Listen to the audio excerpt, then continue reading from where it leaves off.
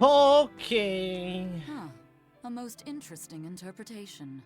What do you make of this part here, then? Well, if you pronounce it Loney Kyle, then it'd mean midriff, which probably isn't right. Maybe Muse Mila? Well, that would make this passage read, Pornges are nummy. Okay. Yeah, that's not right either. What's wrong, Velvet? Have you seen Eleanor? No, I haven't. Sorry, I know I'm supposed to watch her. Just read somewhere where there's more light. You'll hurt your eyes like this. Okay. Hey, Rokuro, have you seen Eleanor? Probably. I don't know. Bit drunk. Just try not to go overboard.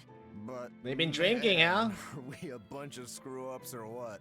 I mean, we've kidnapped a prince now. They gotta have laws against that. Broke out of prison, flattened Helavis, tried to assassinate a shepherd. Hey, how many infractions you think we're on the hook for? Pardon me if I don't stop and count. If you don't like it, nobody's forcing you to tag along. No. I still haven't repaid my debt to you. You say that, but you really just want to beat Shigure, don't you? Whoa, to me, they're both connected. It's a long story, but I can tell you if you... I'll pass. Well, join me for a drink then? Can't. I'm 19. 19.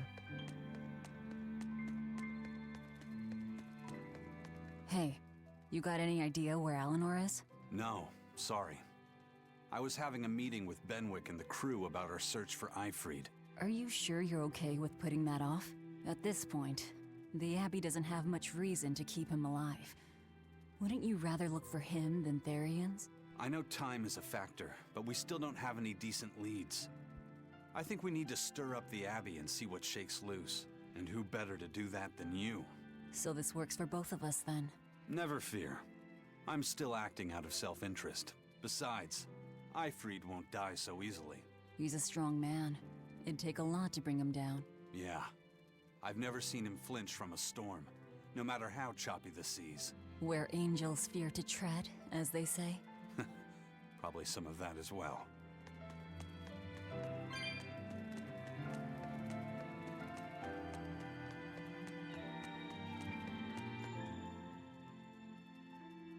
Hey, any idea where Eleanor went? How should I know? I'm too busy to spare any time worrying about anyone else. You look pretty distinctly unoccupied to me right now. Right, I'm busy being unoccupied. You're... what? It's simple. When you have free time, it means you're busy trying to avoid having any business to do. You're too weird for this world, Magilu. Says the woman with the world's blandest personality. I always figured you'd be the type to take off as soon as things got hairy. So what keeps you here? I am utterly, completely, totally, wholly devoid of anything else to do. Which is to say I'm... unoccupied. Right, now you get it. Besides, I have to stick around to see how our bet turns out, don't I?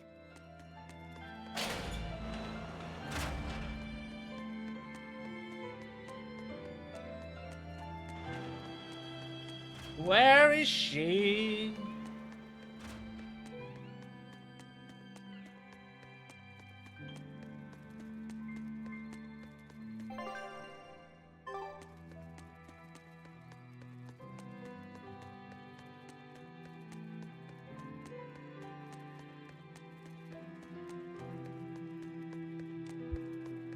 Deep.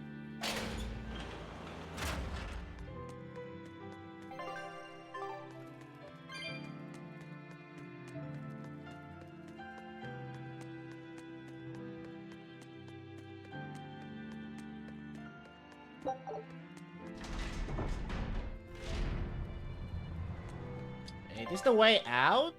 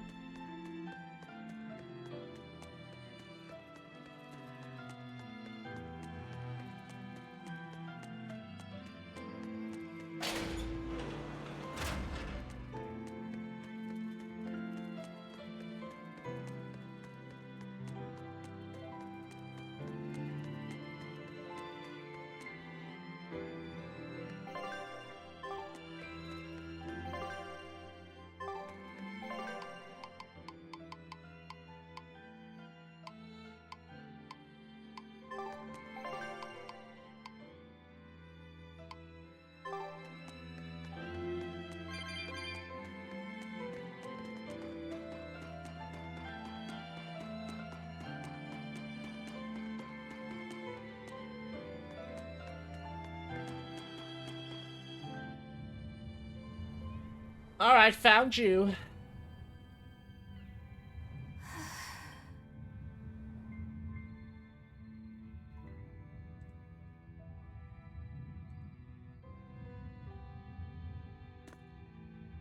There you are, Eleanor. Kamoana's worried about you. You actually came looking for me? Can't say no to a crying child. Indeed. She may be a Therian now, but deep down, she's still a lonely little girl. That's something I've come to realize in traveling with you all. Wretched demons and Therians, even the Malakim who I'd only thought of as tools, they all live and think as humanly as the rest of us. I was so clueless. I didn't know what demon blight really was, nor what the Abbey was doing. Through it all, I knew nothing beyond blind belief in whatever I was taught. Ignorance is bliss, as they say. The coward's path is not that of an exorcist. They may say, I didn't know anything, so I can't be blamed. I can't live like that.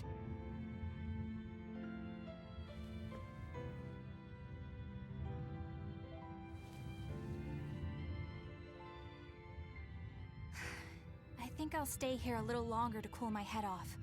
Please tell Kamoana I'm alright.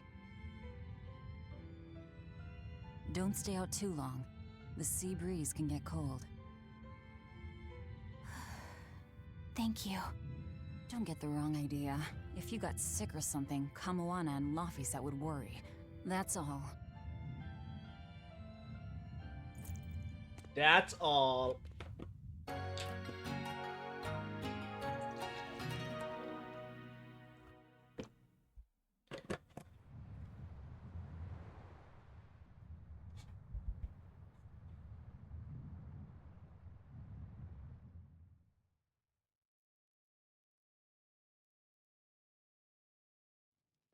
I have something to say.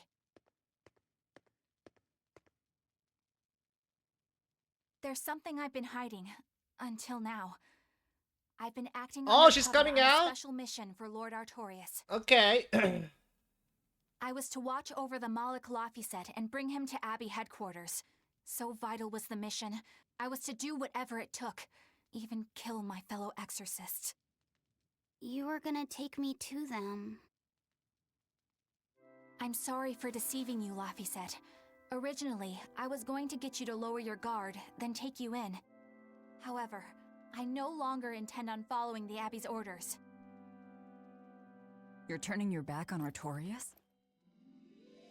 No. I still believe in the sincerity of Lord Artorias. That the world he seeks is one that will benefit all humankind. But nevertheless, I simply cannot bring myself to condone the methods he has chosen to achieve that vision, so...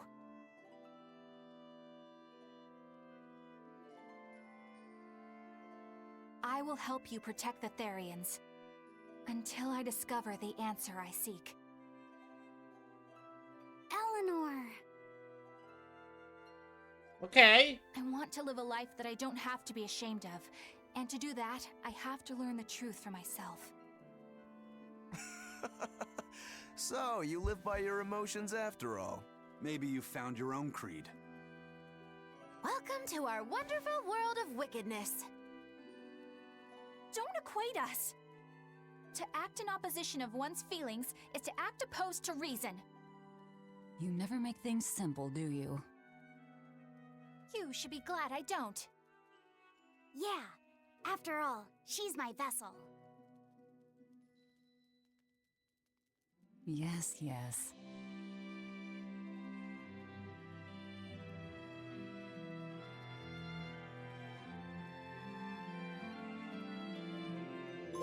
So, I The think our next sour order of of business is to strife. find ourselves another Therian. Well, that's the extent of my insight. Anyone got any actual leads? What if we had Eleanor swipe some intel on them from the Abbey? That could work. I don't know. It wouldn't work. Officially, the Abbey still considers her a traitor. So who would leak anything to her? Yeah. Besides, we can't put Laphicet in danger like that. And anyway, Eleanor's terrible at being a spy. Ungracious, but accurate. You know that special underground cell from yesterday? I want to go back there. There's something I want to try out. All right, let's go. Laphicet, I must offer you an apology. What for? For spying. I was plotting to take you back to the Abbey. I am truly sorry. It was your mission, wasn't it? Somehow I think I always knew. You did? Call it a hunch. Besides, Velvet was really suspicious of you. Whenever you feel you're doing something wrong, you start to sweat a lot. It seemed odd. How long have you known? Ever since you became a vessel for me. I think Velvet knew too. That's quite a shock. I failed completely in my role as a spy. It's pathetic. Shameful, really. Well, I think it says something good about you. Someone who can't lie well seems like a better person than someone who has an easy time of it. Thank you, Laphicet. I think you're the better person here. I wouldn't go that far. What are you doing here, Bienfu? I was hoping you'd let me join in! We're in the middle of something important. Please leave us be for now. I'll be quiet. Just let me hang around, all right? Afraid not. Bien! Madame Eleanor is a mealyhead! She's a what? Laphicet, thank you. I hope we can stay friends. I hope so too, Eleanor. I think I'm finally getting the hang of cooking without testing the taste. You know, I've always thought you were a really good cook, Velvet. It's not so hard. All you have to do is follow the recipe. After my sister died, I always did the cooking. The most important thing is adding just the right amount of salt, and the final adjustments of flavor. Oh, and once you're just about done, you have to make a wish that it turns out tasty. You wish for flavor? Yeah, so long as you do that, anything will turn out tasting good. Celica taught me that. It sounds like your sister is quite the master chef. Oh, I don't know about that. But now I'll never be her match. I've lost my taste, sure, but I've also forgotten what it even feels like to taste something delicious. What I make isn't really food. It's merely sustenance. I don't think that's true, Velvet.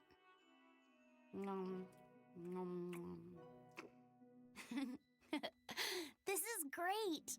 You're a fine chef, Velvet. I just remembered something my sister said.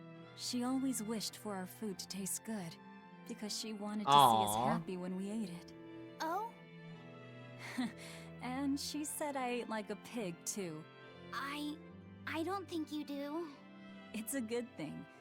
You should eat a lot, too, so you can grow up big and strong.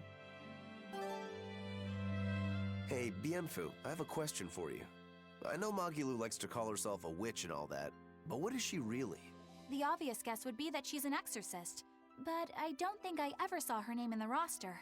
That's not surprising. She is indeed a bona fide dark witch. I should know. I saw one night just how scary she could be. It's enough to keep you awake at night. It was near the crater of a volcano. Above the bubbling magma sat a huge cauldron. Inside the cauldron, a blood-red liquid stickily simmered, boiling in the hellfire heat. When droplets splattered onto Miss Magilu's cheeks, she just cackled and licked it off, and she kept the cauldron boiling for 3 days and 3 nights. What was she making? Strawberry jam. What? What's scary about that? I was just getting to the scary part. Instead of using sugar, she put in soy sauce, cooking wine, and liquor. Soy sauce and strawberries? Is that normal? You wouldn't think so, but that contrasted sweetness, sourness, and saltiness actually makes it taste great. Not that someone like you would understand the appeal. You have to have a refined palate like mine to appreciate it. Wait, I've heard of that. You can boil things in soy sauce and wine to preserve them. When you do it with strawberries, it's called strawberry soup. That's right! Actually, strawberry soup has sea urchin and abalone, not strawberries. It's What? just called that because the sea urchin plumps up like berries. And it's not preserved either. Really? Well, I had no idea. Wow, I really liked it too. I wonder if the reason she's never made it for me again is because she realized the mix-up. Now that I think about it, that's not the only thing I like that she made one time. Like durian jellies and the candied sweet fish too. I think I see what's going on here. What does the food she's made more than once taste like? It's just normal stuff, like what you guys always have. Only a truly scary witch could hide that much cooking talent behind such plain-tasting food with no one the wiser. I know this smell. Yeah, it's Prince Percival's fragrant wood perfume. When I told him I'd never smelled it before, he put a little on my sleeve to try it out. I love the smell of the royal family's perfume. It's distinct, but not overpowering. It's made from Fandaria trees, conifers that grow in a snowy land. I've noticed that you and Velvet and Mogiloo smell nice too. Do you all wear the same perfume? We do? We don't use that stuff, but maybe you're smelling the soap we use. Oh, can only the royal family wear fragrant wood? No. Some fragrances, including the Fandaria scented ones, only the royal family can use, but most don't have any such restriction. If they all smell so good on humans, why doesn't everyone use them?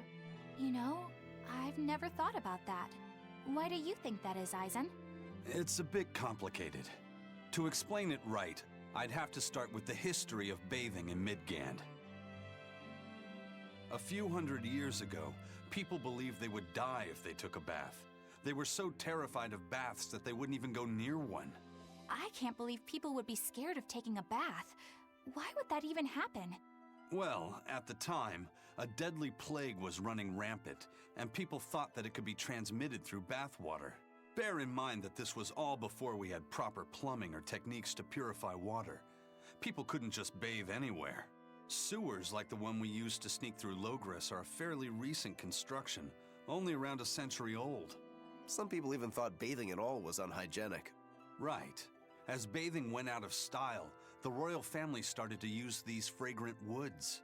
Covering up their bad smell with a good one. Yep. As a result, their perfumes used to be far more potent, to the point where you couldn't even tell if it smelled good anymore. But nowadays, nobody actually believes that bathing can make you sick, right? As civilization advanced, plumbing became widespread, and baths themselves became much cleaner fixtures than they used to be. And the fragrant woods fell out of favor because they were no longer necessary, right? To the contrary, as the people gained prosperity, the perfumes became a popular display of wealth. The newfound popularity didn't last long, however, thanks to the propagation of a new disease. One that didn't transmit through baths. Demon blight, you mean? With the rise of demon attacks, life outside the city walls became increasingly difficult. With fragrant woods now harder to come by, the perfumes once again became the domain of royalty. I guess that means that fragrant woods share a long and complicated history with plagues. To cover up the truth of malevolence, the powers that be spread rumors of a demon plague, continuing their time-honored tradition of covering up one stink with another.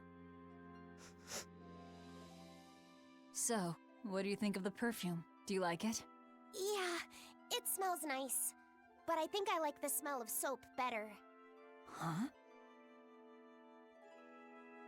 This island is so amazing! It's far away from any other people and has so much hidden stuff underground! It's such a perfect hideout! Just thinking about it makes me so excited to be here! Yeah, I guess. What's wrong? You were so excited to be here before! Don't be such a drag, Laphicet! It's just that this used to be a prison. People were brought here to suffer. If you're worried about how I feel, don't be. If I really hated this place, I wouldn't have made it my base. Hell, I was imprisoned here too, but now it's the secret fort I always dreamed of. I still haven't forgiven the guard who ate all those marron glacés I was sent. I'll let the past be the past. What part of secret fort are you not getting? Yeah, But it can't all be just for fun and games here either. In order to maximize the success of our future battles, we need to maintain and improve this base going forward.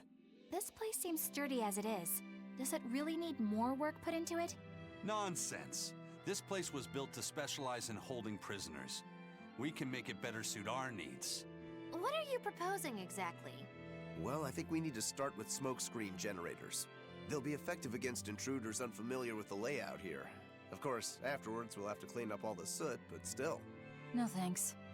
I think we need something to put out fires. The fire at Helavi's was really scary. We have Molekim like you who could use water arts, though.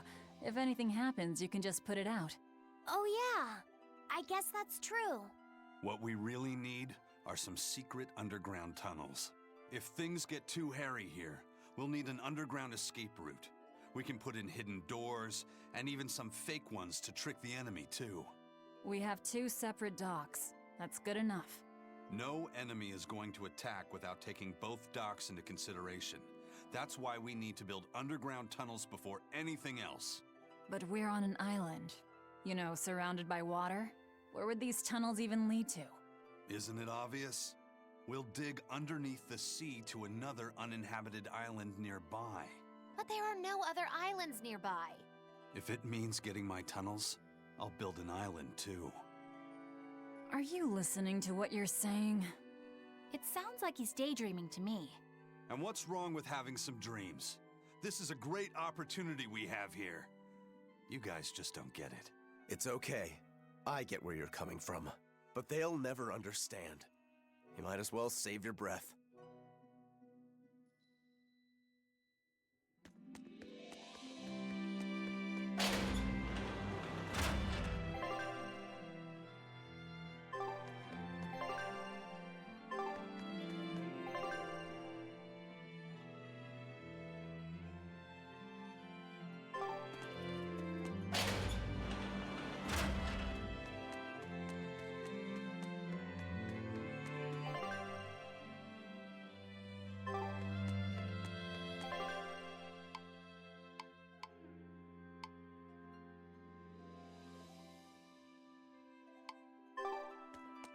Why there's so much?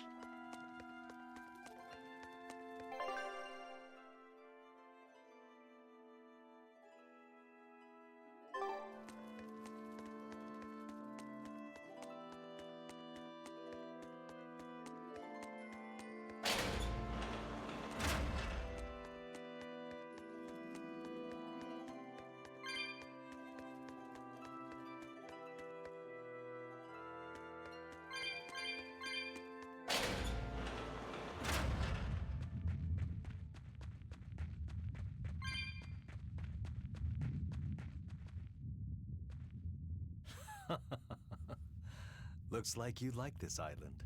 Fly free, noble hawk. Hunt to your heart's content, Crocky. Grocky. Crocky.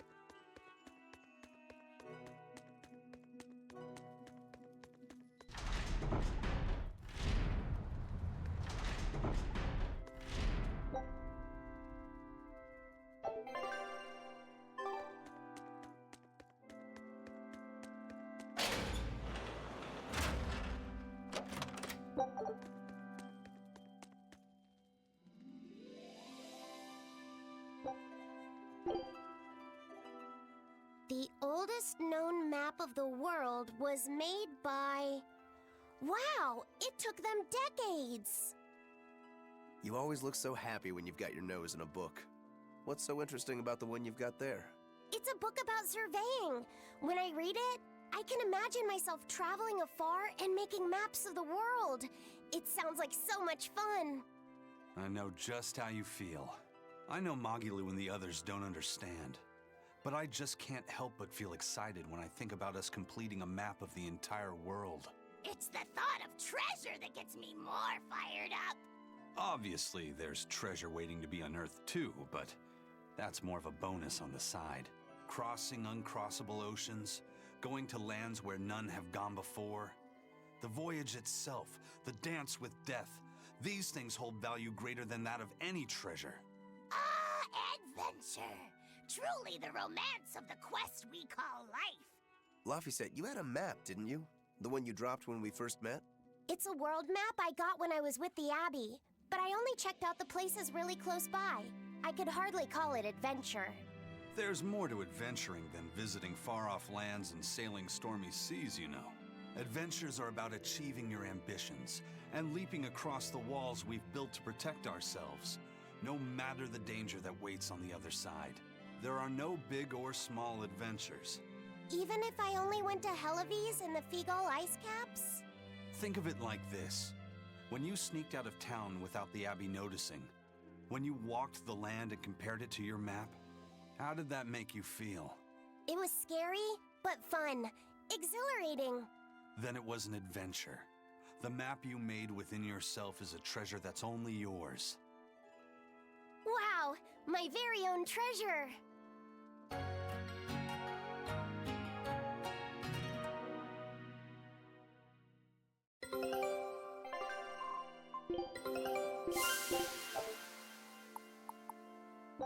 Scout.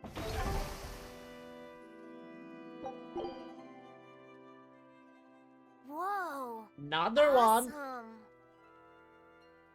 I swear, the second he has a spare moment, he buries himself in his books.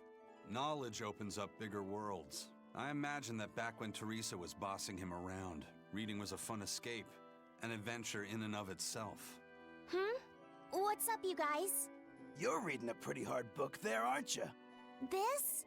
It's about dinosaurs. It says that long before humans were around, these huge creatures ruled the world. There are so many different kinds, like tyrannosaurs and triceratops and brachiosaurs. They're all so cool. They look like dragons to me. They look similar, but dinosaurs couldn't live inside volcanoes, and they didn't do well in the cold either. But they were crazy huge and strong. Nothing else could even compete with them. I bet they would have made for great sparring partners. I think this Gigantospinosaurus might be my favorite. Those two huge points jutting out from both sides of its body make it look just like you and your two swords. Actually, it's also known as the dual-bladed dragon. Wow, it really does sound like a perfect match for me then. Okay, so if they weren't dragons, what were they? They look a lot like lizards. Maybe they're like my ancestors or something. But you used to be a human. Damn, I think I might have gotten a bit too used to this new body of mine. I wonder if their tails can fall off too.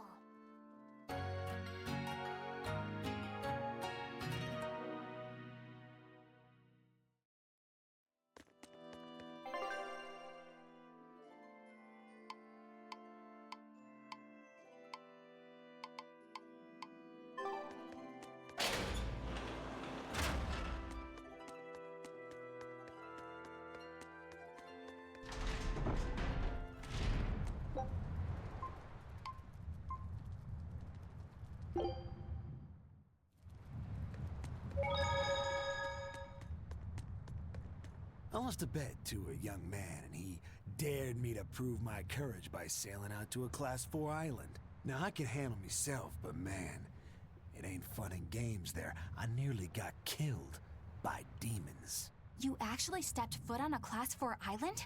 Not even. I was still approaching it by ship when this stuff that looked like spider silk started spreading round. These bug-looking demons were using the stuff to try and climb aboard my ship. Damnation! The crew cut those threads as fast as anything, and we got the hell out of there. Whole thing left me bawling. Well, I'm glad to see you made it out safely. I'd suggest not going near there again. Oh no, I wasn't planning on it. I had enough of that place to last me a lifetime.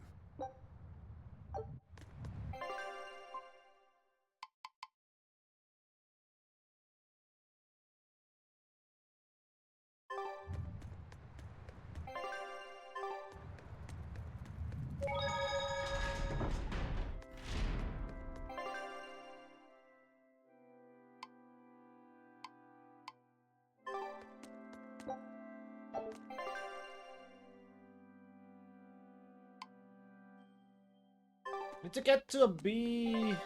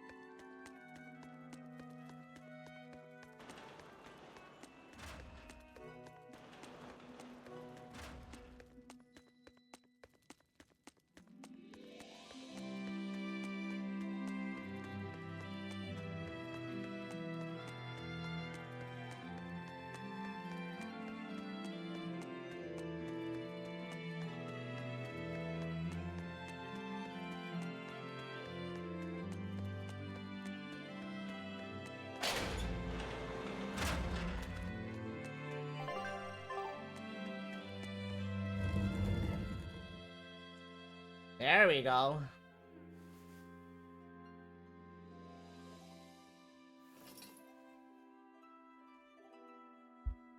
We're here. What now? Well, so I've been thinking about Earth Pulse points. They're where the flow of the Earth Pulse, the Earth's natural forces, are concentrated. Right. And Inominat is using those points to acquire malevolence. Yep. And reawaken himself. You seem to have a knack for sensing them out. Once you're close enough, you can even pinpoint their location. Except, I don't have to be close at all. When we came here yesterday, I felt another place. A place just like this. Are you saying you can use this Earth Pulse point as a conduit to find the others? I think so. I don't know how far it works, and I can't say if Etherian will be on the other end. Still, it'll give us something real to go on. Please, give it a try. Okay.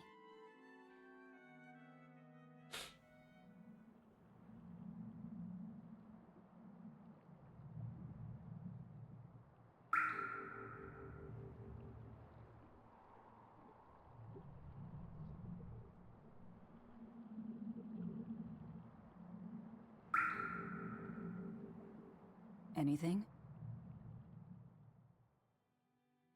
Yes, I felt it. There are dozens of Earth Pulse points scattered around, but I sensed a few big ones that stood out. So you can even detect their size. Yeah, at least I think I can. This island is one of the big ones. There are two more like it somewhere to the east and the southeast. But I think those are the Warg Forest and the Temple of Palamedes.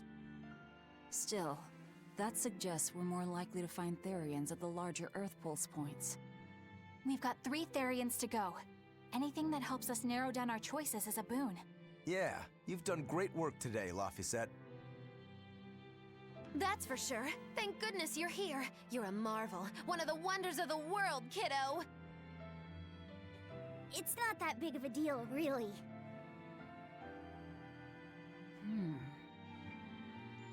Then let's go Therian hunting. We have an honest-to-goodness lead. Or dishonest to badness in our case.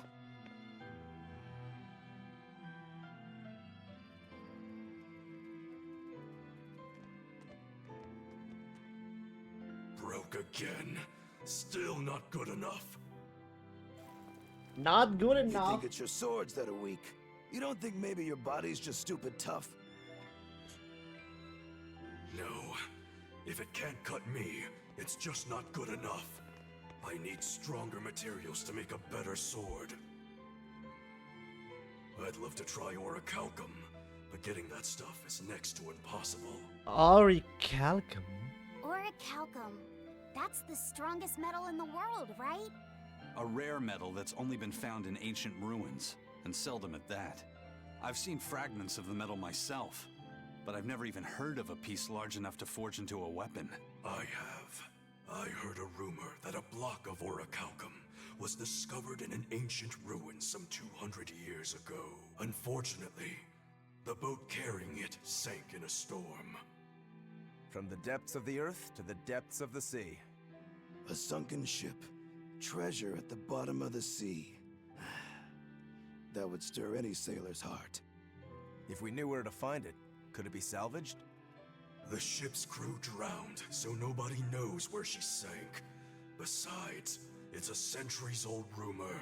Who's to say it's even true? Right. No sense in wishing for what can't be gotten. I'm sure there's other material you can use. Even Dial makes a good point sometimes. Hey, what do you mean, even Dial? Even Dial's getting angry. Saying it like that's just weird, Kamoana. Even Komoana's getting weird.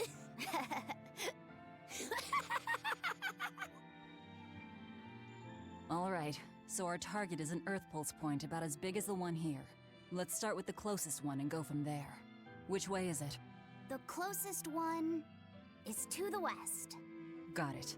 Lead the way, Laphicet. My pleasure.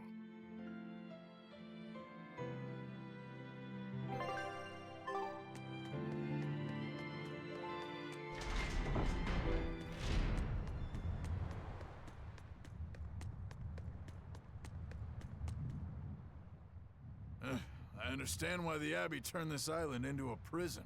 The waters here are filled with rapid sea currents. Make a single wrong turn of the rudder, and your ship will be capsized just like that.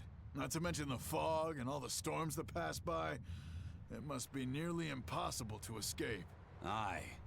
To get on and off this island, you'd need a vast store of nautical knowledge and a skilled hand. Thanks to your curse, Eisen, we've gotten good enough to handle rough seas like this. The storm that kicked up when we made our escape was huge, and all we had were 3 novice sailors. Thinking back on it, we had some seriously good luck.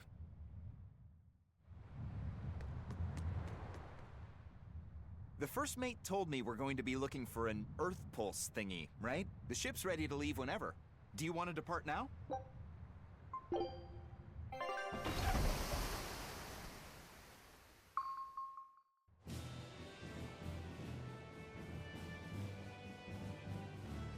It's here. This is the Earth Pulse point. Nothing but open water as far as the eye can see. Is your Earth Pulse point down below? Most of this world is covered by ocean, so of course there'd be a lot of Earth Pulse points in the deep sea. But surely even the Abbey would have a hard time containing a Therian underwater, right? Looks like this one's a bust then. Sorry, everyone. Hold on. We've seen a bug Therian. You don't think there could be fish as well? You may have a point.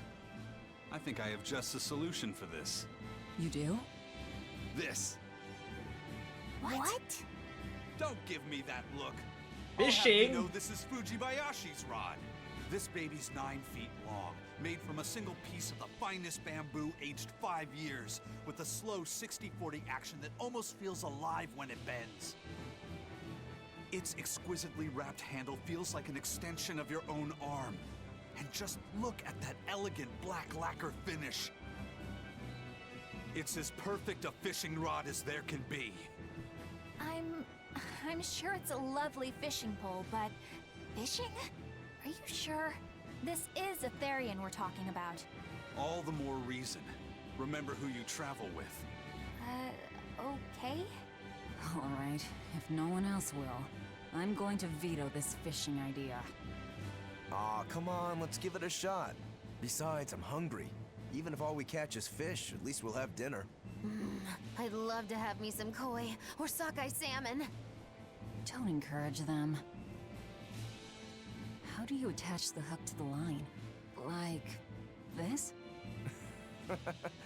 You don't go fishing much, do you? It's just been a while.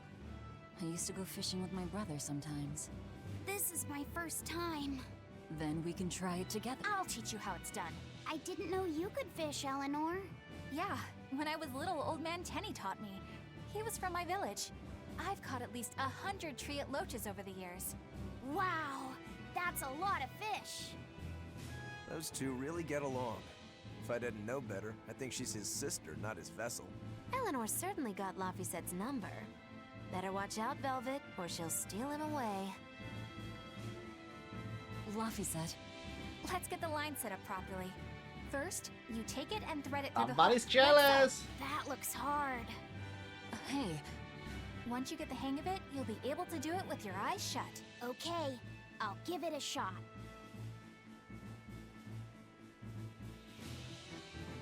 Laffy! Huh? You mean me? oh, I was just... Be careful there. Wouldn't want you falling into the water or anything. I'm not a little kid, you know. It's just that Laffy fell in once. A long time ago. Laffy? You mean your younger brother? That's right. You reminded me of him is all. If you say so.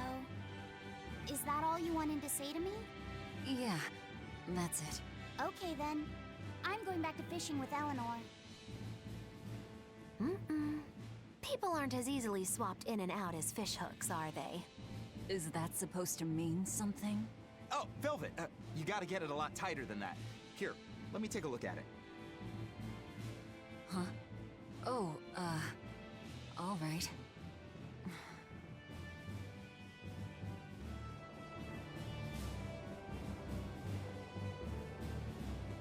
Can I have my rod back now?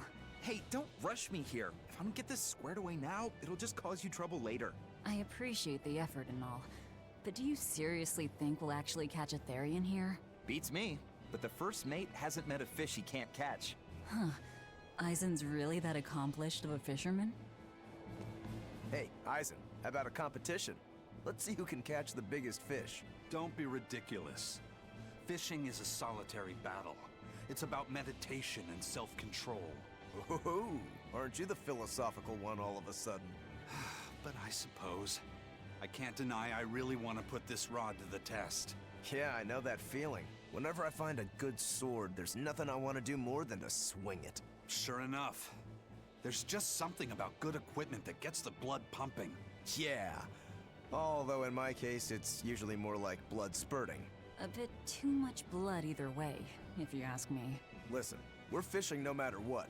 Wouldn't a competition be better for getting that blood of yours pumping? Fine. You're on. But we both know already how this is gonna end. You can plan all the victory speeches you like, but fishing is like life. Doesn't always go the way you think it will. You ready? Let's do this! At what point did the Therian hunt turn into a contest? If you truly admired the fishies, you'd never dream of doing this to them. No matter how tasty the bait, it's a poor trade for a barbed hook in the lip and a cruel death in the unforgiving air. I don't admire fish. Fish exist to be caught and eaten, as far as I'm concerned. Can't argue there. Raw, boiled, or grilled with a little salt. You can't go wrong. I mean... And if they're nothing but food to you, even their wretched squirms of agony can hold a kind of beauty. Old Man Tenny sounds like he was a real goofball. Definitely. He used to say the weirdest things while we'd be fishing, just to make me laugh. Like what? Oh, it was all nonsense, but it was funny to me. The silly stuff like... Papero, popero, pippity-poppity-poo. Yeah, that's silly, all right. Those two look like they're having fun. Hey, Velvet! I've got your rod all set up for you. This thing could even catch a whale if you wanted to. The rest is up to you. Now get out there and fish up a big one. A Therian, you mean? Might as well give it a shot. It's not like anyone else remembers what we're here for. Something's pulling the line. Stay calm. Fishing isn't about strength, it's about timing. Oh, okay. Got it. Here it comes. You ready? Damn right I am. I'll fillet it before it can even land. If it's a Therian, don't you dare kill it. Now! Heave! Aww.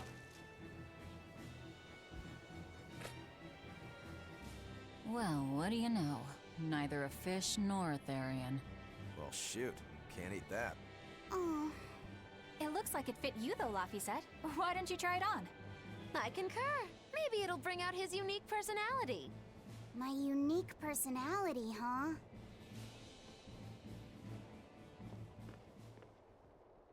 See? What did I tell you? It looks great on you, Laffy said.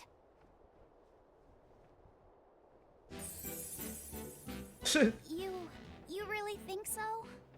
Yeah, brings out your special charm, kiddo. Come on, back to Therian fishing. Oh.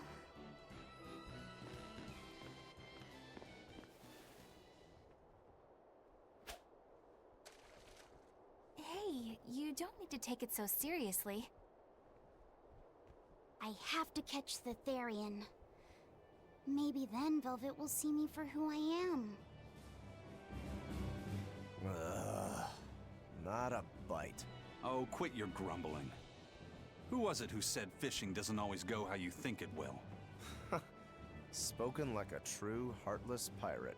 Oh, hey! I've got something!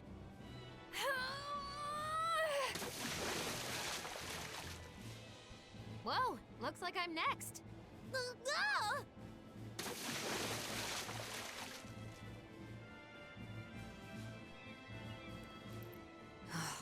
Not a single decent catch.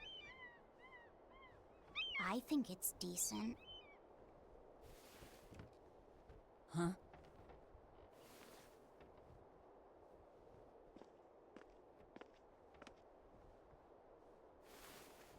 Hmm?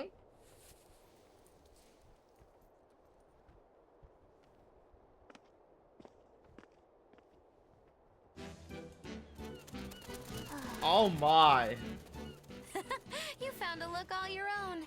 Ah, the vagaries of youth. You don't take half measures, do you, kid?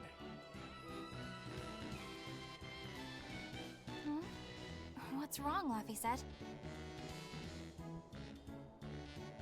You look ridiculous. Take that off. Stop it! What do you know about me anyway? I know that looks silly on you. Damn. All you know is you're Laffy.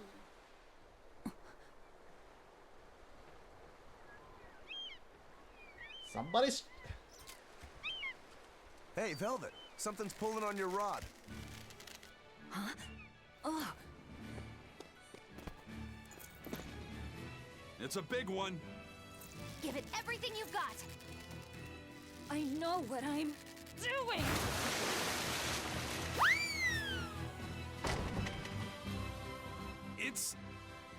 It's a big one, all right, but... A pot. Yay. But what's a pot doing out here? There's something inside it.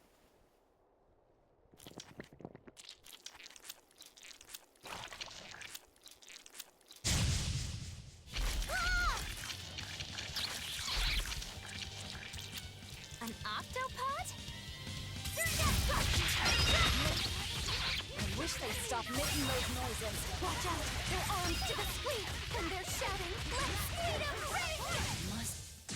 It's over, right? Phew, that was scary. Be more careful before you approach a suspicious object. You think Laffy would have stayed back?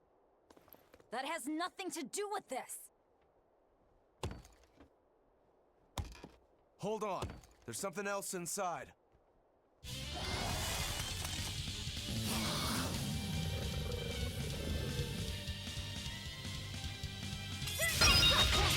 Now we gotta fight the shambling dead? A zombopod! For a bunch of dead guys, they're awfully...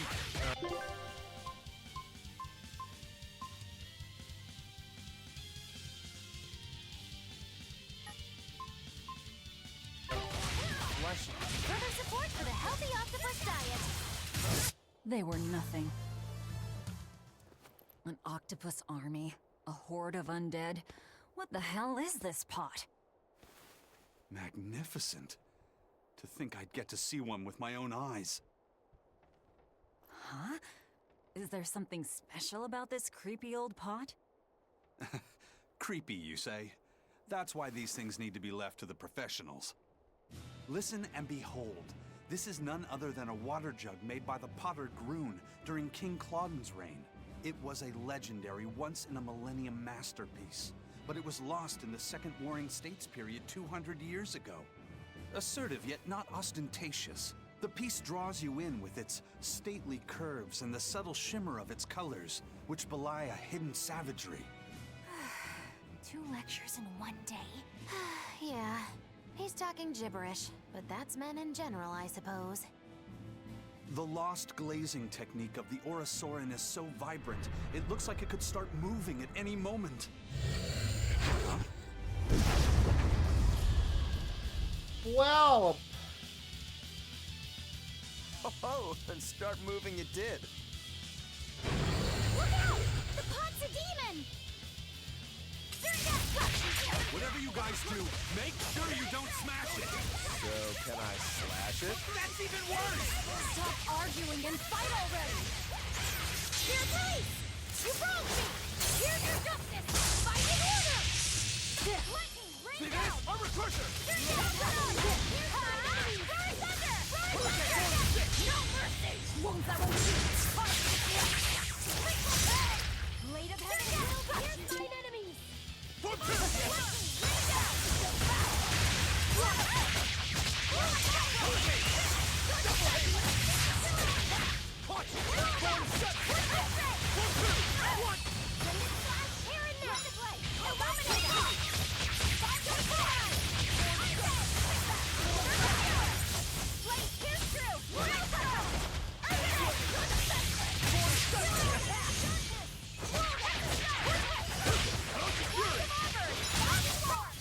This fight is over!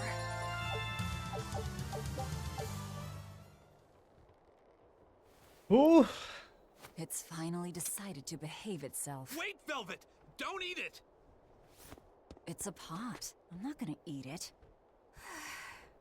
I guess there weren't any Therians to be found here after all.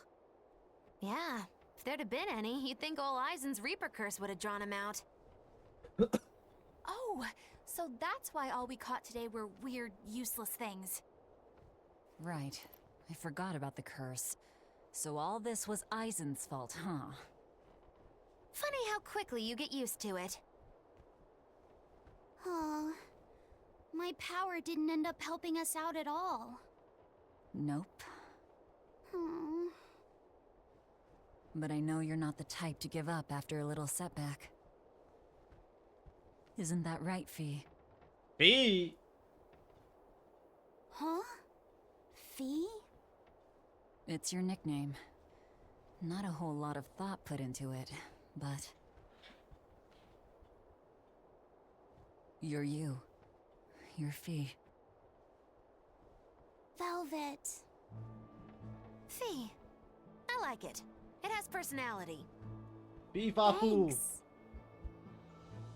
Of course, if you still feel like giving up.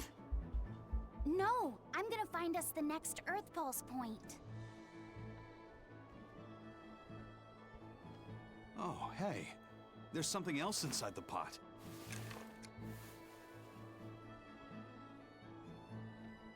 This golden luster, it's orichalcum! I get it now. This must be where that ship sank all those years ago. The one Kurogane told us about. Hell yeah! Kurogane might actually be able to make me an orichalcum sword. Nice find, Eisen. You too, Laphicet. It wasn't easy, but we didn't come away empty-handed. And just getting a chance to fish again was lots of fun. Yeah, I had a really good time too. Even I was entertained. Especially your little costume show, kiddo.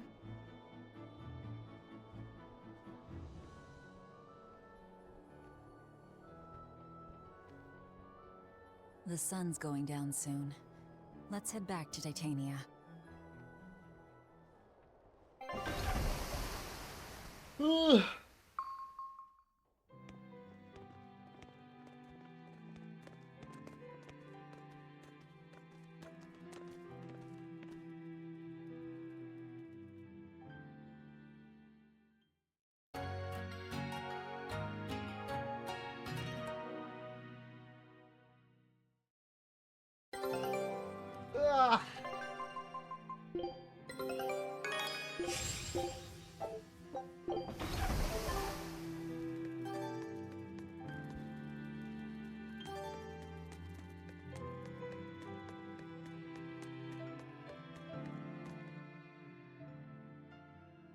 Have you been practicing your dove impression, Velvet? No. What? No. Now, a performer in Magilou's menagerie has to be more diligent than that. What if we're stopped at a checkpoint and the guards ask you to perform a trick? If that happens, I'll show them my trick where I devour an entire witch faster than the blink of an eye. Oh, that would be a sight indeed. But seriously, if you ever want some magic tricks up your sleeve, let me know and I'll teach you some. Just 10,000 gold each. No, thank you. Oh, hey, Velvet. You don't mind if I give Kurogane that orichalcum you fished up, do you? Doesn't matter to me. But do you really think you can make a weapon with that? I don't know. What does the expert think? Conventionally, no, it's impossible. But when has convention ever stopped a demon? I won't argue that. We're dealing with the hardest metal in existence. But I'm ready to cast aside all doubt, to focus everything on forging my greatest creation. If anybody can do it, it's you. Good luck, Kurogane. Yeah, best of luck. If you can make Rokuro stronger, you'll be helping me out too.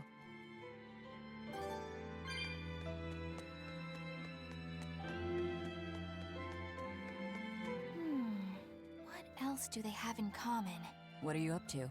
I'm compiling everything we know about Earth Pulse points, starting with what the ones in Ward Forest and Palamedes have in common.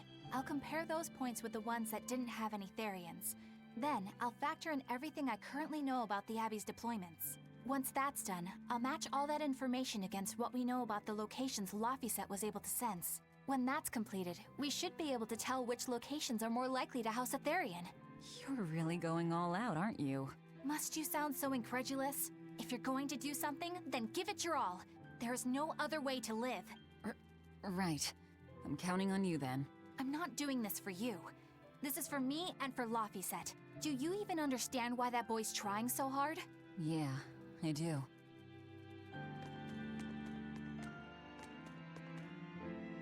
Laphicet! I spy! I spy! I can't, Kamawana. I've got stuff to... I spy with my little eye. Something that starts with V. Okay, I'll try. Is it... Velvet? No fair! How'd you do it so fast? Wait, Kamawana, I'm sorry. You don't have to cry. Poor Fee.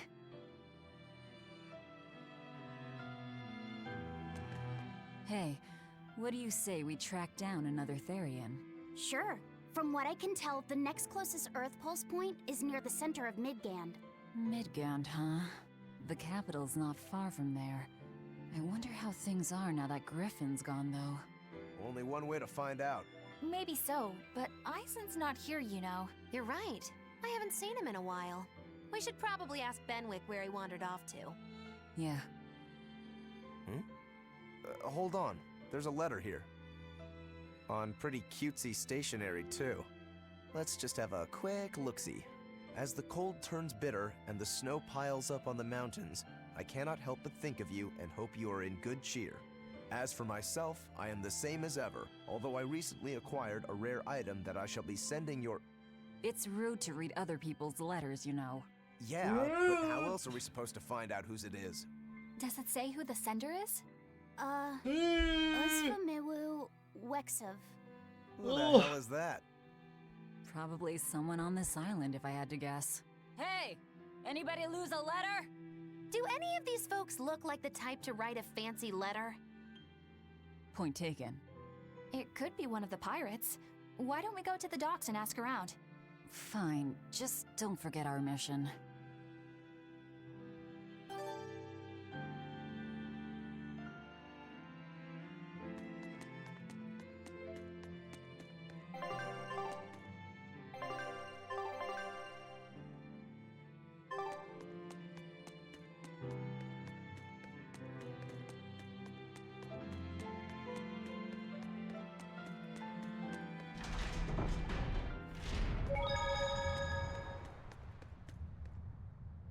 No reply this time either?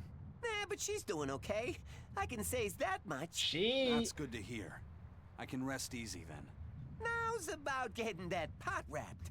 I's got this new sunflower print, huh? How's that sound? Yeah, that one's cute enough. Let's go with that. Did he just say cute?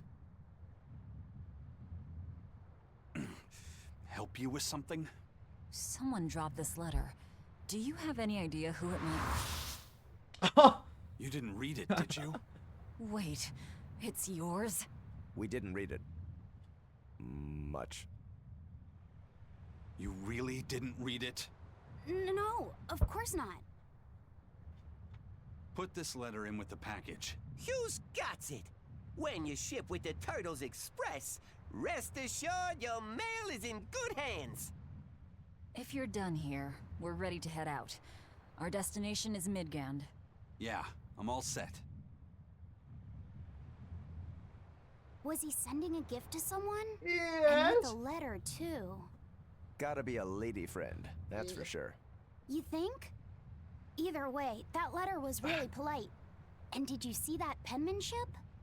Yeah, I didn't know old Reeps had it in him. I can hear you two, you know. I noticed you've come up with your little name for the kid.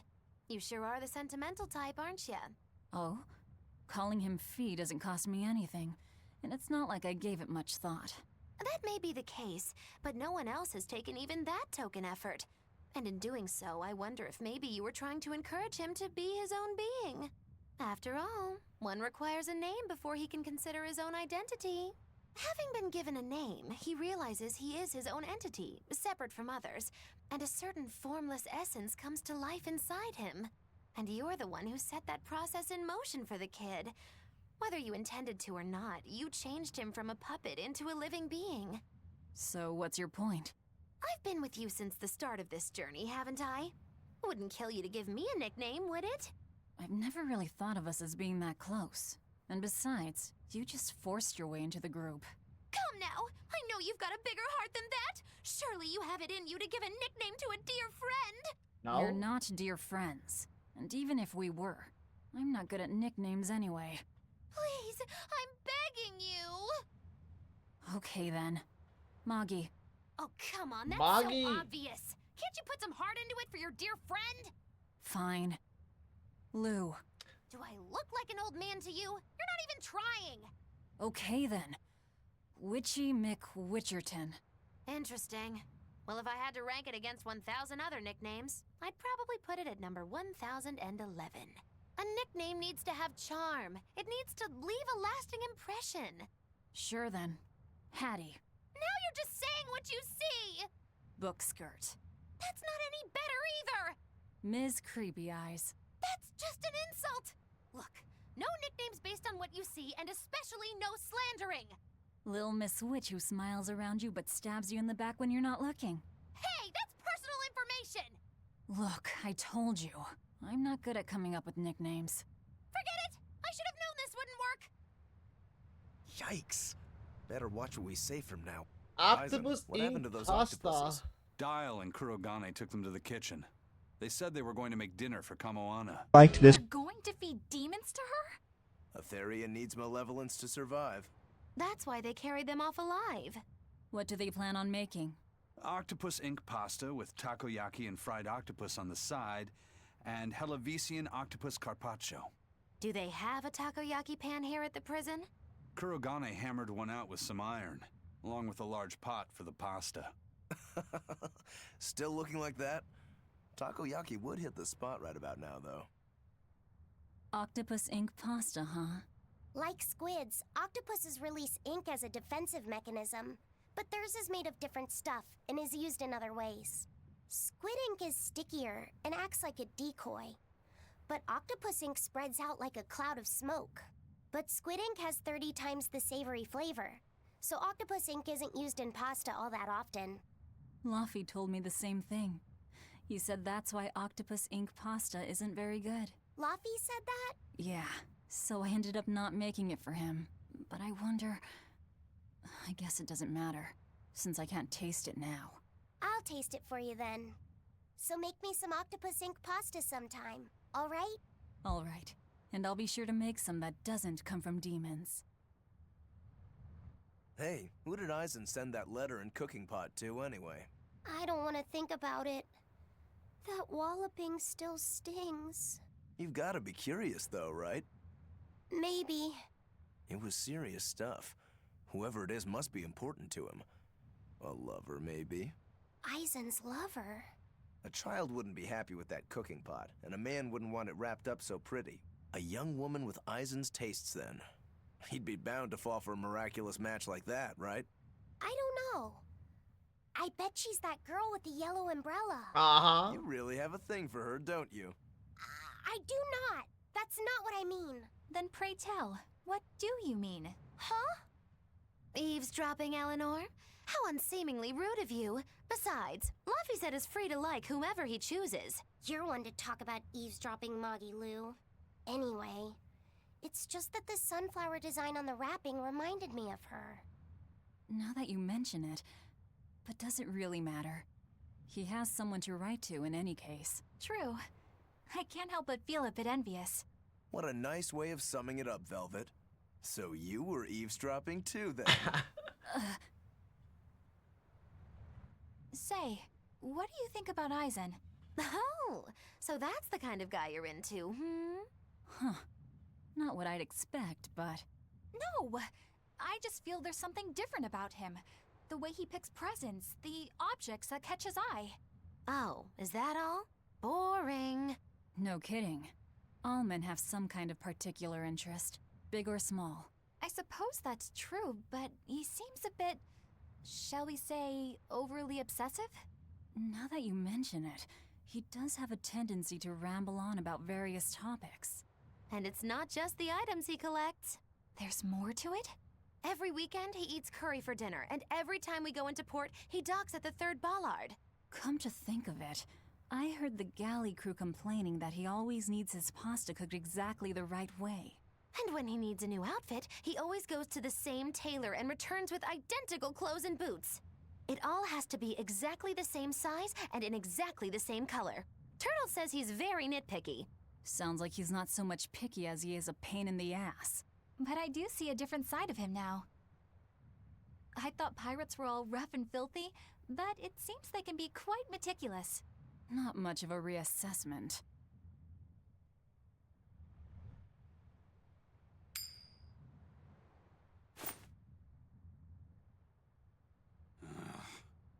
It must not feel great only ever getting tails, I bet.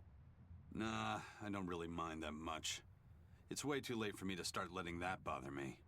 Yeah, but wouldn't it be nice to get heads at least once? Hell, I know I'd like to see that, and I bet Laffy said here does too. Yeah, I do. Right? That's why I've brought something a little special. Ta-da! What's so special about that coin? It looks identical to the one Aizen already has. The front side does, yes. But both sides of the coin are actually heads. I had Kurogane make it for me custom. If both sides are heads, then not even the Reaper's curse can stop it. Well, yeah, but that's cheating. What's the point in getting heads if it's rigged that way? It's not cheating. It's called effort and hard work. How? If you always work hard and never give up, you'll make your own way forward. All right, I'm in. I'll get that heads for you.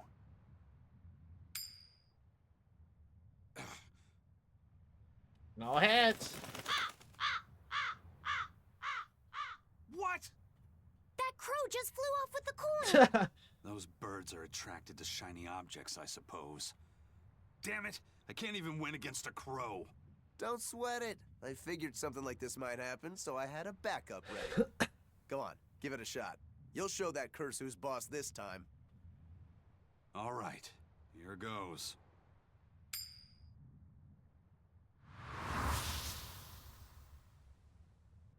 I don't believe it!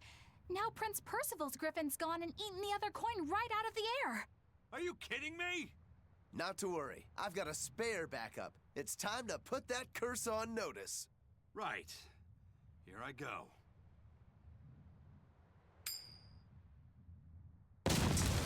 Oh my. You gotta be kidding me. Reaper's curse or not, does it really have to go this far over a damn coin? It's fine, really. I had a feeling it'd turn out like this. Well, I sure didn't. Yeah, me neither.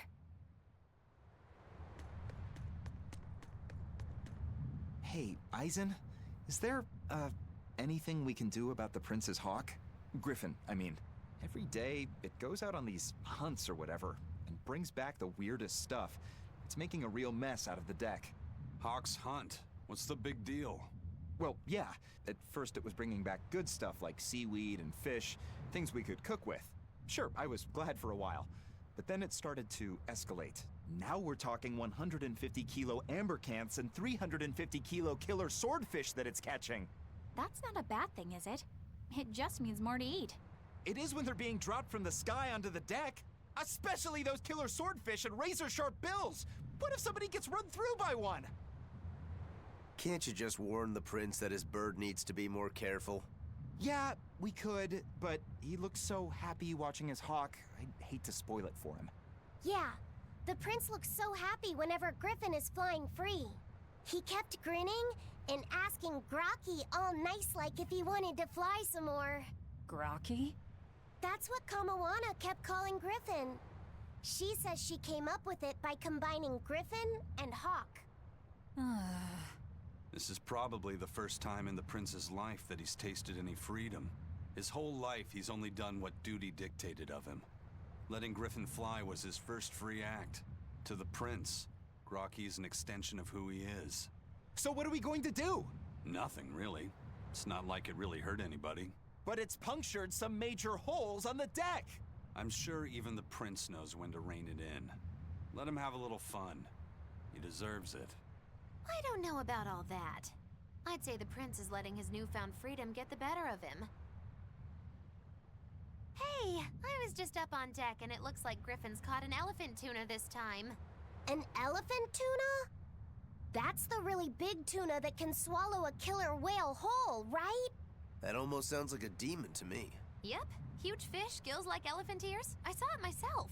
From the looks of it, I wouldn't be surprised if it was a demon. It's crazy valuable. On a good day, it can fetch 20 million gold on the market. But there's something ominous about seeing it hovering in the air above the ship. 20 million gold? I take back everything I said. The Prince and Griffin can do whatever they want. Did she say above the ship? Oh, hell. Benwick, we need to stop Prince Percival. Aye, aye, sir. Hey! Don't drop that on the deck! Are you listening to me? Drop it! Oh!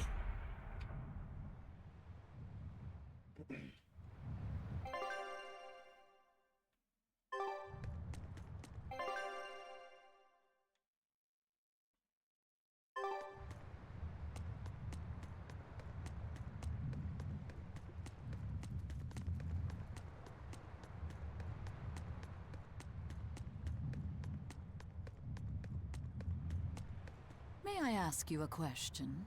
What? You're an Earth Moloch, yes? Why live on the sea when your kind sinks in water? I live on the sea because I'm an Earth Moloch. I'd be curious to hear more. Ifrid used to go on about how we should accept what we were born with. But one time he joked about the idea of a pirate who couldn't swim, and he laughed and laughed. I wanted to clobber him right then and there, but it wouldn't have changed the fact that I can't swim. I didn't want some predestined elemental affinity to control who I was. Instead, I underwent tough training to overcome it. Well, I guess that's one way to approach it. Did this training of yours bear any fruit? Well, as soon as I stepped into a river, a big flood brought down a landslide from the mountains and swallowed me up.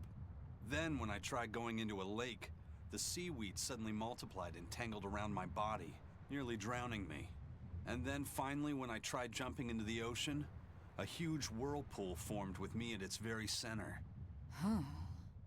The Reaper's curse at play? As far as I'm concerned, my Earth affinity and my Reaper's curse aren't much different, in that they've both shackled me since I came into being.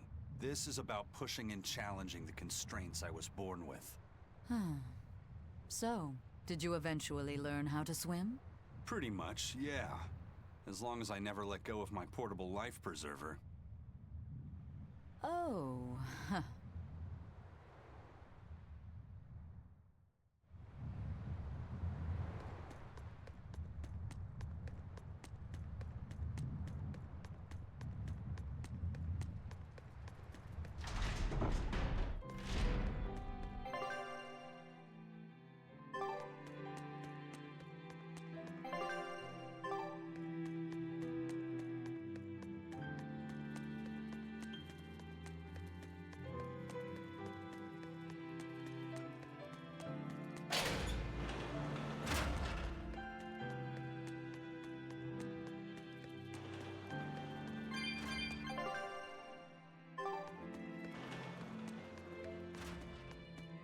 Hey, Kuragane, let me ask you something.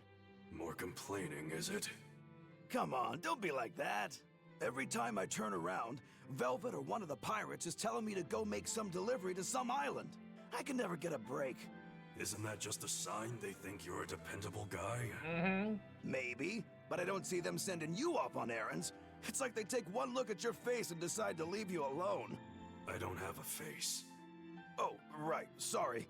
A slip of the tongue. Maybe you just don't know how much work I do around here. It's more than you think. Anything to do with iron, I do it. Making tools, repairing things. What do you take me for? Some kind of cheeky freeloader? I don't even have cheeks. Cheeks? You're too funny. But doesn't it ever annoy you to have all these kids giving you orders? I've spent my entire life thinking of nothing but forging swords. It's been centuries since I've interacted with youngsters like them. They can be a hassle, but at least it's a new hassle. Yeah, that's what I thought at first. So I went along with whatever they asked. But I've been too nice, so they keep pushing work onto me. Maybe if I hadn't been so helpful, they would have stayed out of my face like they stay out of yours. I don't have a face. That's not the point. Aren't you even listening to what I'm saying here? You need to make up your mind. You and I got on this ship alongside these people, who are putting themselves in great danger in order to live the lives of their choosing. If you don't like it, then go on and get off this ship with your tail between your legs. Yeah, except I don't have a tail right now.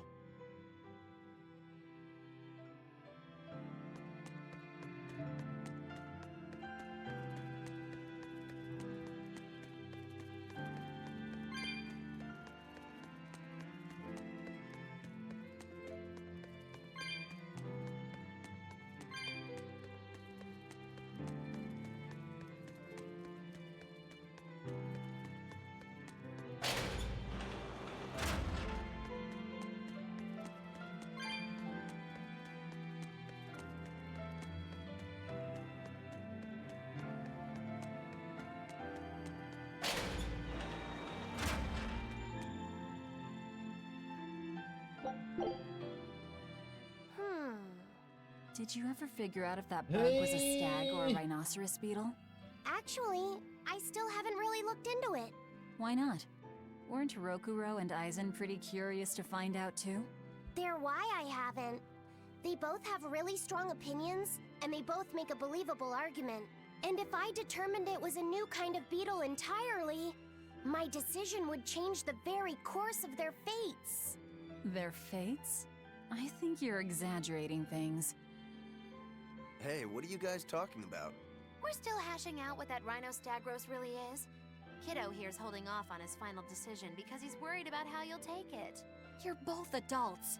Can't one of you just give in so we can move on? It's a rhinoceros beetle. I'm not backing down on that. No, it's a stag beetle. Why not just take off the pointy bits? Then we can all agree it's just a plain old beetle. Simple. Sounds good to me. Don't even joke about that. If you took away my swords, I wouldn't have anything left. Same thing goes for a stag beetle and its pincers. And taking away a rhinoceros beetle's horns is disrespectful to its way of life, and to even suggest it is just plain wrong. No, if we're going to argue it out over this, we need to exhaust every possible angle before coming to a conclusion. It's the right thing to do. Madam Eleanor! Here's that field guide to rare insects of Midgand you wanted me to get you. Thanks, Bienfu. Surely this book will have something about that bug. Yeah, here it is. This beetle's real name is... Argonathocrassus, the thick-jawed beetle. It's named for its jaws? That must make it a stag... It's a drone beetle. The field guide says it's a really rare variety, too. I guess that's that. No, you're wrong. It's a brand new species. I call it the Laphicet Rhinostagros.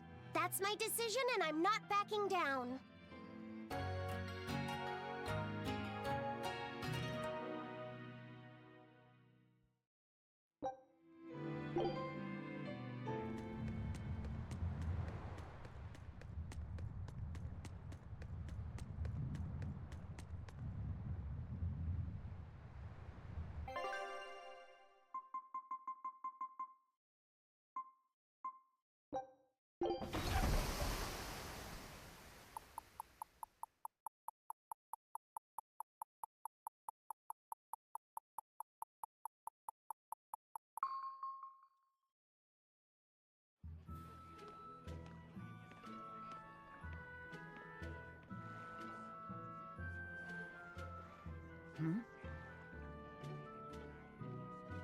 The boss has given me a message for you. What do you want?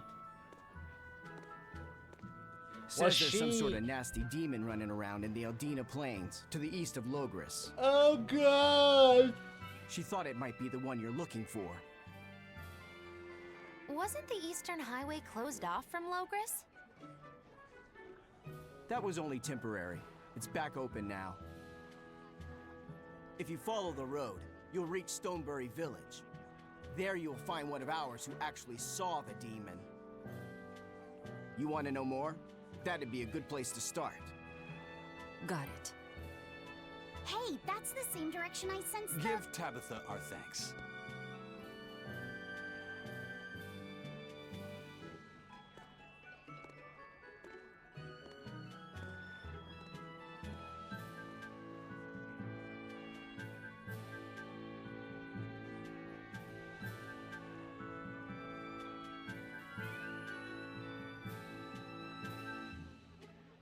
It's looking more and more like we're on the right track.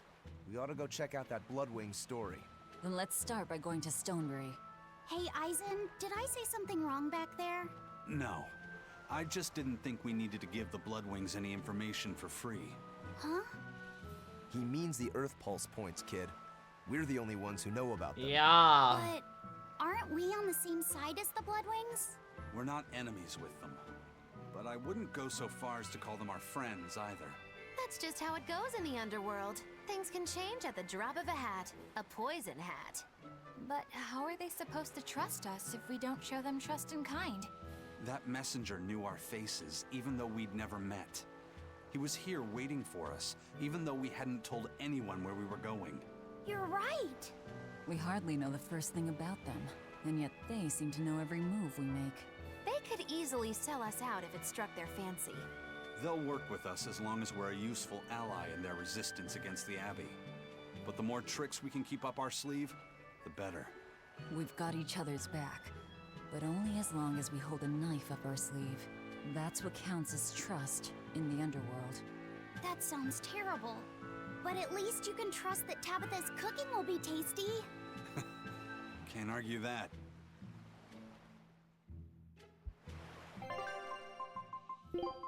Fine, This is everyone's first time to Stonebury, right? Why was it blocked off? Demons?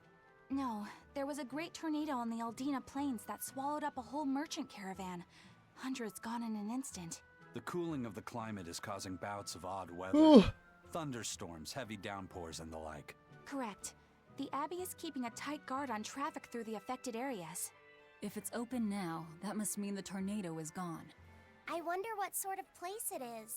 It's quite lovely. In the vast forest to the east, you can find gemstones, and it's teeming with rare plants and insects. The locals trade only as much meat and hides as they need, and they live peaceful, quiet lives. You sure know a lot about this place. It's where the Norman he first fell in love with grew up. Yeah! Please don't embarrass me. Though we are apart from each other now, our hearts are still as one. Immediately after you and I made our pact and set off, she fell in love with some macho Norman and moved away. What? Why haven't I heard about this? How long have you known? Oh, I don't know. Maybe I found out during my long search for you.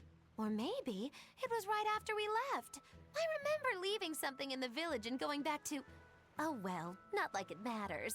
It does matter! There's no sense in crying over a fickle girl. Come, Stonebury awaits.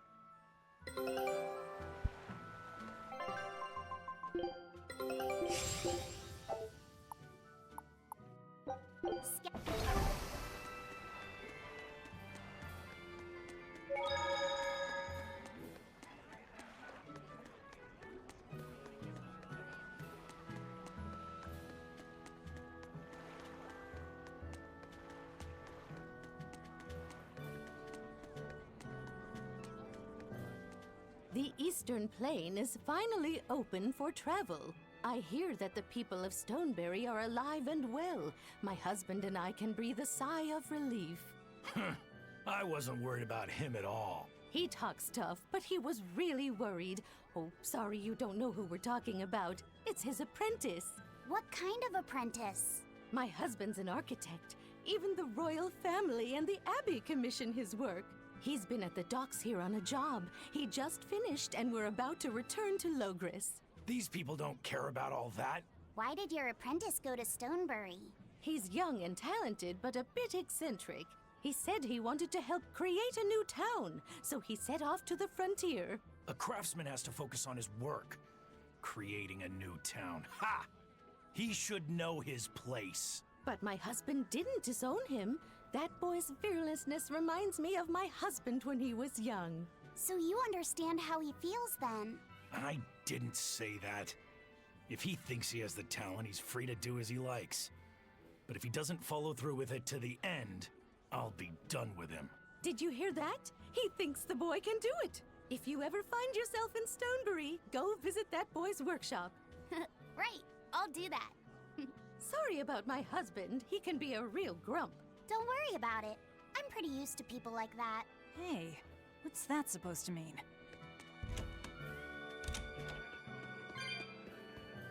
I'm so happy things have been peaceful around the capital. I can come to the harbor to shop without fear.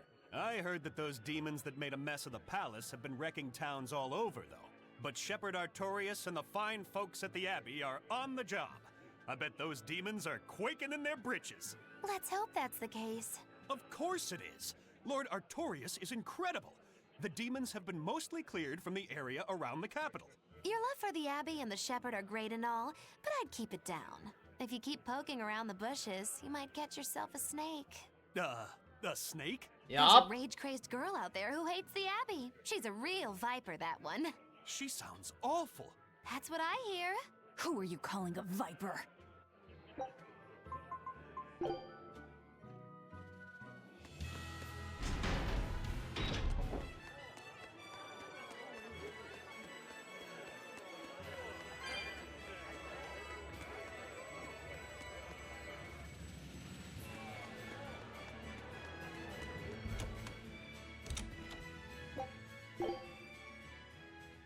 out! Let me in this instant! You can't come in. And if you do, I'll eat you. It's not just your room, you know.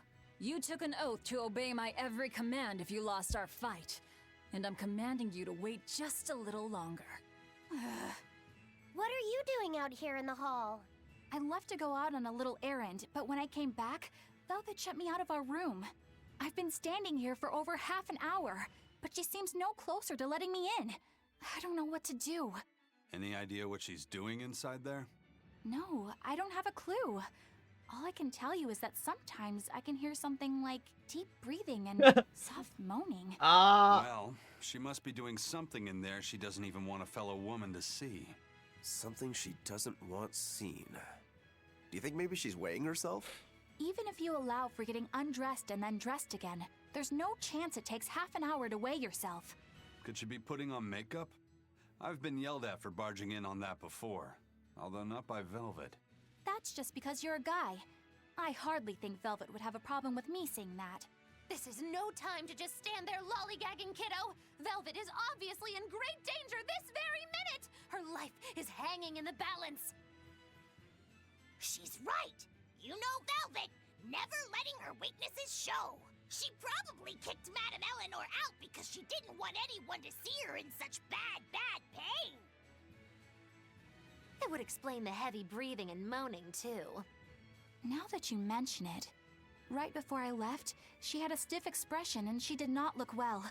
Well, kiddo, are you going to abandon her in her time of need? The moment to test your mettle has come at last! Test my mettle. Will you go in there or won't you? The fated decisive hour has finally arrived! Velvet! Oh, What is it, V? she's cleaning. Huh? Well, I thought you might die. So I... Seriously? A little cleaning isn't gonna kill me. But you were looking pale, and we could hear you breathing strangely and making weird sounds. I don't think I was breathing strangely. Then what was that noise? It sounded like... When you're cleaning glass, you breathe on it first, don't you? Then what about the moaning? The inn has this room cleaned regularly, but they missed a lot of the details. When I looked at the cups, I saw they still had tea stains from whoever drank out of it last. That's enough to make anybody moan in disappointment. Oh, I see. But if you told me you were cleaning the room, I would have offered to help you now.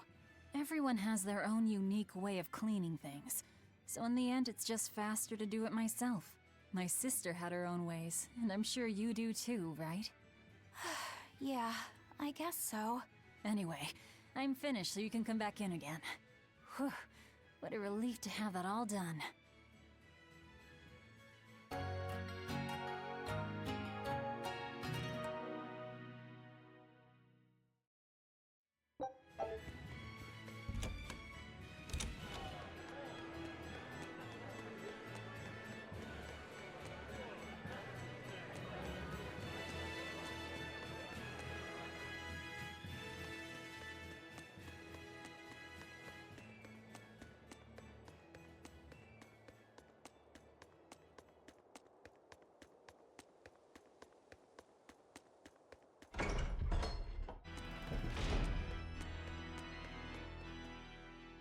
Come, sinner, Again? and repent your wicked deeds.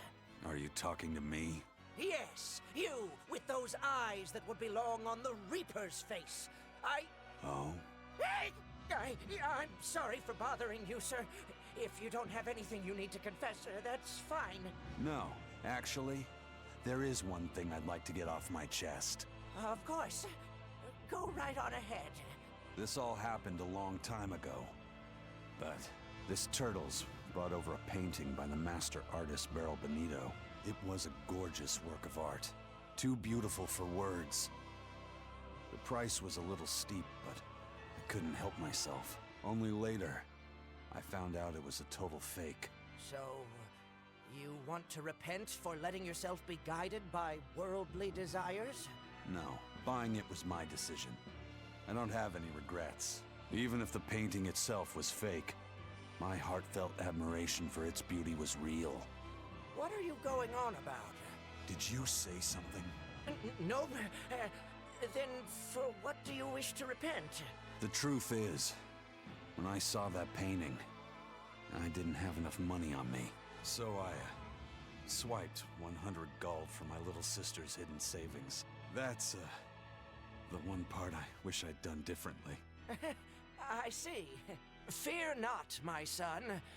No matter what the Empyreans may decide, I know your sister would forgive you. I hope so. Another one? Come, sinner, and repent your wicked deeds. Do you mean me? Yes. Or at least I would. But perhaps you're too young to have done anything to repent. No. There is something. I've kept it a secret so far, but I'll confess it now. And I shall listen, my son. Not too long ago, I found a slug in the forest. And I read in a book that if you sprinkle salt on a slug, it'll shrink. I wanted to try it out for myself. So you sprinkled salt on the slug. It's true, that was not a good act. But if the experience taught you to respect life and its fragility, then the slug's sacrifice was not in vain, and... No, that's not what happened. I messed up and I put sugar on the slug, not salt. And then the sugar attracted a whole bunch of ants to the slug. And it was awful. Ugh. I'm so sorry, Slug. You didn't deserve that. It's okay. I forgive you. It was all a terrible accident. There's one more thing. I wanted to see what would happen if I poured sugar water down an anthill. And I'm sorry to you too, ants. Kids can sure be weirdly cruel sometimes.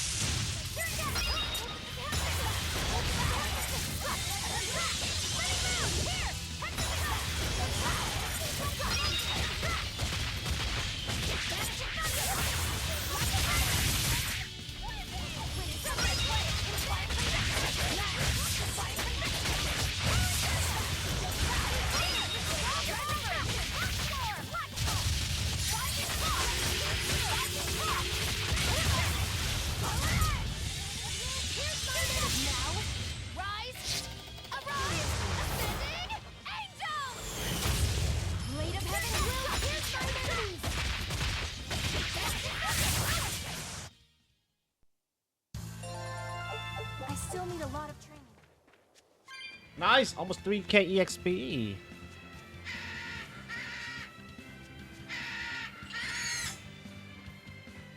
Oh God!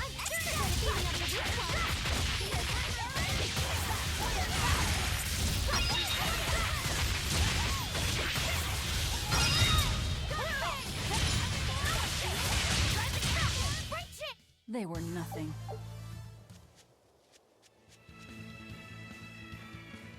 I think I've finally gotten used to it. Used to what? Your powers. I think I've finally got a handle on them in a way that feels right. That's good. Hopefully you won't faint anymore. Yeah, and I'll keep learning too. I hope we can make this work out. Yeah, definitely. Fingers crossed. What's wrong? Nothing. Hey! When you and Eleanor made your pact together, she gave you a true name, right? Was it a good one? True name? What's that? It's a special name in the ancient tongue given to a Moloch as a necessary step Just in like the forming a pact shepherd. with a human. I gave Bienfu the name Fushicaz. It means thing. That's pretty messed up. It's just my own little way of showing affection. So what kind of name did you get, Laphicet? What's the matter? She didn't give you a really weird name like Magulu gave Bienfu, did she? If you're not happy with it, I can talk to Eleanor about it later. So go on and tell me. I'm fine with it. And I can't tell you anyway. Why not? Well, you don't have to get so worked up about it. A true name is not something a Moloch just casually divulges to others. They carry a special meaning to us. Speaking it to anyone other than our Pact Keeper carries a special meaning. Between comrades, it means we trust them with our lives. In other cases, it's Practically a confession of love! You could have said something sooner, you know. Laphicet's at a delicate age. You should be more careful in the future. Oh, really? It's just another way of showing affection.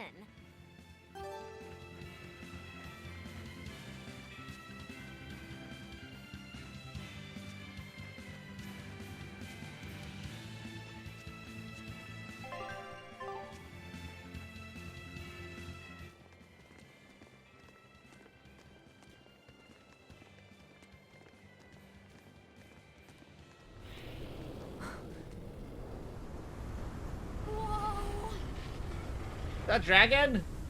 Dragon.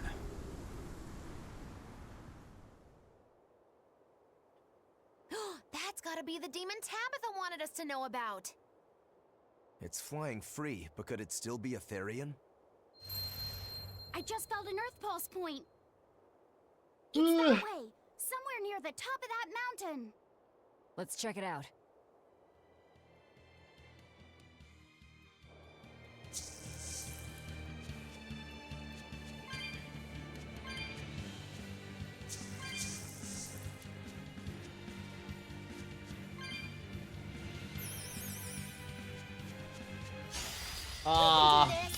I want that fucking dangerous encounter.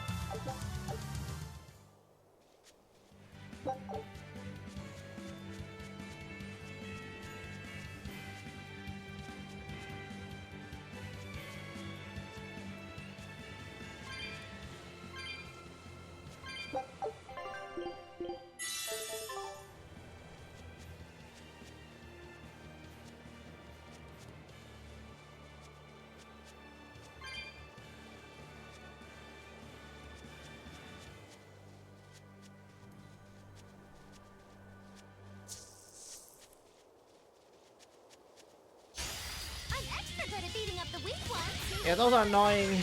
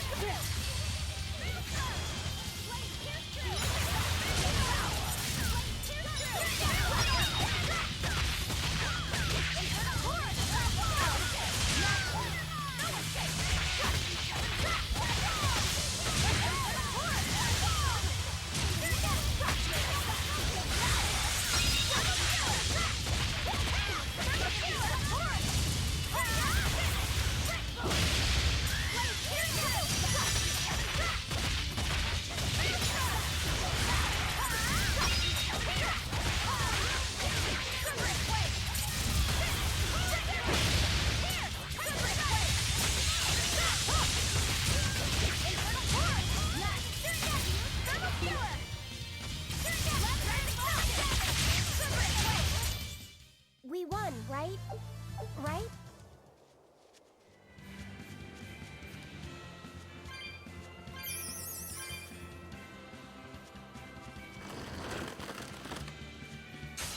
You better be ready.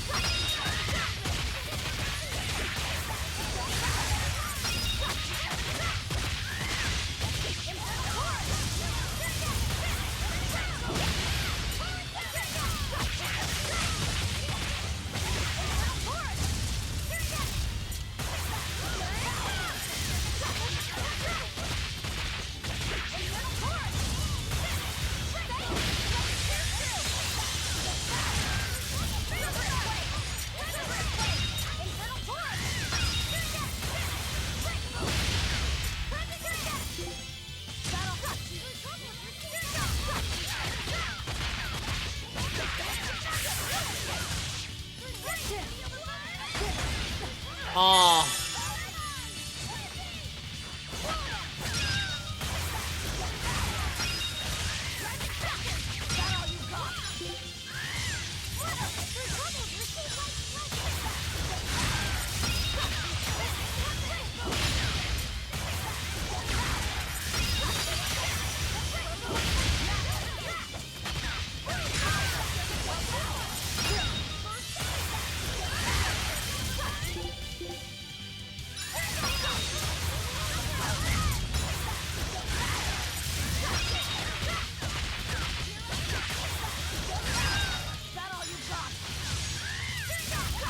Fuck, they hurt.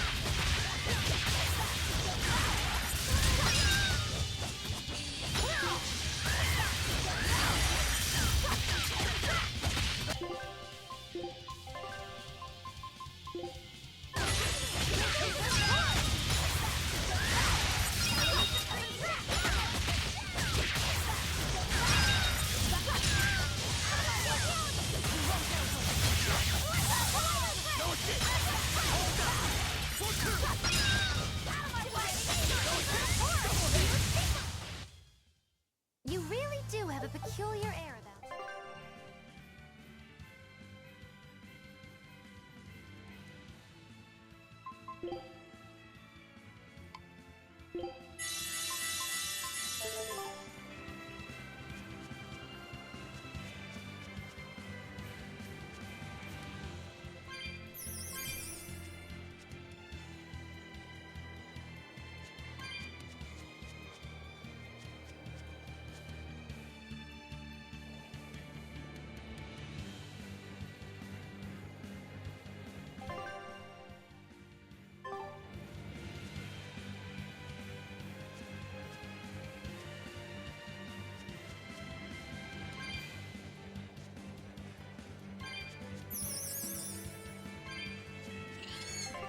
But put it on simple for now.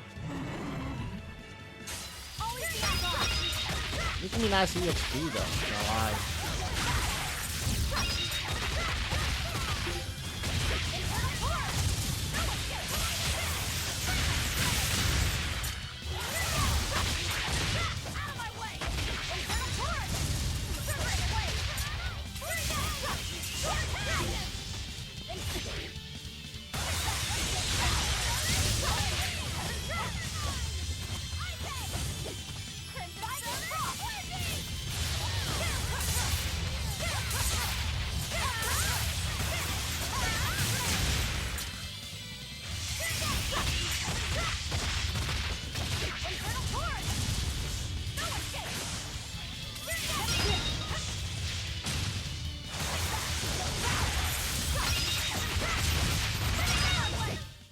Come on, really?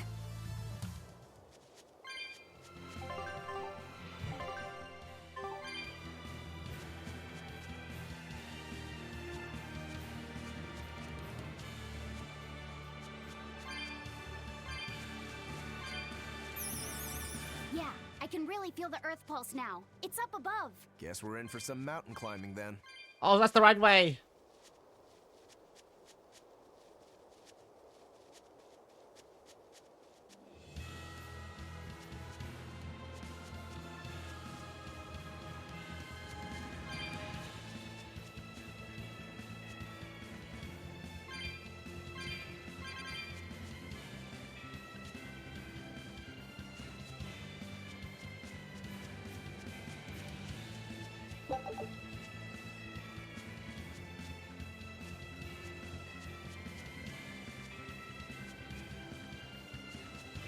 Check the other then.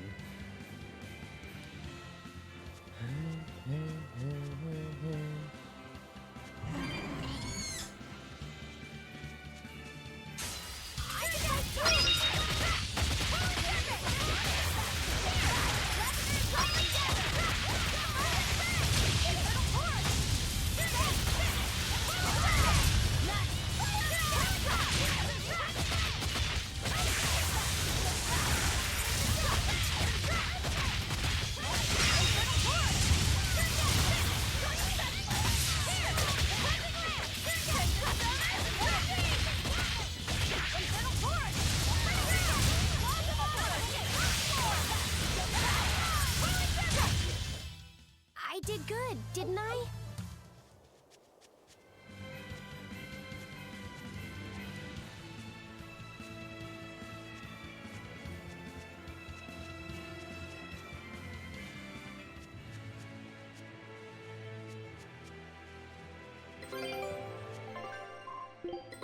All right.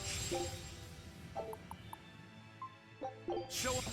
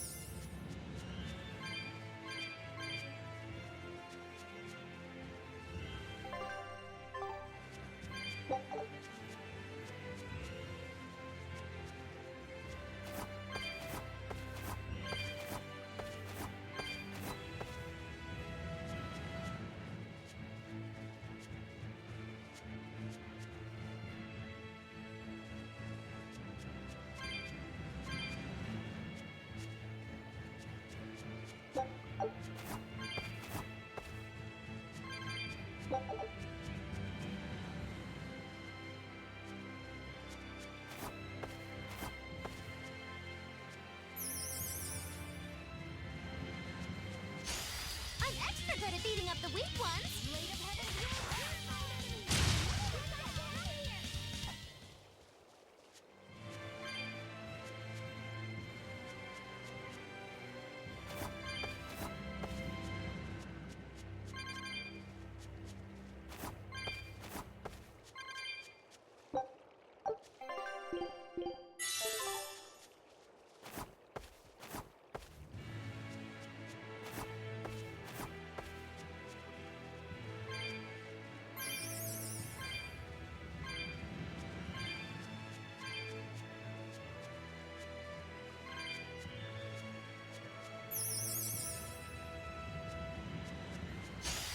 we can do this!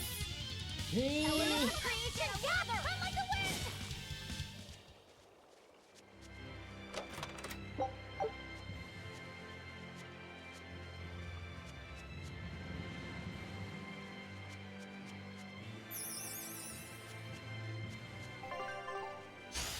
We can do this! Who's gonna get down? Corner mine!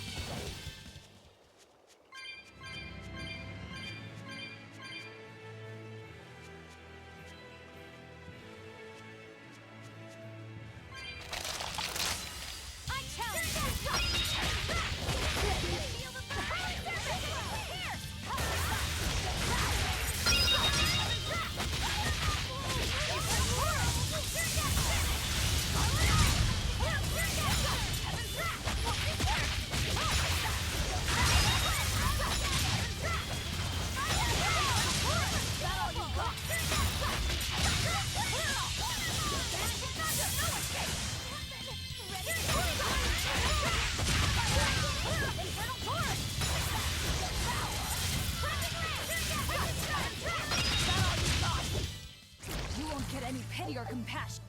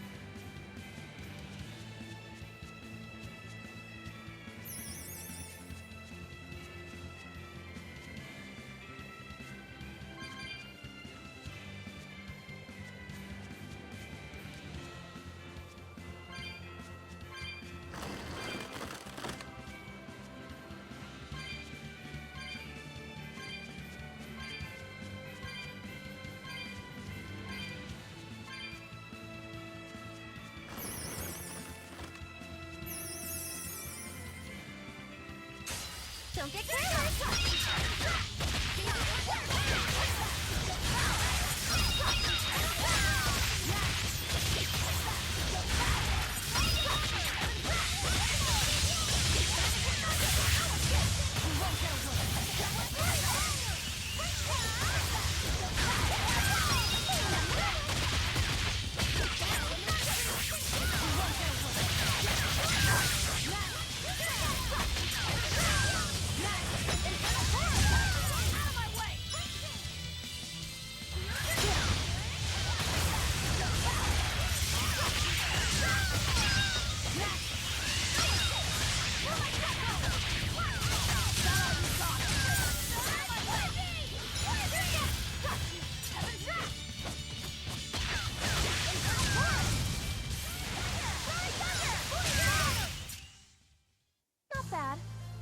You too.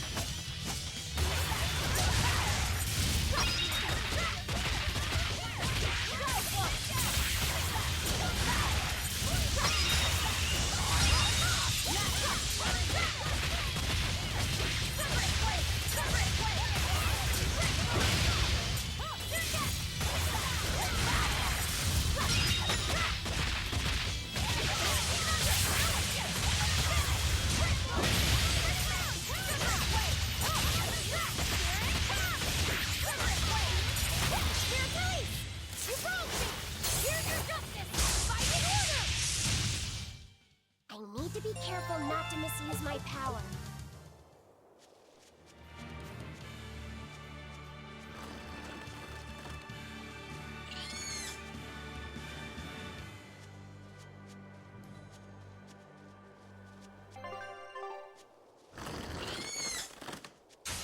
Here I come!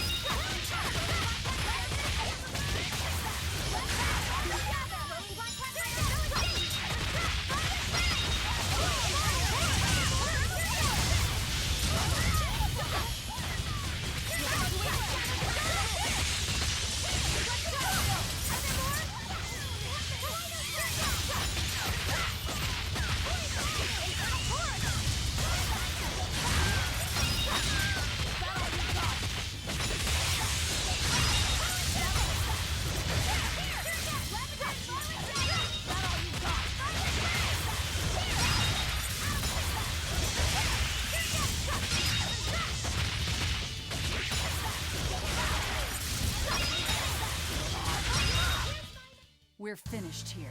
Let's go.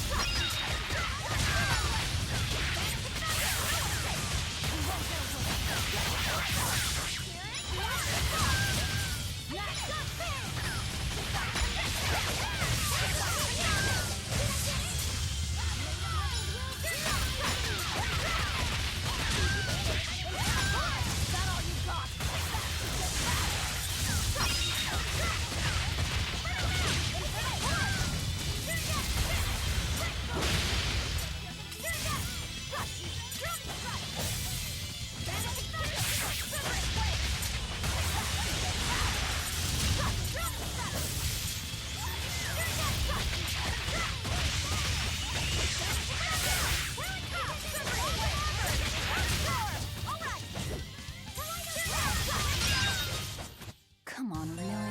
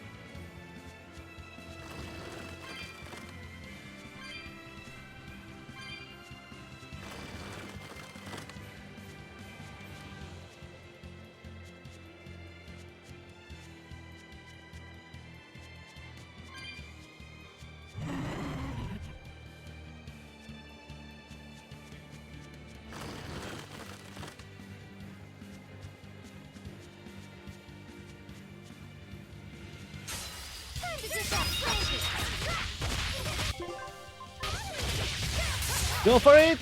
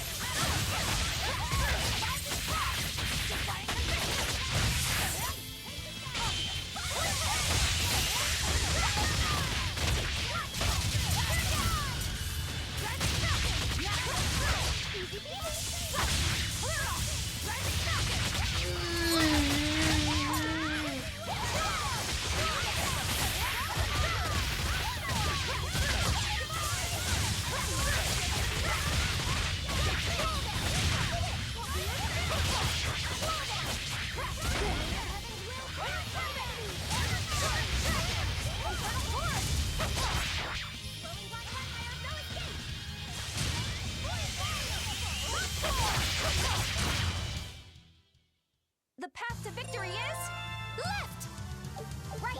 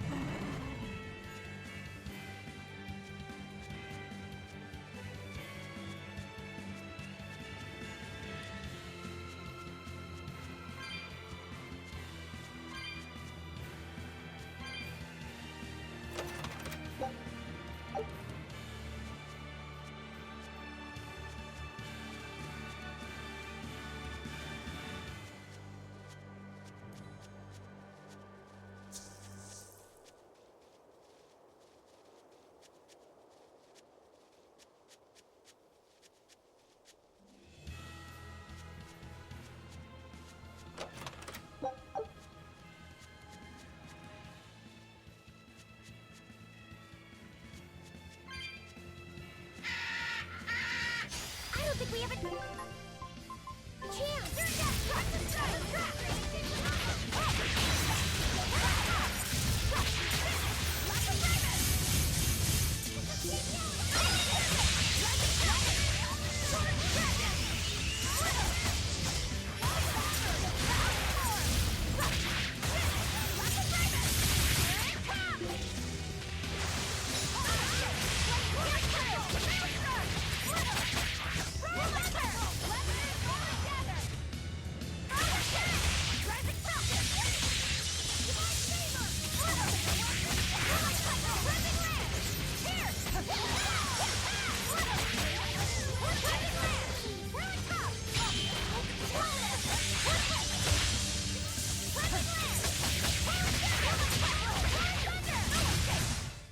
We won, right?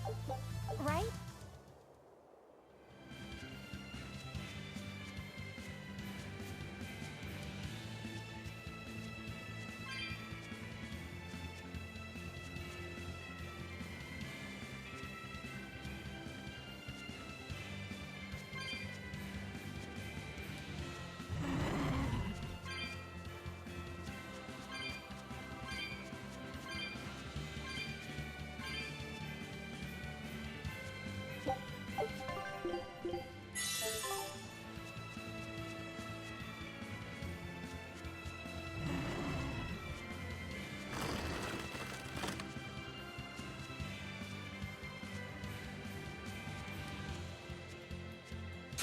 Time to dish out spanking! Here it comes! Here!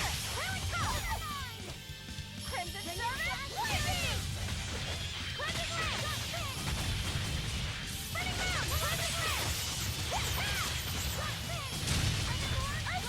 Round!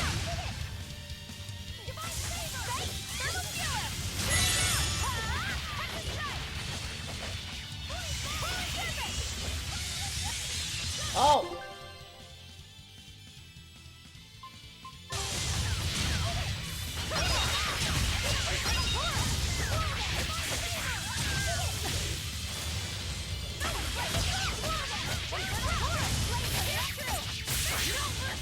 Won't that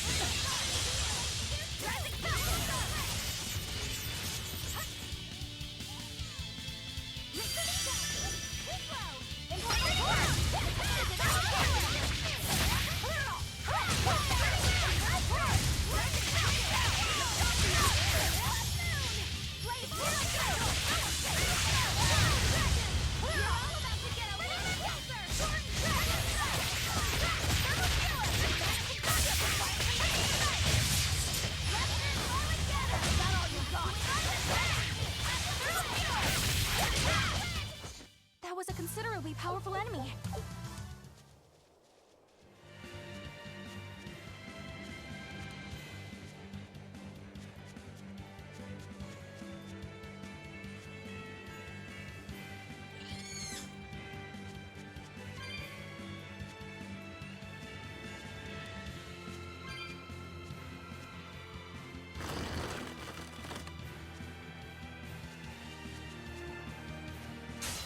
Let's get started!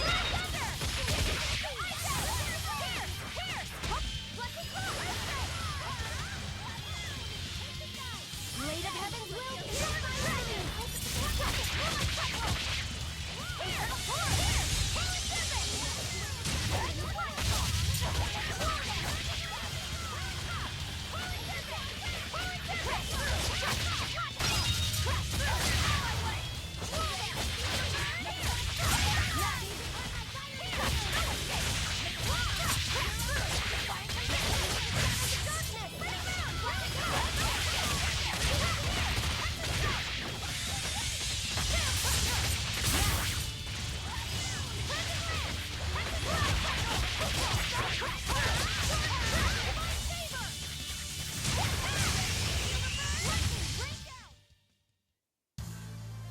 Are you hurt?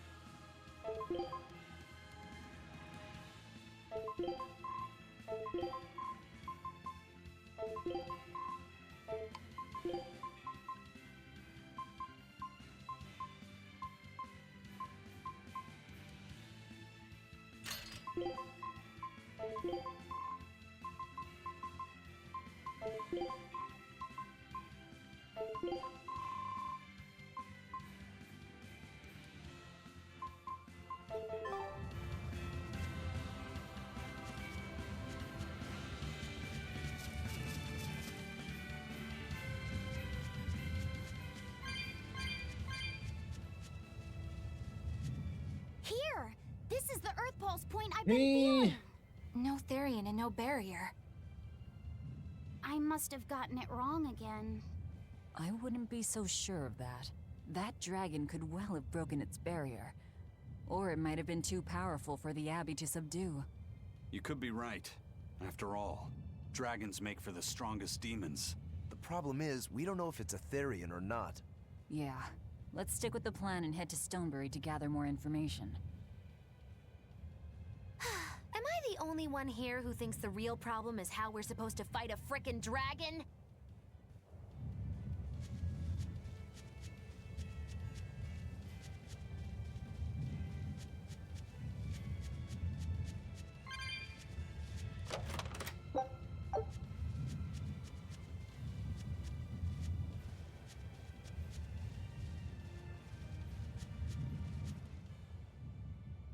I can't wait to take a good look around.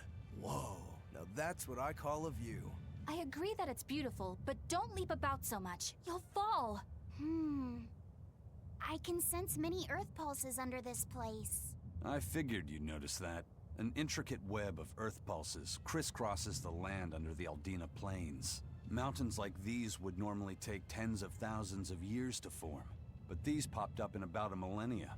So the Earth pulses have affected the land? Exactly. Long ago, people wielded arts that allowed them to manipulate the earth pulses and control the very land itself. How could arts like that exist? Perhaps they pushed against key points on the earth pulses? Like how acupressure can improve a person's blood flow. That's a rather forced comparison, but you may be right. Either way, those arts have been lost for eons. I'm impressed, Eisen. You know a lot about everything. Not at all.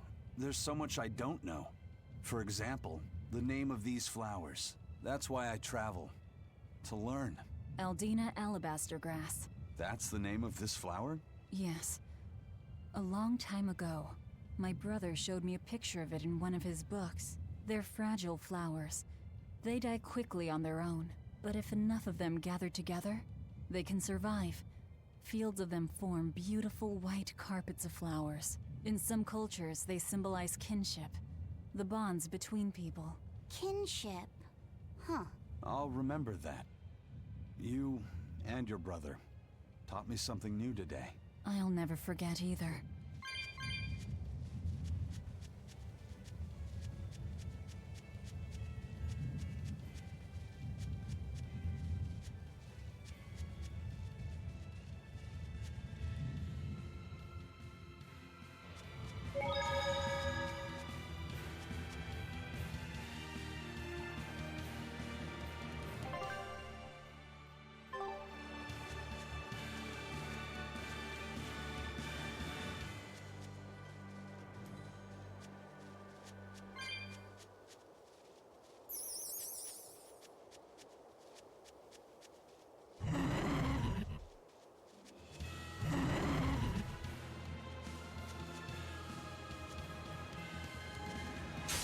Let's get started!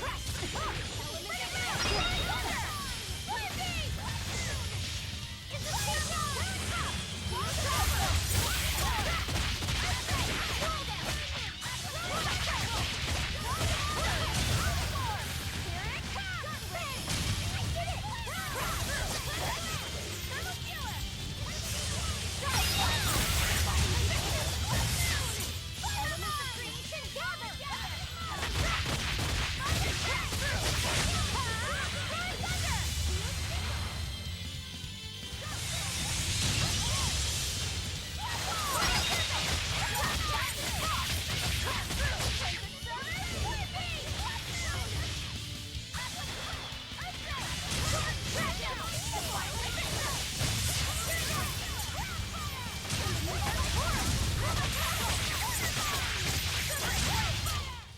We're finished here.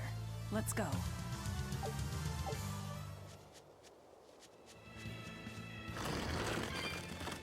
That's 6K EXP, baby.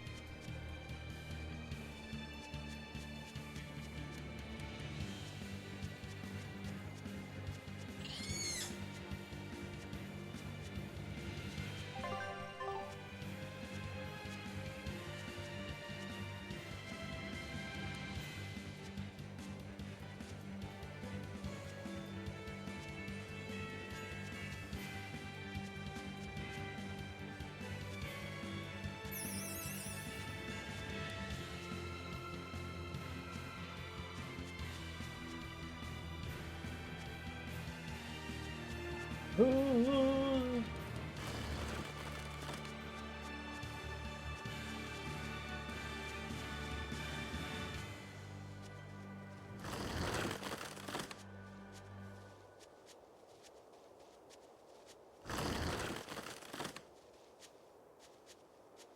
Come on.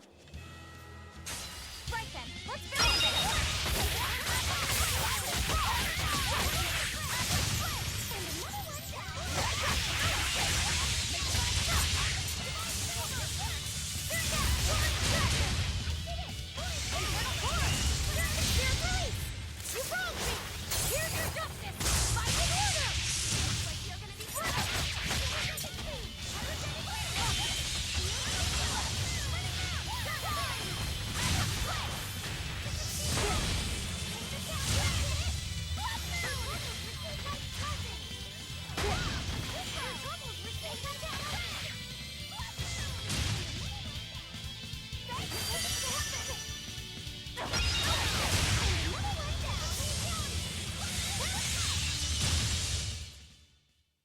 My spear can cut a path through anything! Seriously? Oh! Smash that wall! We unlocked that quickly.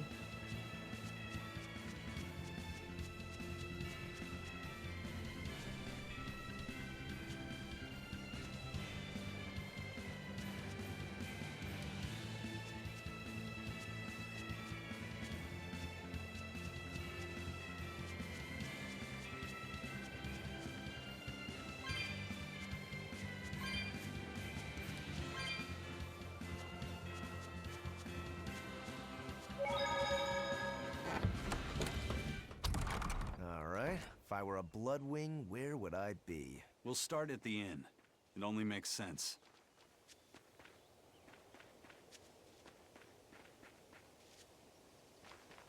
Yay! I found so many blueberries! What are you gonna do with all those? Make jam? I'm going to feed them to my chickens. That way they'll lay eggs with purple yolks. What? You know that won't work, right? It sure will. The color of yolks change depending on what a hen eats. My grandma taught me that. Actually, we always feed our chickens corn. Is that why their yolks are yellow? What are you gonna do with purple eggs anyway? Purple eggs? Tourists are coming from the capital again, right? I bet they've never seen purple eggs, so I figure I could sell them for a lot.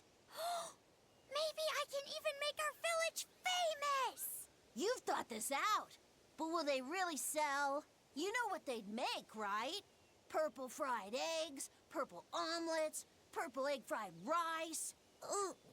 Hey, would you want to eat a purple omelet? Strange things sell, right? You don't have to be so mean just because you can't think of a better idea. Oh, sorry. Here, let me help you. Fine. Go catch a whole barrel full of jewel beetles. If we feed them to my chickens, we'll get eggs with yolks like shining jewels. I really wouldn't want to be your chickens, but... okay. What a carefree village. But you know, this is what really makes humanity amazing to me. Attempting the impossible. Reaching for the stars, just as a matter of course. Aye. Though we may stumble countless times on our way, we can achieve anything we put our minds to. Attempting the impossible, huh? That's all well and good, but there are some lines that should never be crossed. Purple eggs.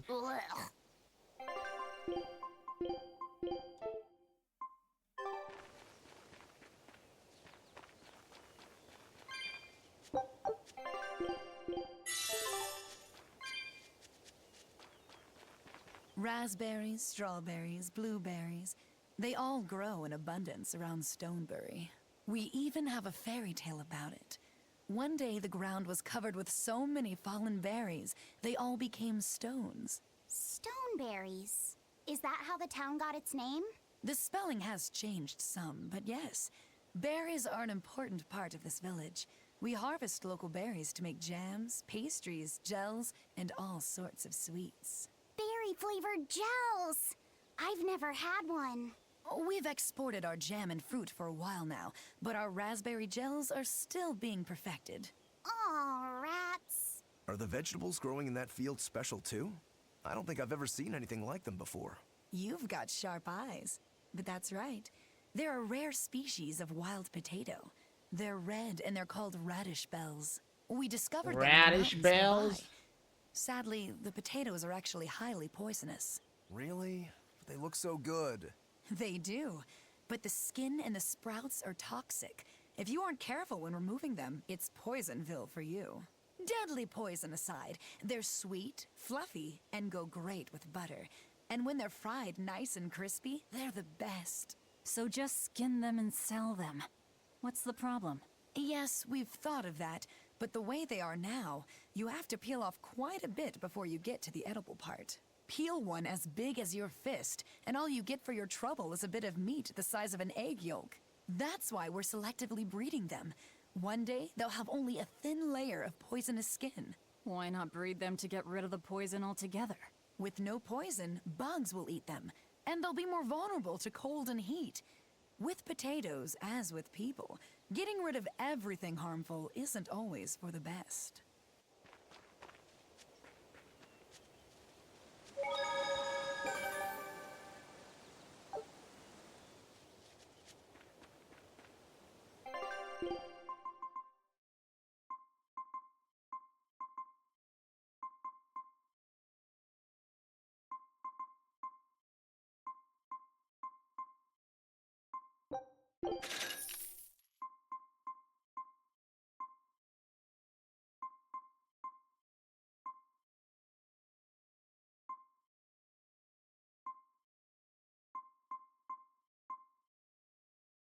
No.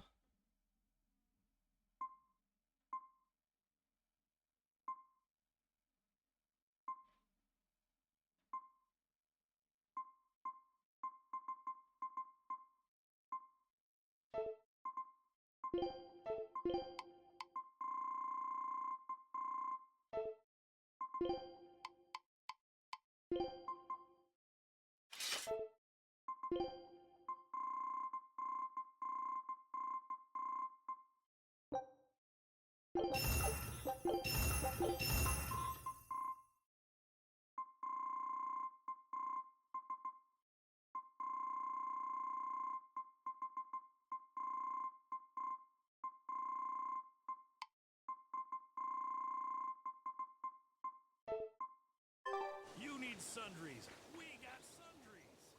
Stoneberry hasn't had much luck growing just yet, but this pioneer town has a lot of potential. Trees grow well here, and the lumber is of great quality. Oh, we're also close to the quarries, so stone isn't a problem. As long as the demons are contained, this country will rebuild. The need for stone and lumber will soar. Best of all, this area is quiet, has beautiful lakes, and is a perfect place for a craftsman like me to work. And why settle for anything less? I do feel that you might be a bit short-handed here. It's hard to build without manpower. You're right. We need something to attract new settlers. Maybe some sort of specialty item? Is there any fruit or vegetable that can only be found around here? There is a type of potato called the radish bell that we grow, but it's got a few, quirks. If you want to attract people, you should just ring a bell. Come to Stoneberry, where the money grows on trees. A bell tower, huh? That might actually work. We can even use local stones for the bell. The Stoneberry Stone Belfry. It won't work. Huh? Try hitting a rock. Doesn't ring. Ah, how could I have missed that? I'm still such a novice. My master taught me better than this. Think before you build. That's what he always said. I need to do better and not sully his name.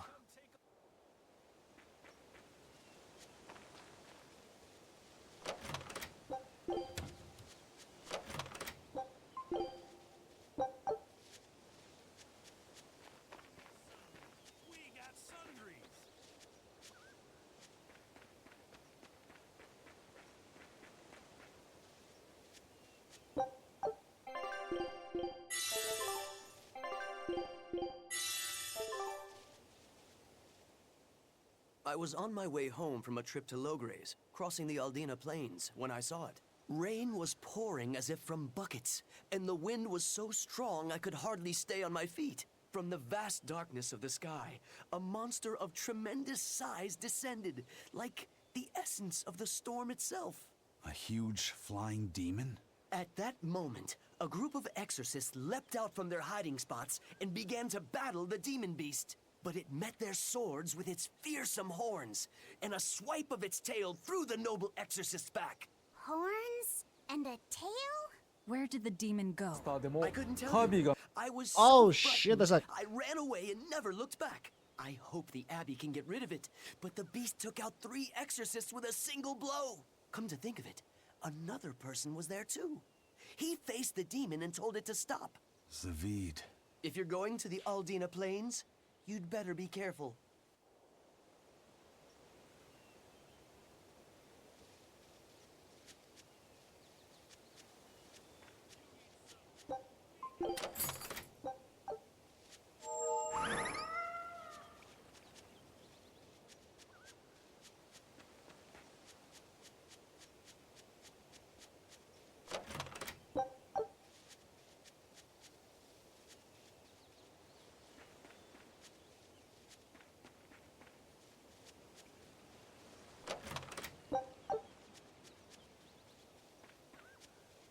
The water around here is ideal for producing wine and spirits.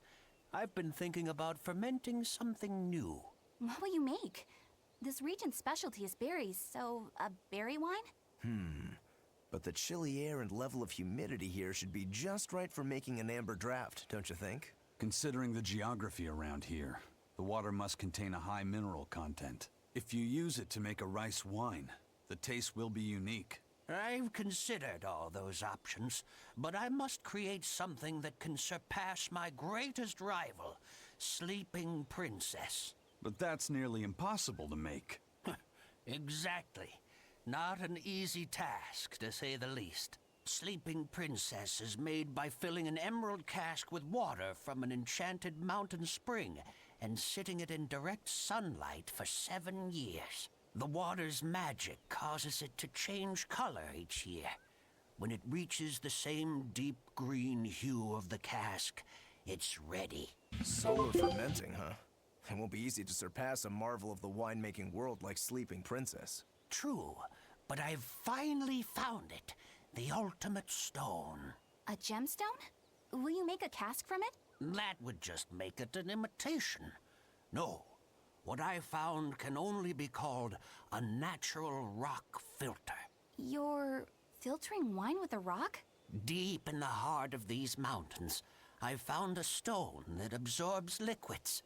I tried using it to filter a berry wine. The taste of it was unbelievably crisp and bright. It preserved the luscious richness of the berries while adding a clarity that left me breathless. I call it Pure Land wine. There is no better. May I have a taste? My apologies, but it took me 10 years to make a single thimbleful. I drank that thimbleful for my tasting. It'll be about 50 years before I can make a decent batch. I doubt I'll see a full bottle in my lifetime. 50 years, huh? Meet you back here, then? I've never been so glad not to be human. I knew this would... Scout...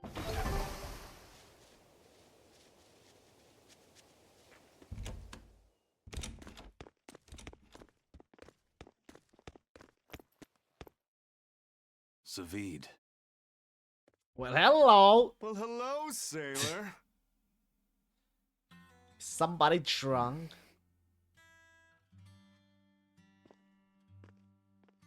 Are you waiting for someone? Nope. Just saying a prayer for someone. Someone? Let's go. Clearly there aren't any bloodwings here. You're just going to leave? I'm right here. Everybody has times they need to be alone.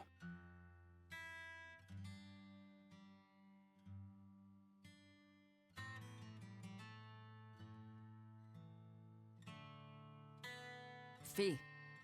Right, coming.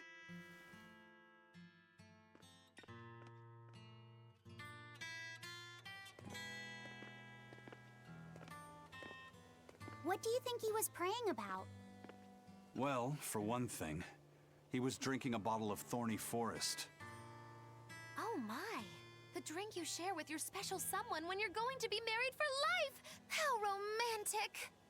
But getting your hands on that stuff is no small feat. I can only hope I'll get a chance to taste it someday. That must have had an important meaning for Savid. That's why you left him alone. Don't read too much into it.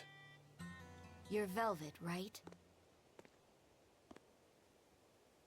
Ah, you must be the one who's seen the demon we're after. We saw a big snake-looking dragon fly over on the way here. Is that what you saw too? Yes, that's the one. It nests at the top of the mountain in Aldina Plains. We went to look ourselves. No dragon. It only returns to its nest on rainy days. Rainy days, you say? Well, just on time. Oh, just look at what you went and made the weather gods do. This doesn't bode well. Not at all. Thanks. We'll give it another shot.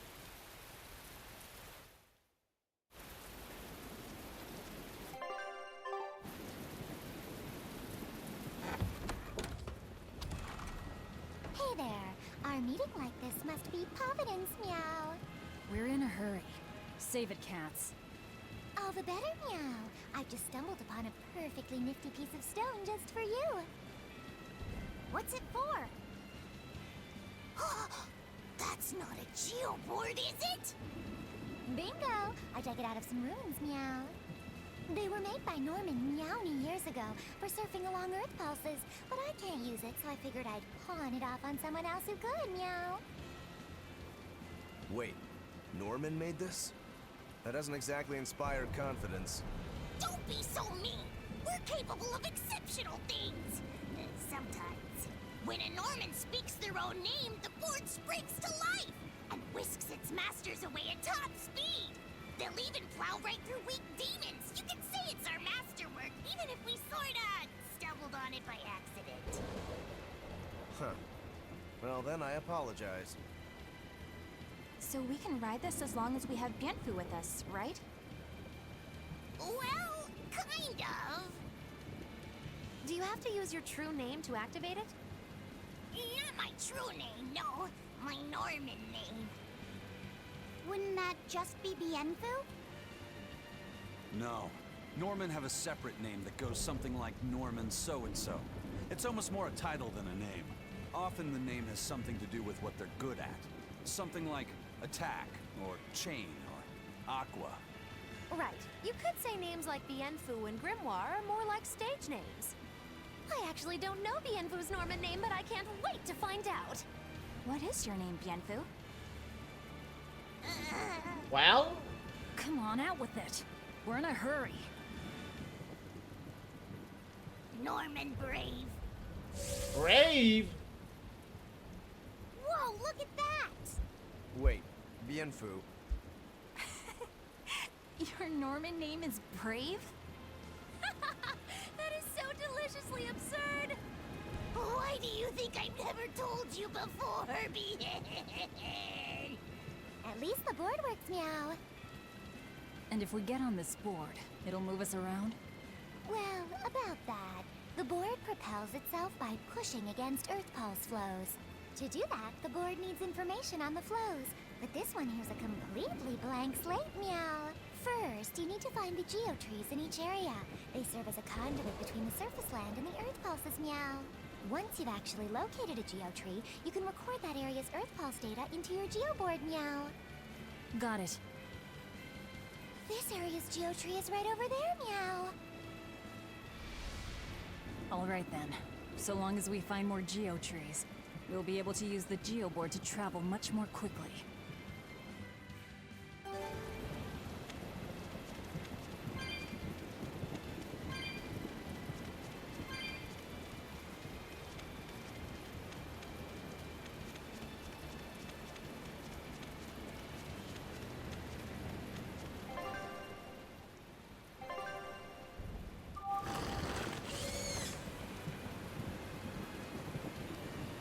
Well, that's going to come in handy.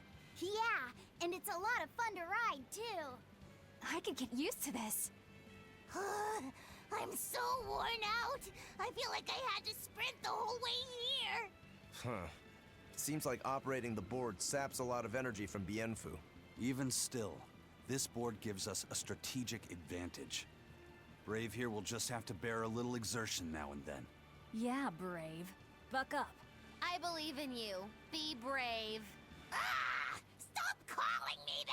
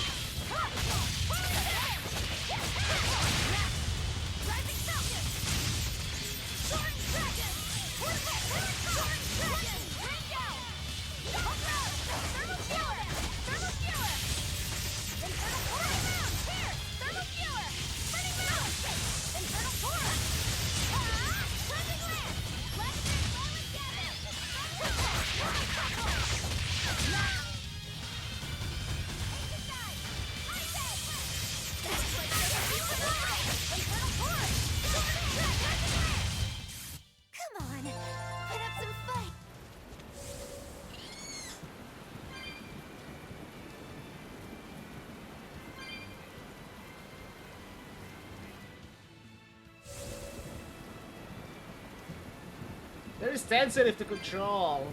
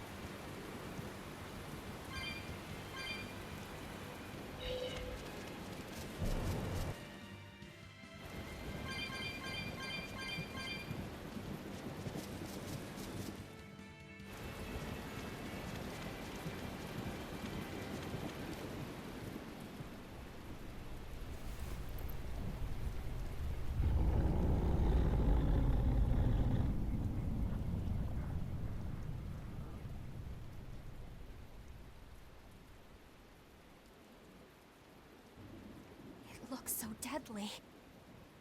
And just check out how much malevolence it's putting out. Which means it's not a Therian. Let's retreat. We've got no reason to pick a fight with something we can't handle. I do. Oh! Oh, you're up for it? What? What are you doing? She's right. Fighting this creature is a good way to end up dead. Oh, sorry.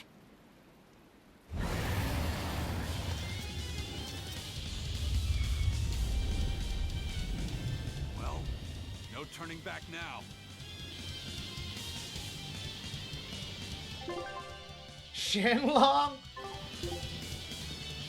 Damn it, this wasn't part of the plan. Yeah, but training like this doesn't come around every day. Be on your guard. One wrong move and you're done for. I know. That's the fun part. Right there! That'll feel it!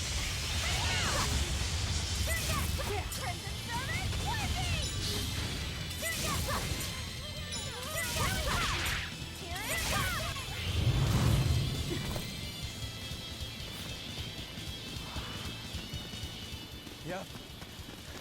This one definitely puts up a better fight than your average demon. Is there any hope of actually defeating this thing? I'll do whatever it takes. That's my way. Zavi! Zavi!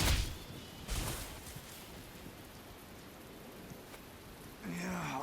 I see you're out for blood, as usual. You knew, didn't you, Eisen? Who is that?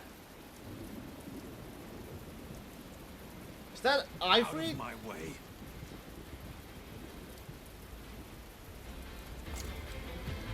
What? Are you protecting the dragon? She's not a dragon! She! Huh? Back off, or I'll make you back off.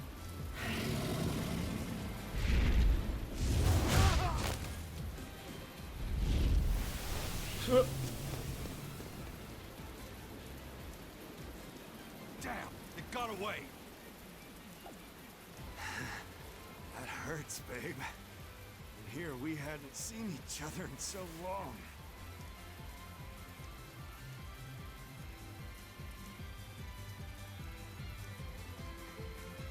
Hold it. Is that dragon someone you knew? I told you, she's not a dragon. Well, she is!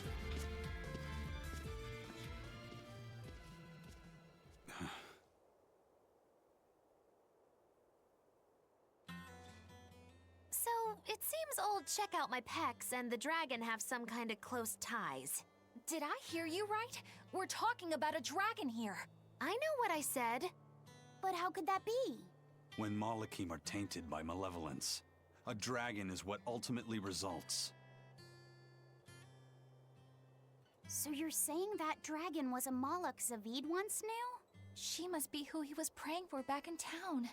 Yeah, most likely. But do Malachim put out malevolence like humans do? No, not by themselves they don't. But if one remains in contact with humans or demons who do, it will eventually taint her, and she will become a dragon. What about you, kiddo? You feel anything weird after you got thrown into the Earth Pulse at the Empyrean's throne? I did, yeah. Can't say I'm surprised.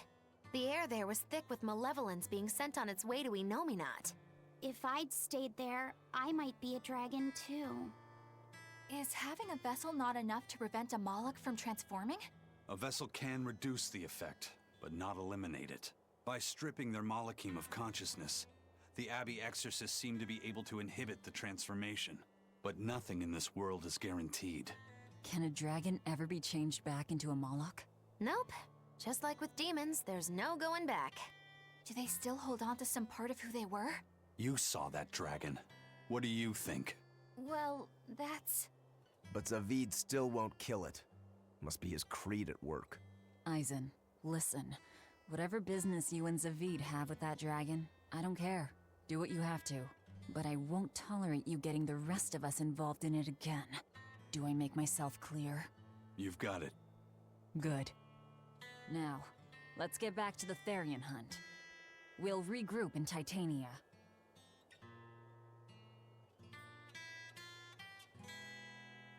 If what Eisen said is true, then could I wind up as a dragon someday? Or Eisen too? I don't know.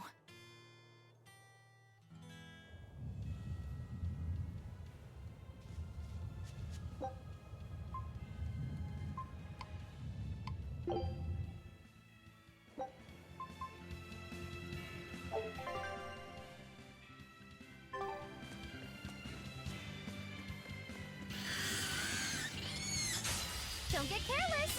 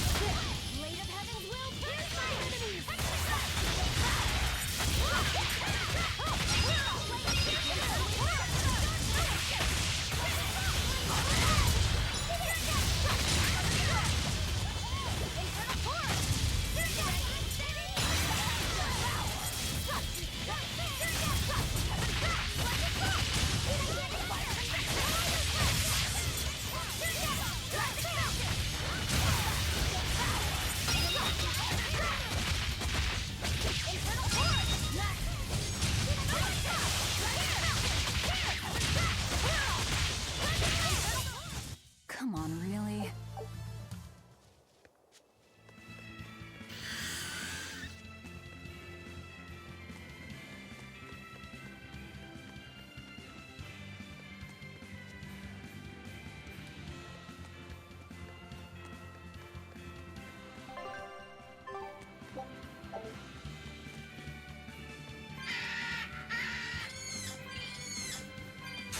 Time to dish out spankings!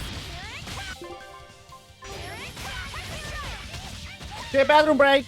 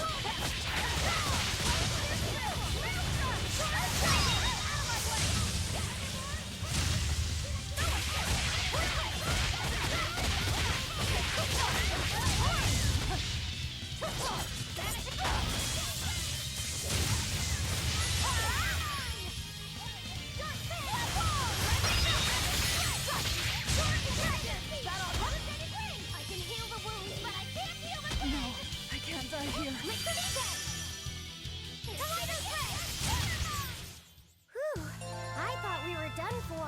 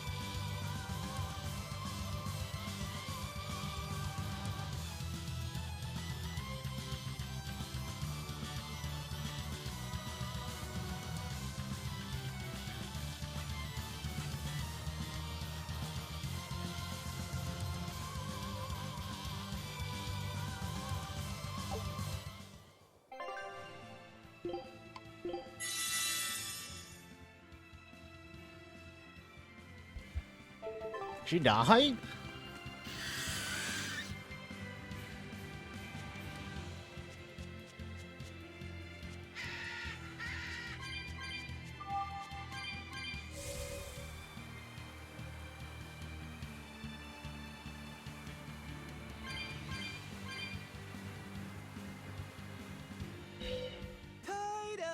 Turtles, keeping tight circles. Oh, perfect timing, Eisen. I's got a letter for you. Oh. A letter? Did you get a reply to that letter you sent? What's it say? What's it say? I know everything that you've done. Repent for your horrendous deeds, you monster. What did you do, Eisen? No idea. There's no sender written on here either. Who would write something so awful? Who cares? If I gave a damn about other people's feelings, I wouldn't be a pirate. I suppose that's true. Forget about it. What's the status of the other stuff? The Palmier made it just fine. But we've run into some troubles finding the Nordals. My deepest apologies. What are Nordals? Nordals used to be given out by Empyrean temples. If you collect a set of 4, you'd find happiness. Oh, so they said. Nowadays, there's only 4 left. Red, blue, green, and black. Even worse, nobody hardly knows nothing about them. Dolls of the Empyreans. Do you think they're like that one we saw of Aminoch in that shop in Isolt? Kind of. But these are less gloomy looking and more, how can I describe it? Something like a quiet radiance? A quiet radiance. That's perfect! I think I get it. I'd never have pegged you as a collector of religious claptrap, Eisen. I think they'll help keep the Reaper away. Probably not. But in the off chance they actually work, they'll keep her safe. Her. Hey, that letter Eisen sent off earlier was addressed to a woman, wasn't it? Our little Laffy set is growing up. No, I wasn't implying she was his girlfriend. Her writing just seemed more mature, and...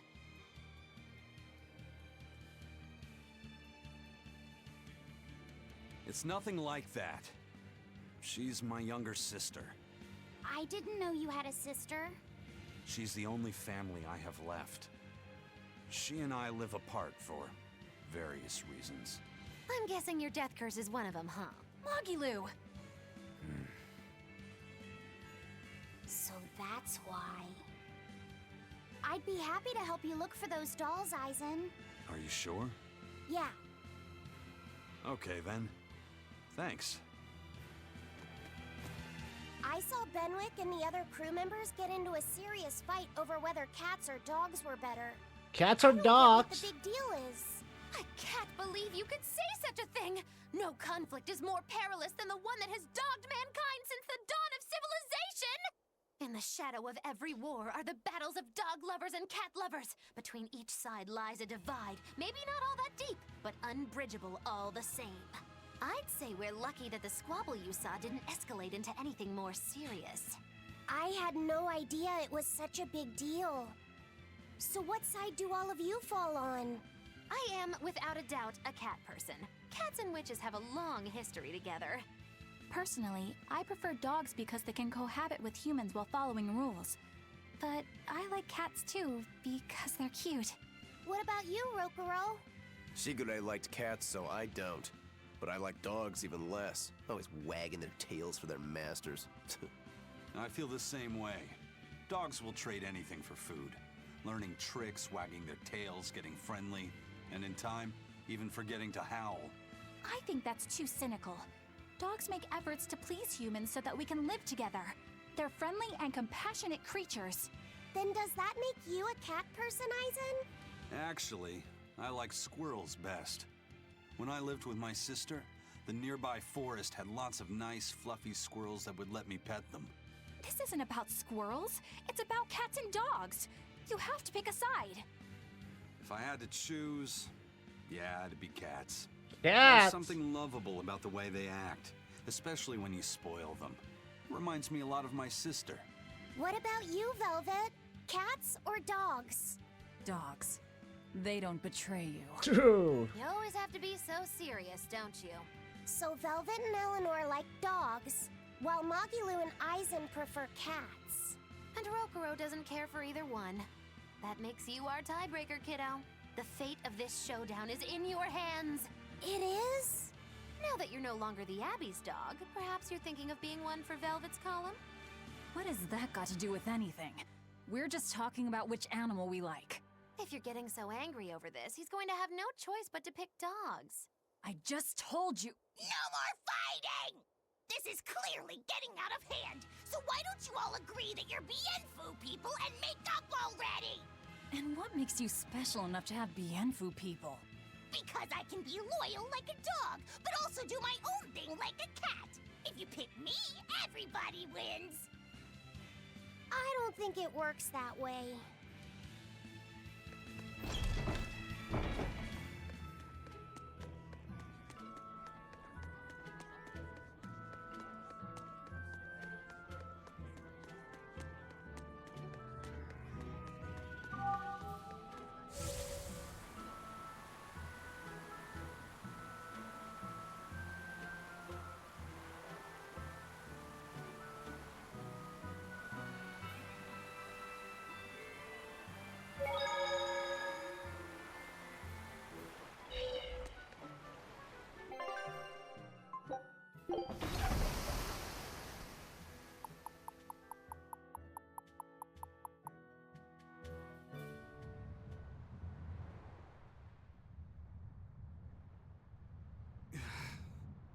I guess a dragon was a bit much to take on, even for the Reaper. You should get some rest. We all should. I'll just get the crew started on readying the ship for our next departure. All right, you go do that. Laphicet, you should get some rest too. I'm fine. It's more important that I focus on finding an actual Therian this time. I'm going to take another try at sensing the Earth Pulse points.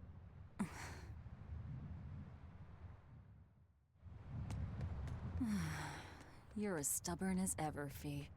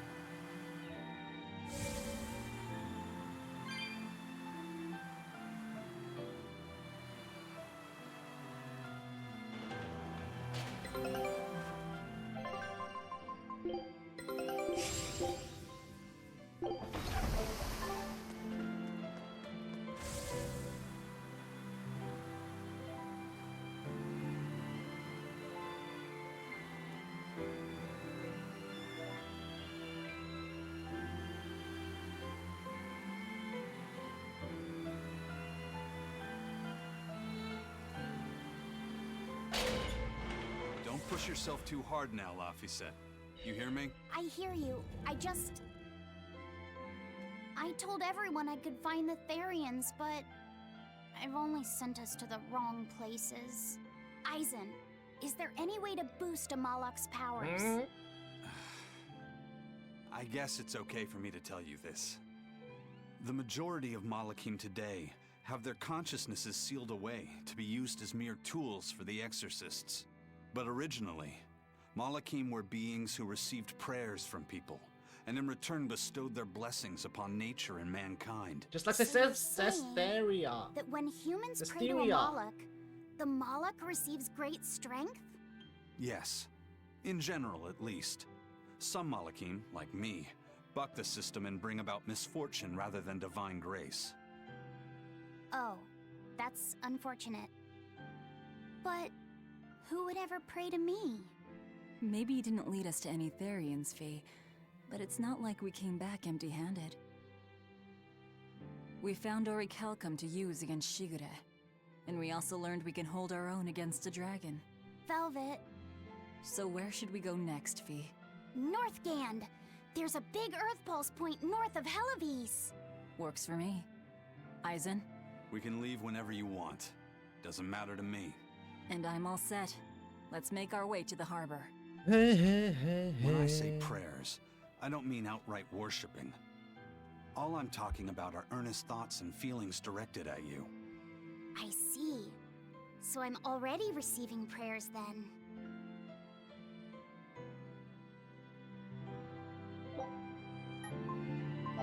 Oh, come on.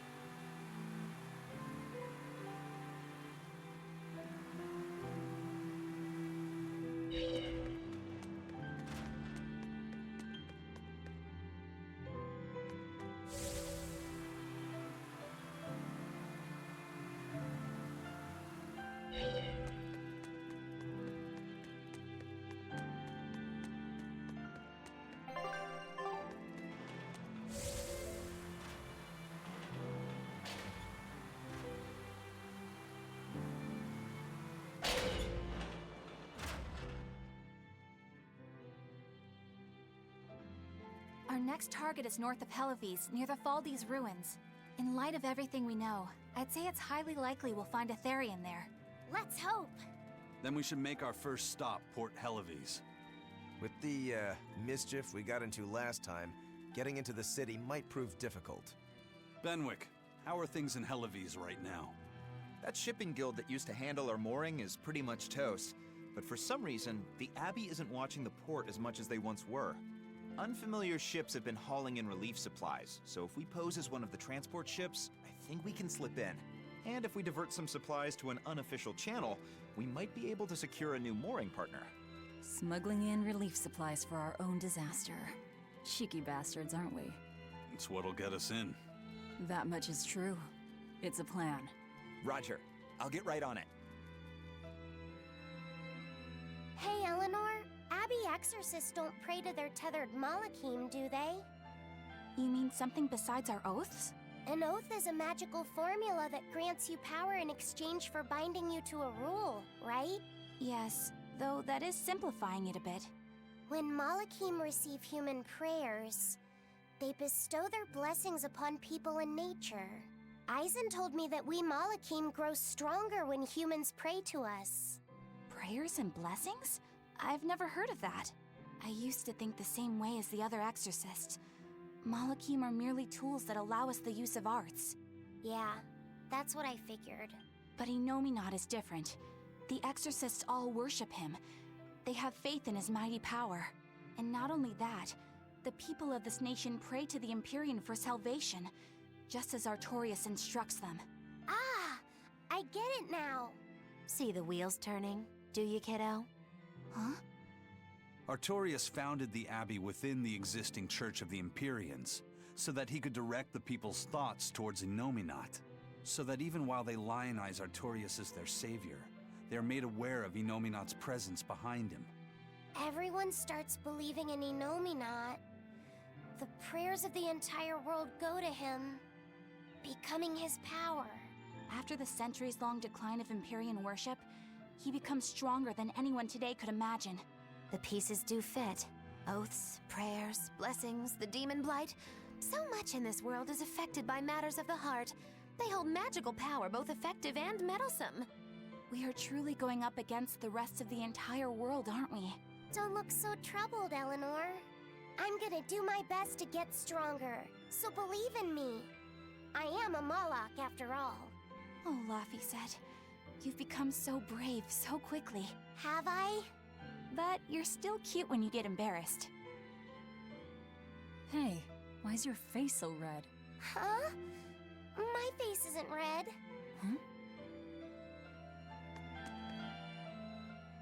Oh. Hey, Eisen. What's it feel like to get a letter? I don't feel anything, nor do I want or need to. There's no joy in receiving these things. Huh? Why not? Don't be so shocked. Look, it's just an invoice from the turtles. What's the big deal anyway? Do you wish you get letters too? Yeah. But I don't have anyone to send letters to. Let alone anyone who would send me any. Laphicet, I've got a letter for you. What? Really? Who could it be from? The sender is... Bienfu? Yup. You got a letter from yours truly. I figured you'd be wanting someone to send you a letter right about now, so I wrote one up for you. What do you think? You're happy, right? Oh, yeah. Thanks, Bienfu. I'll even read it for you. Dear Moloch Laphicet, I hope that this letter finds you in good health and high spirits. Thankfully, I'm doing well myself, with no major changes to report. Bienfu's taking all this so seriously. It's so rare to actually see him like this. As you're aware, I've been spending my days ironing Magilu's outfits, sewing her buttons, and washing her hat and tremendously long socks. Recently, however, I made the mistake of remarking to her that she might not have been quite as slender as she once was in her younger years. She hung me upside down from the roof in the middle of the cold. I nearly became a frozen Normansicle. It was so horrible that I couldn't stop my tears from flowing down my little cheeks.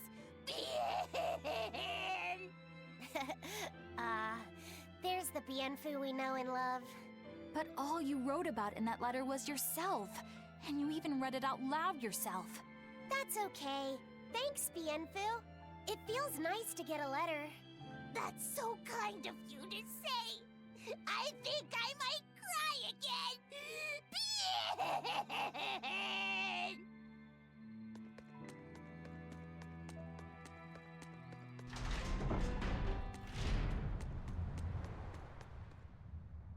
We've loaded everything bound for Helaviz. With that much trade, I doubt anyone will suspect us. Any idea who can give us cover for docking? Not anyone in particular, but recently the power and influence of the Helaviz Fishermen's Guild has caught my eye. The Fishermen's Guild, huh? Let's bring them some extra relief supplies. Fuel, drink, and as for the drink... 12-year-old amber draft. The sailors of Helaviz have an eye for the stuff. You heard that from Dial, I take it. He's got a sharp eye. He took a bottle in payments, but I say we turn a blind eye to it. We thought we were the best at this kind of thing, but having him around has been a real eye-opener.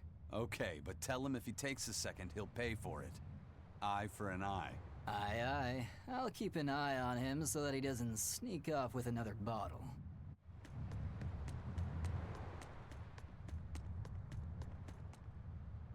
The supplies are loaded. We can make for Helaviz whenever you want. That was fast. If we weren't hard workers, we wouldn't be sailors. Eleanor! Oh, what's wrong, Kamoana? She said she had a dream about her mom. When Mommy saw me, she said I looked scary.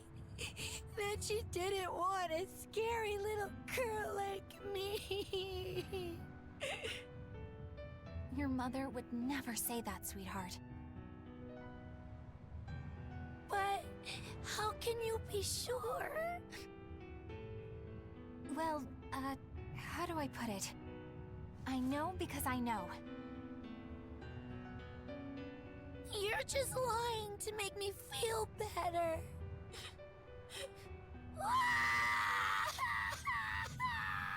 Aw, Kamawana, don't cry.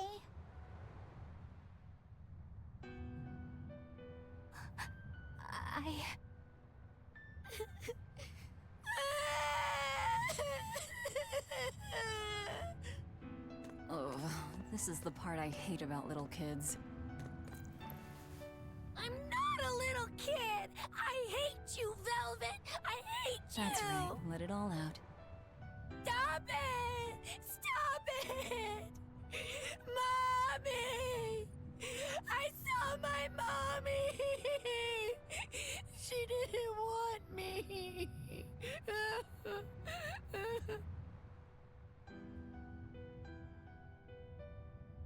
She managed to cry herself to sleep. They're not rational creatures. Sometimes you just gotta let them cry it out. You seem used to it. I guess you could say that. Luffy usually kept himself together when he was younger. But when he was really little, he had times like this every now and then.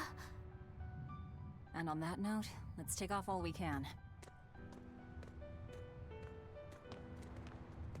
My liege, Dial, I leave Kamoana in your care. I'll do what I can, but kids as sweet and honest as her are harder to deal with than corrupt bureaucrats. An outlaw prince and a talking lizard are no replacement for a mother.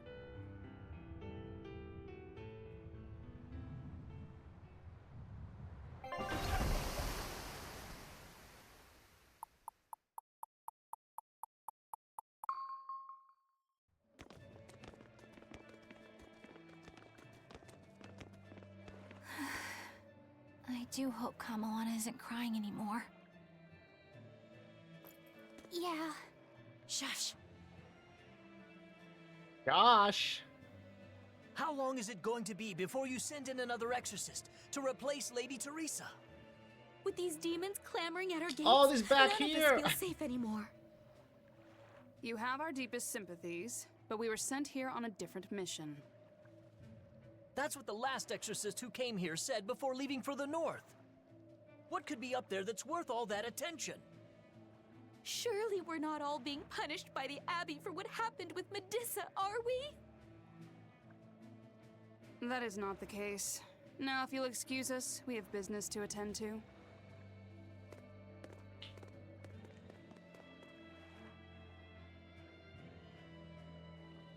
So the exorcists are just passing through town and heading straight north. Odd.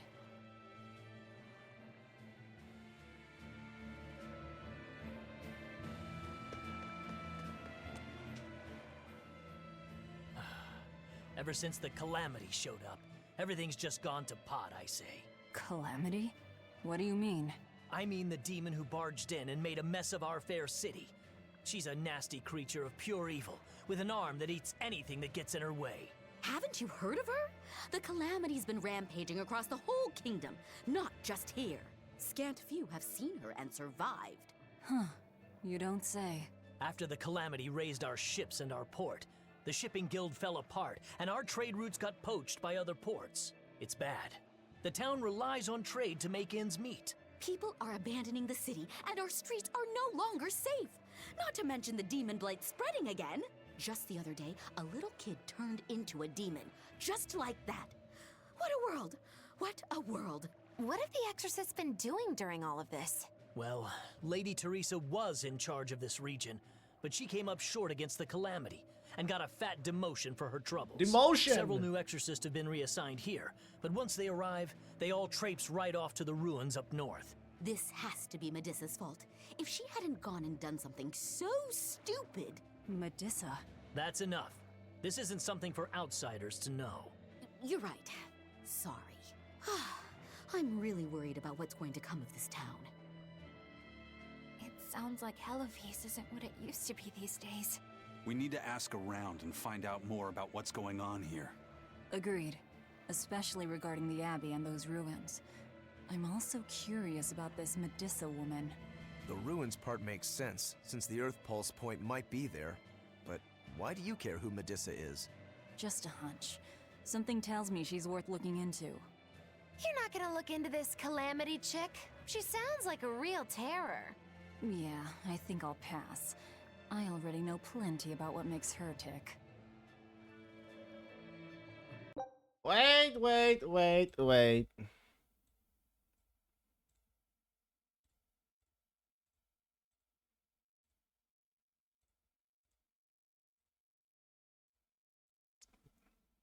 Quickly!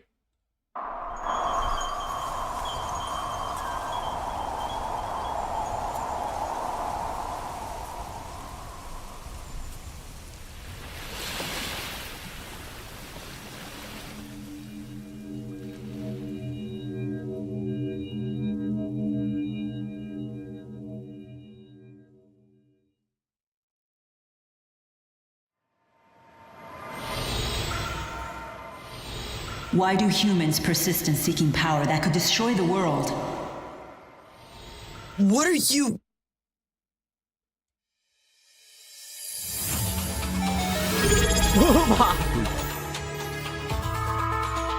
Yo! Toned Acting just subscribed for 26 months. Thank you very much, Tony, for 26 months. How are you, man? Another 5, baby. I cast the spirit art. It created a new world and sealed it away. That world is yours. It is known as Riza Maxia. So that really makes her Maxwell? We don't have to follow orders. We set our own hours, and we help people. For a price. Friends? We don't have any. And I am the young madam's butler, Rowan. Oh, Jude, you always know how to poop on my Hey, I'm party. having my vacation, bro.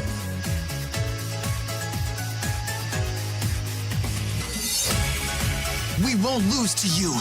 No way! I will protect all in Riza How Maxia, you been? people and spirits alike. Goddamn. So is this girl really supposed to be the Lord of Spirits? If that's the case, then we're declaring war. Send word to all the clans.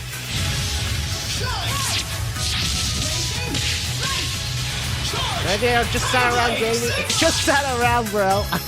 I can't give up. My mission won't let me. I must keep moving forward. You go to such lengths to protect humans. So it's only fair that I Just become strong fucking enough to protect chilling. spirits too. You will strive to be our protector. If I run, I won't be able to face her. Then I would really lose her. So I won't. I won't run! Be yourself and do what you have to do. Come on, give us the second one as well. Just being chilling, honestly. Work is simple against in summer is basically over. Yeah. Oh.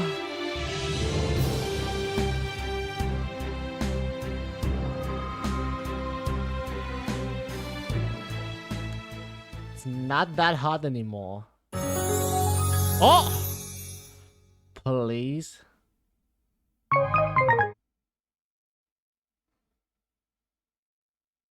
That's fucking it! No!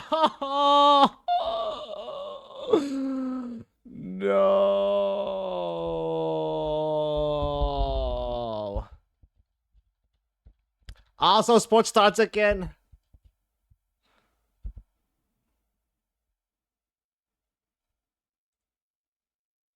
Sports?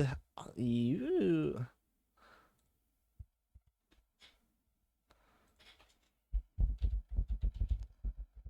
So you can actually start doing something?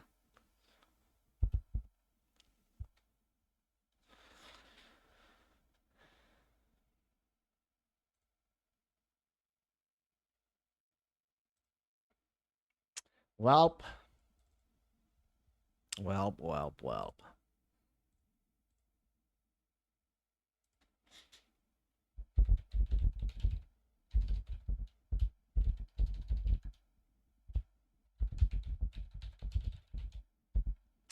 This was first practice since end of the last season. Now you are not built for these games, and you gotta build it up, boy. Are you all right, Madam Eleanor? Don't let those people get you down. I'm fine. But I'll build it up from scratch. But could you not do that thing where you blow air on me to dry my tears? All right, I'll just pat your head then. That won't be necessary either. But really, things are in a terrible state. The town burned. Winter the guild are ruined, incoming. the Oh abbey all but god. gone. It won't I be a functioning don't, port for some bro. time. I'm not ready for Fault them winter. being upset. Oh They had it god. real good here until we came along. Those Hellavesians were like spoiled children. Oh fucking god. Eloise was once a tiny fishing village. The bountiful northern seas provided plenty enough fish to sustain their trade. You been to the gym? But Yeah, bro. Flamestone gave them an Every easy day, way to bro. get rich. Once they got a taste, Every they abandoned day. their old craft. And now they're paying the price. But I've heard that the cooling temperature has covered half the northern sea in ice drift, making fishing much more difficult. My But the king! drifting ice carries tiny organisms, enriching the waters where it melts. The fish should be more plentiful than ever. I suppose you may have a point. We're ones to talk after what we did, but taking the easy path. Yeah, I've then been completing hitting as the soon as it gym. gets hard, that seems 6 days a week, bro. Yes. You said it, Laphicet. I think my appetite's getting a little overindulgent, too. That's not a bad thing. Just means you're healthy. Giant squid come to these waters in this season. Should I ask Benwick to fish some up? Yeah, and some normal octopuses, too. This calamity is... Demon! Isn't it? Well, we've been waging war with the Abbey everywhere we go, and now we're about to take it to a new level. If we pull the next Therian off of the Earth Pulse point, it'll likely be Kamoana's village all over again. The same devastation? Ooh. I wonder if there's something worse than calamity that they can call us. This is no laughing matter. People turn into demons in part due to their own malevolence. It's not like they're entirely innocent. But if there's someone out there who's being forced to act as Inominat's mouth, You like go 6 times a week Kamoana even when was, I have isn't work? saying Yeah, that the right man. thing to do? I do. cannot argue with It doesn't matter if I have a night shift or You don't not. have to You worry. gotta still hit it, bro. I'm the one who will devour the barrier. No matter how fucking I'm the one tired who you will do are, what needs to you be still hit it.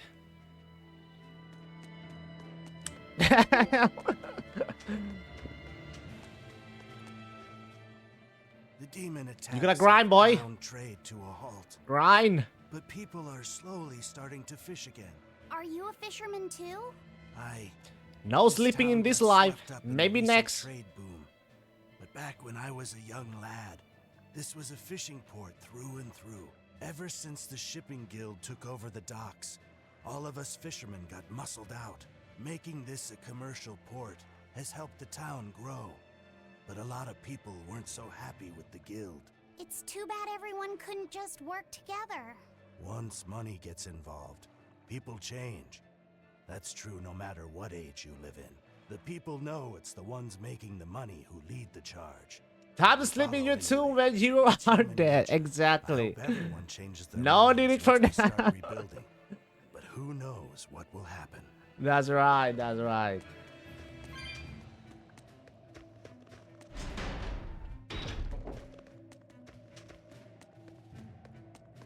Now it just feels a lot better to eat, you know. You can eat a lot of food. It just feels a lot better to eat food. Knowing you did all the hard work already.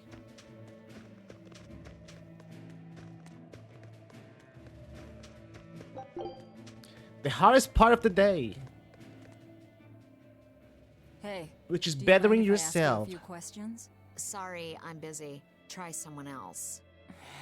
There ain't nothing a good amount of caffeine won't fix. And I'm an exorcist on patrol with the Abbey. I don't even was drink wondering if I caffeine, could bro. solicit your honest opinion about I how don't this take town is caffeine. being No run. coffee. Oh, I didn't realize I there got was it an straight exorcist raw, with baby. you. Yes, please tell the Abbey No we energy want Lady drink? Teresa back. Her No governance was pre-workout? strict, it's true, but at least we could live in safety. What the fuck? All the exorcists run off to the colony's ruins and leave us here in Yeah. the lurch. They value some Nothing. dusty, faraway ruins over the lives of the good, hardworking citizens here.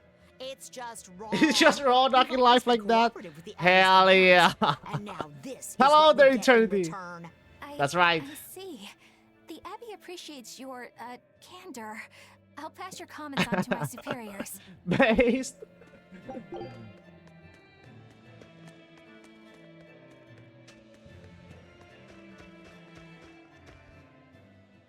First it was the sailors. And then even a small girl caught the demon blight. Sounds like you just get 5 hours sleep. Well, fuck it, bro. Through this town as well. 5 hours is better than nothing. After that incident, it just went poof and disappeared. I guess I was expecting a little more after hearing how contagious it was. I wonder what really causes it. Who knows? I heard of this one village in East Gand where everyone caught it at once. It wiped out the entire town. I hope the Abbey develops a cure quickly. I can't wait for the day where we can live without fear.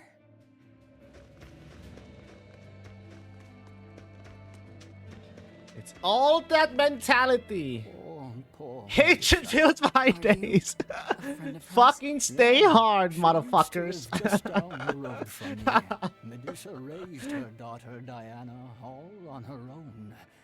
And then they up and murdered the girl. Murdered? By whom?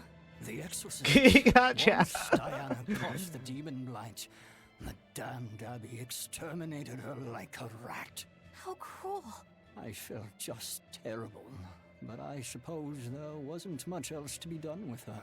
But Medusa, she hated the Abbey for what they'd done, so she barricaded herself inside the sanctuary. She just kept on screaming, all like, demons have feelings too.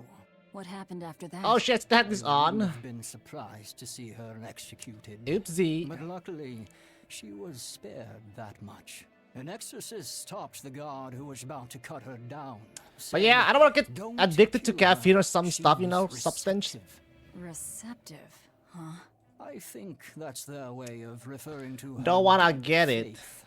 Before all this, she was a real devout lady. That was certainly kind of them. Medusa really cherished. You already are. Can't much blame her for blowing up like that. But the Abbey, they addicted. don't care so much about Addiction, no good, feelings. man. Reason is all that matters to them. They don't take kindly to people. You need it every morning. Every morning.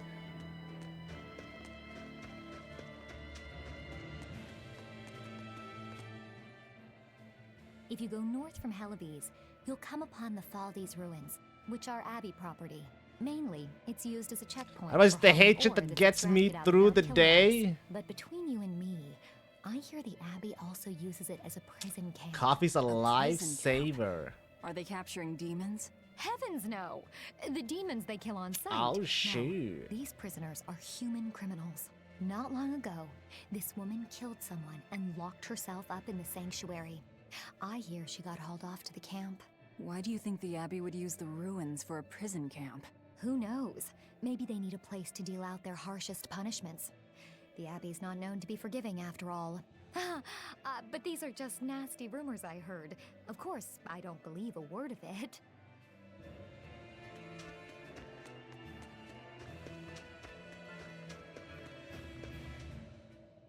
I can't believe the demon blight has spread into the city now. Scary times. Well, the one who caught it was a little girl, so they were able to deal with her before anything bad happened. But the problem was that the demon girl's mother tried to hide her. That's only human nature. These are dangerous times. We dare not let our emotions control us. One person's selfishness could endanger the entire community. Oh, right. Thankfully, an upstanding citizen noticed something suspicious and reported the child to the Abbey. But the mother went mad and killed him in retribution. And what makes it all the more lurid is, I heard the man she killed was a fellow she was actually thinking about marrying. The daughter had been dead set against her mother remarrying. You can taste the irony. That's horrible. She had it coming. If there's anything worse than demons, it's people who can't control themselves. So, Diana was a girl-turned-demon who was killed by an exorcist. And her mother Medusa hated the Abbey for it. And the Abbey is using the Faldes ruins up north as a prison camp. It's a lot like what happened to Kamawana, isn't it? It's natural for a mother to love her own child. To make that a crime. What I'm curious about is the use of the word receptive to describe Medusa. So long as there is one receptive to divine power, Therians shall be forever reborn. If our interpretation of that ancient book is right, it likely means she's receptive to Inominat's power. Meaning they brought Medusa to those ruins where there's an Earth Pulse point. and then they made her into a Therian. That would certainly put all the pieces together, yep. Plus, if this Therian the Abbey created already hates them, that's all the better for us. Yeah, I imagine she'd be willing to work with us. Although, it sounds almost too easy. Did I jinx it? I just jinxed it, didn't I? Probably, but we won't find out until we try. True. Let's head for the ruins. And don't worry, you totally jinxed it.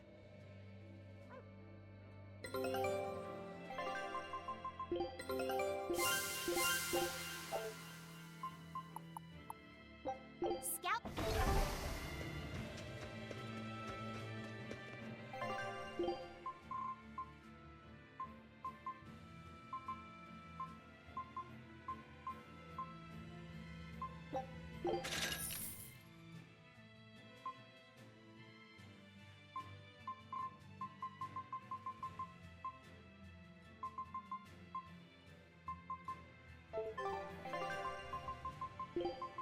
Oh, can't a witch get right? I'm ready to go.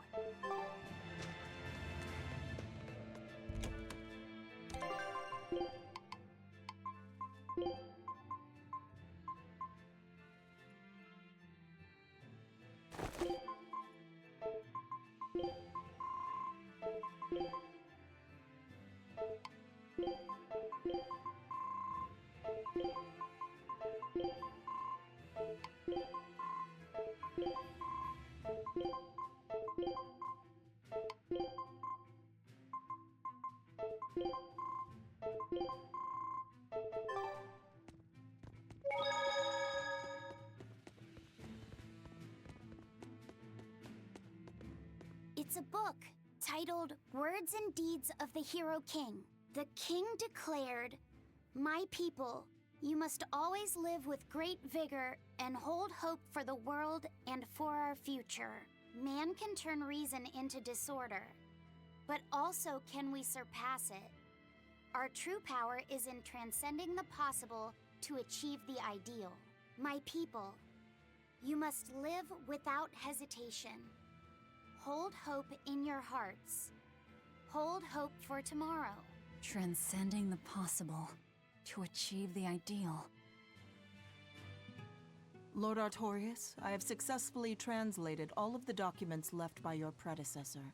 However, I have concluded that, for the time being, it is impossible to form pacts with all 4 Empyreans. As I feared. Not even my predecessor could achieve more than 2. I suppose using the 5th Empyrean is my only option. Is that even acceptable? Doing so would require... I will do whatever needs to be done. I betrayed my teacher. I betrayed the mission he gave his life for, that he entrusted in my hands. For a time, I thought I could bear the weight of my sins and go on living, with Celica by my side. But now, she's gone. Yes. Man can turn reason into disorder, but also can we surpass it? Our true power is in transcending the possible to achieve the ideal. I must bring about the ideal world. I couldn't protect the people I loved, but this, at least, I will accomplish. Arthur? Huh? What is it, Velvet? Were you just talking to someone? No, I was just thinking out loud. Oh, okay. I finished making dinner. Tonight is prickle boar stew. Plenty of meat, but not too heavy. Sounds great. Let's hurry on back home, then.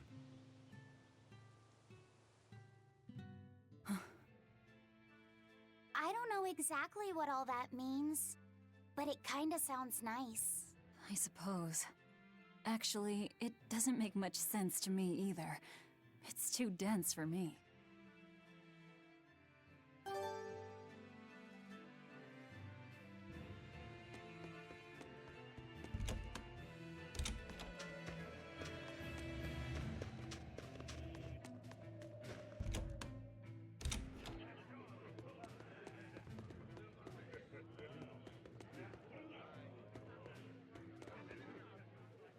Now we have demons rampaging through our towns.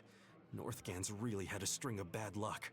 The weather's gotten even colder, Mercio's port is blocked by an ice drift, and hardly anyone sails the North Seas anymore. But relief supplies have made it up here, right? It may fill our bellies, but not our hearts. Huh? If the Abbey truly wants to save this town, there's something we need more than food or gold. Lady Teresa! If only I could be pierced once more by those fierce, ice-cold eyes. Punish me, Teresa, my love! Wow. Can we make it so that he doesn't get any more supplies? Lady Teresa, my life is for you. Wow. Hi! I was wondering if you'd let us put on a little comedy show. What do you say?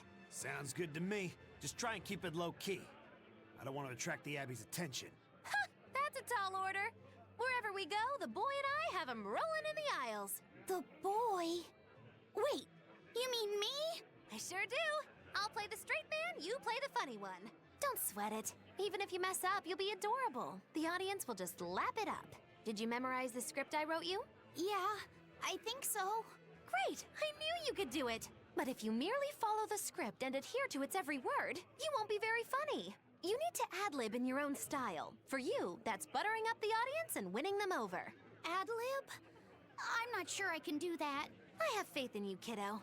You're gonna discover a part of you that you never knew existed. Just focus on finding ways to charm our audience. Okay, I'll see what I can do. All right! Then let's get this show rolling!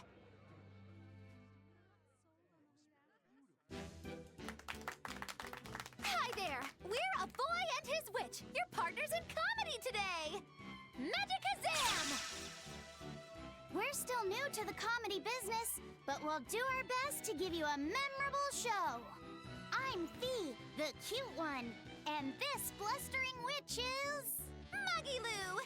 Wait, who are you calling blustering? Meow! Sorry, I just suddenly felt like doing an imitation. An imitation? Like, of a cat? Not just any cat, a nearby cat. Meow! You're losing them. Time to go on our charm offensive. Roll with it, kiddo. Every slip-up is just a new opportunity in disguise. See? It's supposed to be a pun on how cats sound and how near is pronounced. I didn't actually hear a nearby cat meow like that or anything. He's explaining the joke? Are you going crazy, Laphicet? What good does explaining a bad joke do? But you told me to ad-lib to try and win our audience over, didn't you? I figured maybe if I explained it to them, they'd get the joke and find it funny. Just stop. Even if they get the joke that way, it's just going to be sad. I don't mind that. I'm not afraid of messing things up. Oh. I just want to make sure our audience feels valued. No, you have the right idea, but... I guess I should mention, Moggy Lou's the one who came up with the script. She just made me come and act it out. I don't care if it made the audience happy, you just sold me out! I can't work with you like this, no way! I'd say we got a lot of ad-libbing into our routine today. How was the show? I'll just say one thing. You need a better writer. It wasn't me.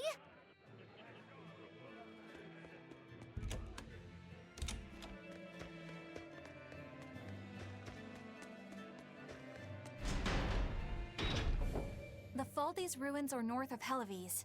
Helavis is... different now, isn't it? Maybe, but you've changed too. True. When I first met all of you, I never could have imagined I would go on such a journey. I could barely even think then. But then Velvet let me keep this compass. And Aizen and Rokuro taught me to be myself. They certainly did. And look at Dial. He's a regular part of the Von Altia's crew now. Even Restless Bienfu and Grimoire are now part of our merry band. Yep. Hey, aren't you forgetting someone? Oh, and the prince and his hawk, and Kuragane and Kamawana are with us. Listen, I've got more part in this tale than any of them. Hush. Whatever I'd say, you'd say doesn't matter to you. At last you begin to understand me. Magic Kazam. Machigazam! I didn't think Northgand would be this cold. But Northgand was Teresa's territory. Wouldn't you have been here with her? I think having my awareness controlled meant my senses were dulled as well. I see. But the cold doesn't seem to be bothering Aizen at all. In fact, everyone else seems comfortable here. If you shiver at these temperatures, you'll never make it on the high seas. In my youth, I practiced the blade under the blazing sun and through raging blizzards. Besides, when I turned into a demon, extreme temperatures ceased to affect me. The same thing happened to me. I used to hate winter, so that's some good luck. But what of yourself? You seem to be handling it just fine. I'm freezing, actually. I don't know how you stand it. I loathe the cold more than anything. That's why I've armed myself with a secret weapon. I've stuck thin, yet powerful, Cuckoo brand hand warmers all over myself. I even packed them in my shoes. Really? That sounds amazing. I'm willing to share, if you act like a dove. What? Go cuckoo, like a dove. Please share your cuckoo warmers with me. Cuckoo. You're no velvet, that's for sure.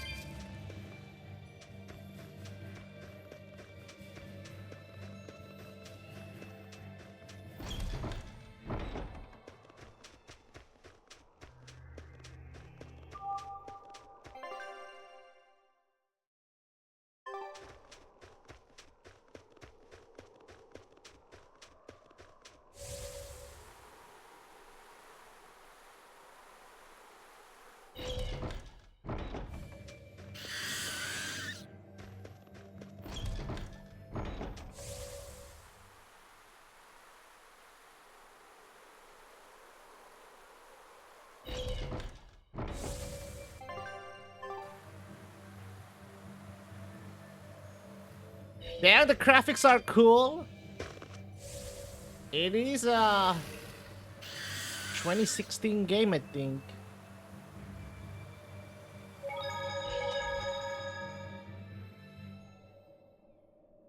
Fall Deers Ruins.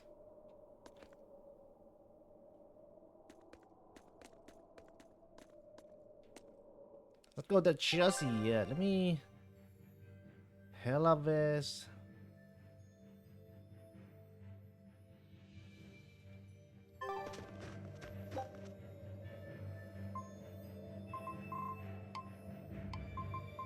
Titan Coracle. Go from here.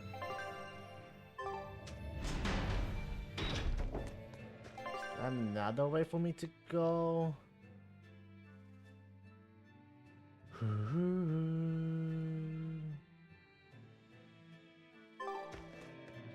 Storehouse? High trade?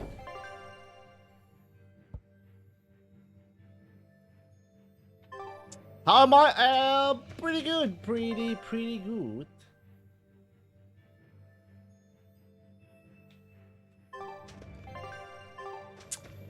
How about you? How you been?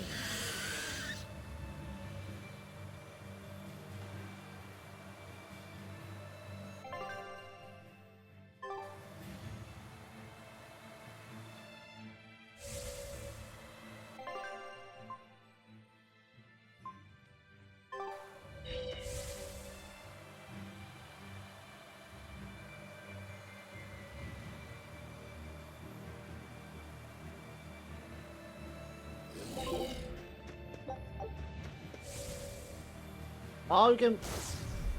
Okay. Nice. You good?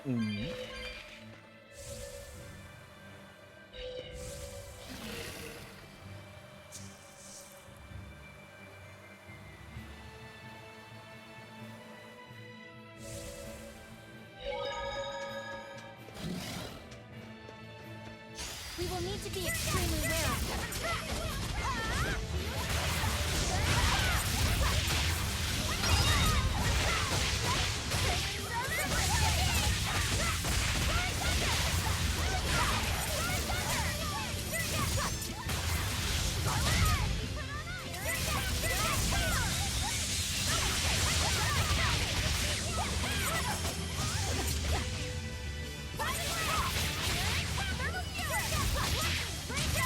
Nice. That about does it.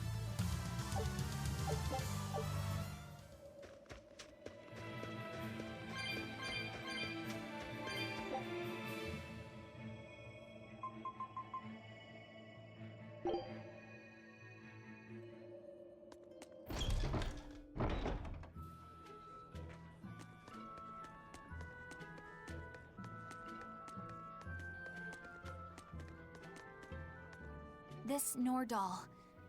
It looks a lot like Grimoire and Bienfu, but there's something different about it that I can't quite put my finger on. I agree. Those two are positively gloomy, but this doll seems calming, yet glamorous too. Like I said, a quiet radiance. Yeah. You think so? I think it's more lethargic or absent-minded. Like a What's my kid favorite tells Tales what's going on game? in its head. Either So way, far? I'm 1,000 times cuter than that thing. What's cute So about you? far? People who keep Oh, their that's a faces top covered are top creepy. question. Let's say the top so far, right? The top game so far, There's Light, definitely something off about it. Abyss, Charming, Symphonia, a and little this. ominous. Like I can never entirely be at ease around it, if that makes sense. You think so? Actually, I think it's cute.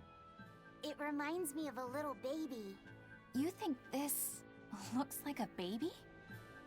I remember when my sister was about as small as that doll. She had the tiniest little hands, and she tried to grip my pinky as best she could.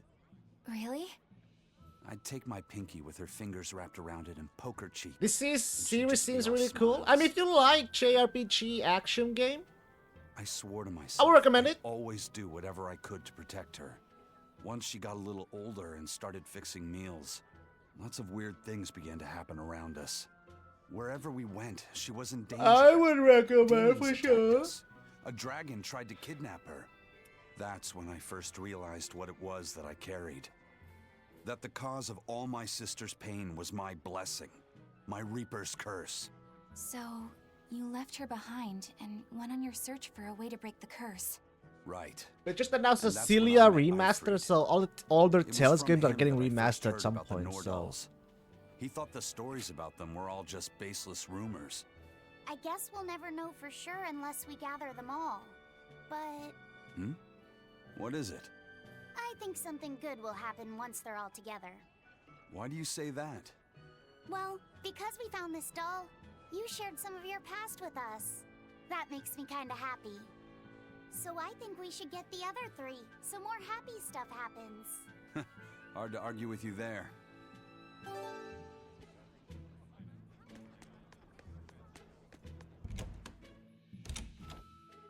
hey, Next weekend is Bunny Bonanza Saturday. Bunny Bonanza Saturday? Bonnie Bonanza, I've Bonanza, heard of this. You eat a hearty, healthy not meal DK of rabbit meat to Bonanza. help you get nice and strong. You eat rabbits? No, silly. The night of the third Saturday of every month, lonely people go to sleep hugging a rabbit. Huh. If you go to sleep with a fuzzy friend in your arms, you're sure to have good dreams. No, I'm sure I heard that you eat them too. You must be thinking of Rat Pig Roundup Saturday. There's a Saturday for rat pigs too? Yup. On the night of the third Saturday of every month, people who aren't lonely eat rat pigs to get nice and strong. Makes sense. Rat pigs are great sources of nutrition. An amazing choice for anyone, lonely or not. The secret to a happy family is Rat Pig Roundup Saturday. That's what I always say. I feel bad for the rat pigs.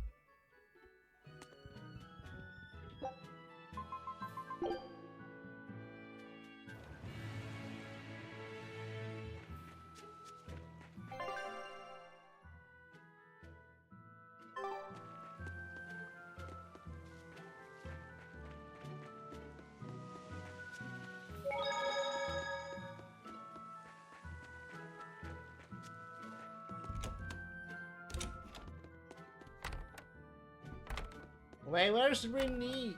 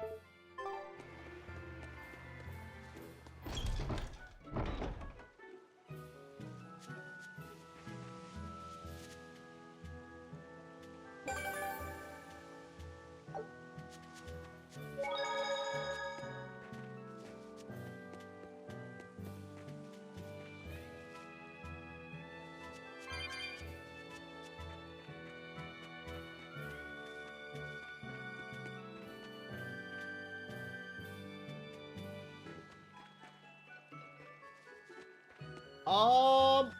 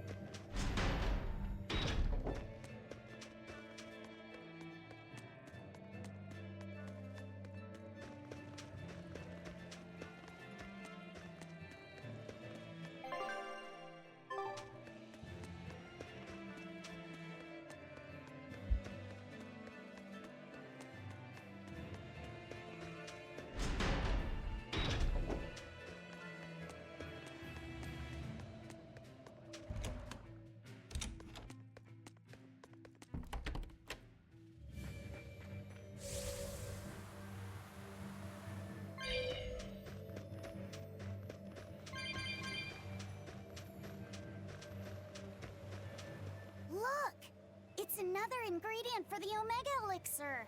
A unicorn horn, huh? Hey! Whoa! Careful with that!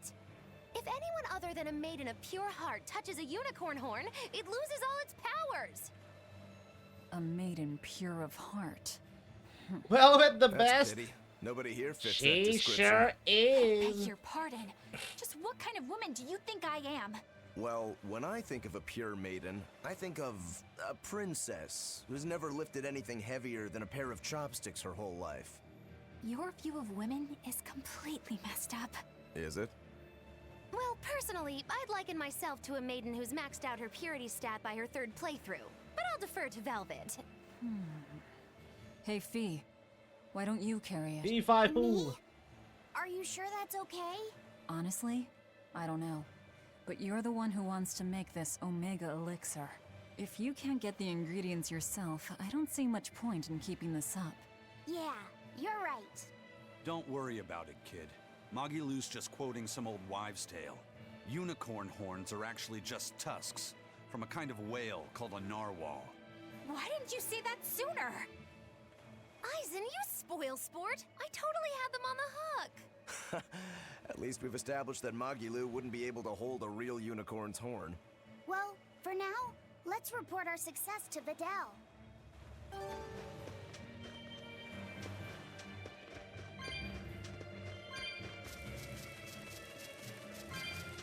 Now it's okay.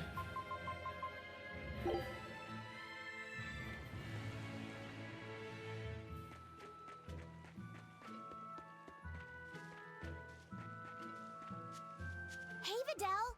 We found another one of the ingredients! Thanks.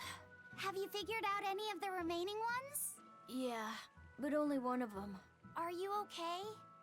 Are you feeling sick again or something? I found something else in the book. The Omega Elixir was originally concocted as a way to cure the 12-year sickness. The 12-year sickness? An incurable disease. Every 12 days, you break out in a fever.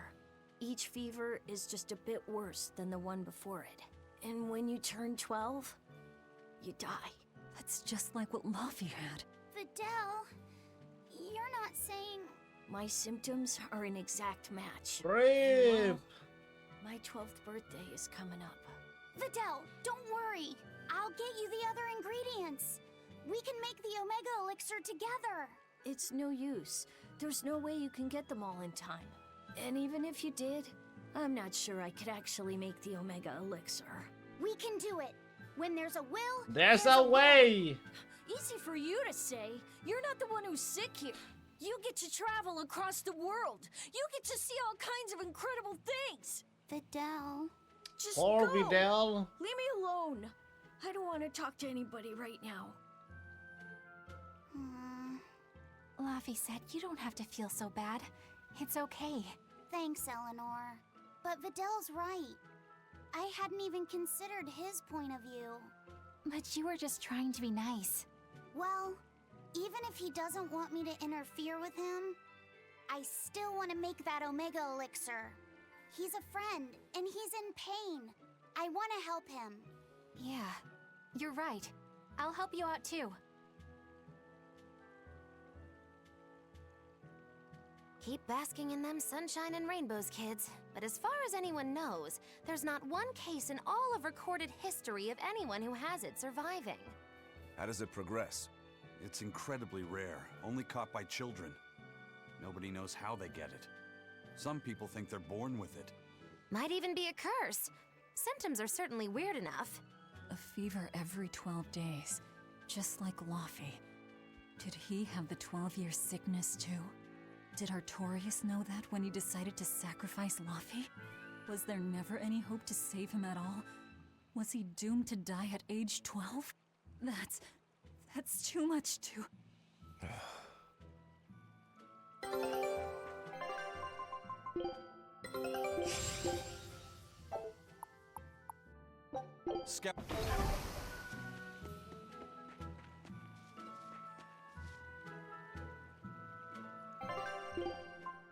Get more of these.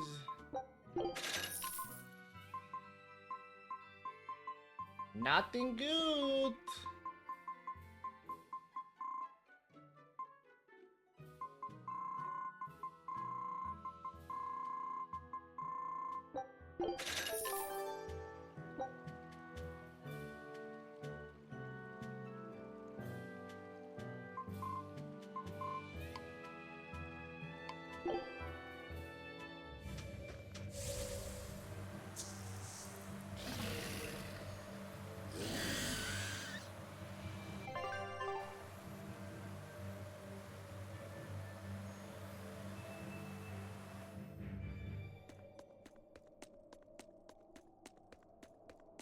Look, no guards.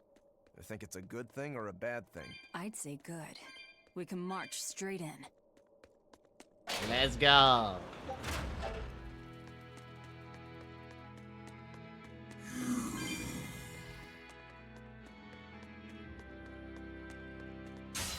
I'm ready for this.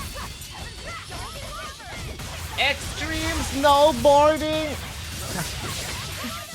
Yes. Hello, Ame. Where's that song again for Sonic Adventure 2? That first stage? You got that boring?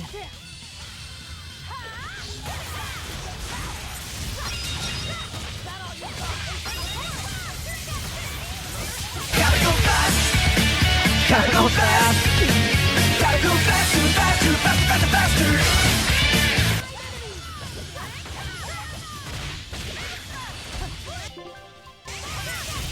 Did you see the trailer, Ame?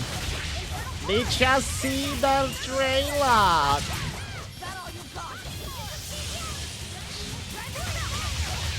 You never see it coming. You like buying go see now? You should. The best Come in.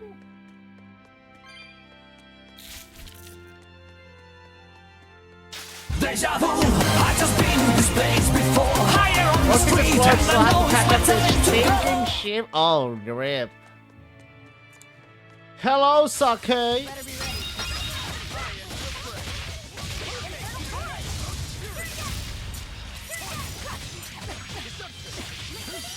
Ow. Oh shit, they actually hit hard. Celia remastered? Yes. FIFA. Oh fuck, why are they hitting so hard? Hi and bye. Bye bye, Sake.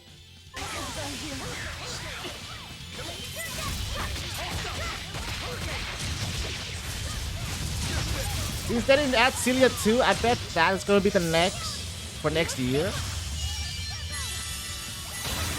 Probably, I would say.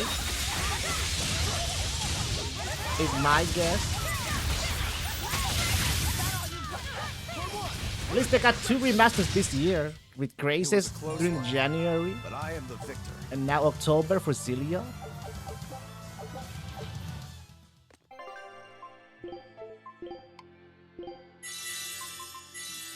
Jesus, these fuckers are not fucking around. There sure are a lot of Malakim posted here. They're probably here to protect the Therian, right? One would assume. The exorcist controlling them can't be far then. Be careful.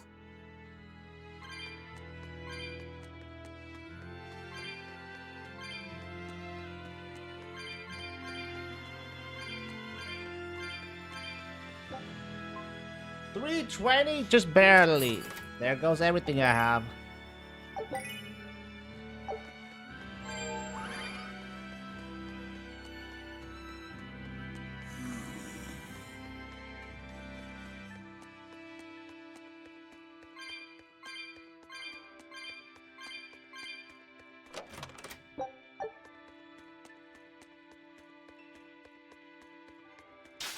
Look at the key artwork. Seems to be a new artwork of Milia from Mutsumi Inomata. Oh? That's cool. Because I know, you know what, passed away last year. Shitty.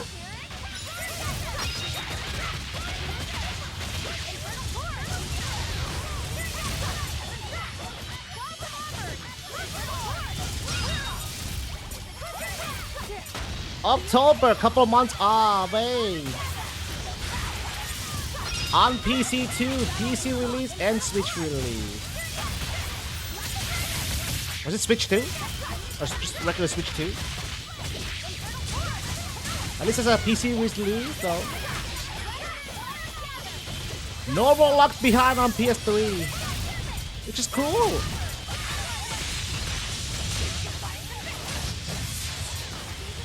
And there will be a Switch 1 too. We won, right? Right? Right. Yeah, I think so. I think so.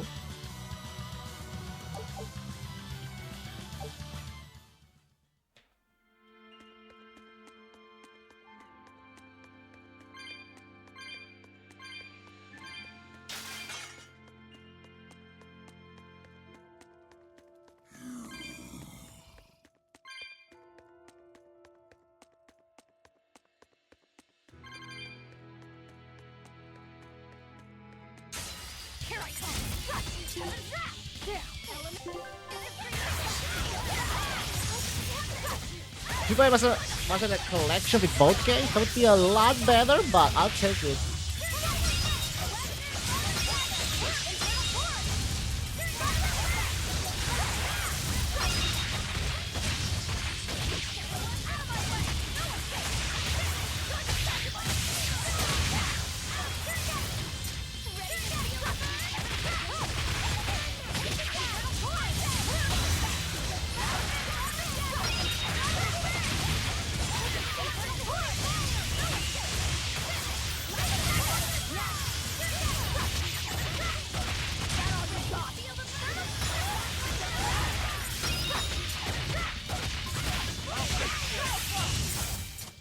I hope I did a good job. Yeah, these guys ain't playing around.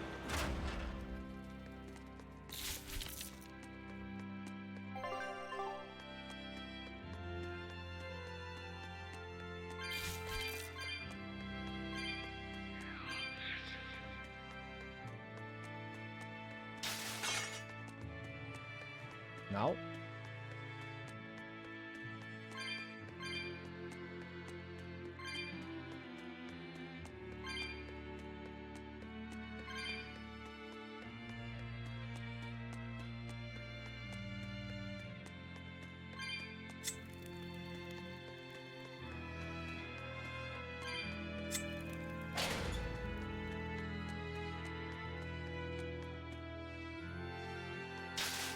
These ruins.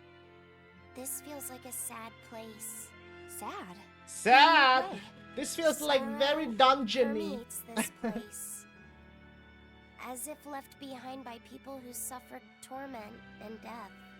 I guess that's a weird impression to get by just looking at some ruins, huh? I'd trust my feelings if I were you.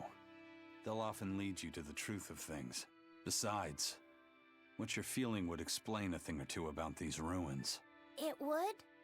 Rather than attempting to impress visitors with beauty and opulence, the building and its passageways were built with strength and stability in mind. And that means... They were anticipating volcanic earthquakes. And they expected that someone might turn violent in these passageways. Not a bad observation. And what would bring such savage people to these halls? Surely they weren't just passing through. Then this passage must have led to somewhere. Some room or structure deeper within. A prison for the worst criminals. Or maybe a battle arena. And that's what gave you a sense of sadness. If it was an arena, then treasure for the victors might be hidden away somewhere. Why would it be hidden? Well, those fighter types might not have been all that nice. And the people who built this place seem to have been the cautious type. Hidden treasure, huh? Where do you think... Save your speculation for another I day. watched both the English and Japanese Berseria trailers. defined. The English trailer is cutting out the opening theme song. What? So, about that treasure. Why would they cut it? Ugh. We'll talk about this later. Oh, man. Oh man.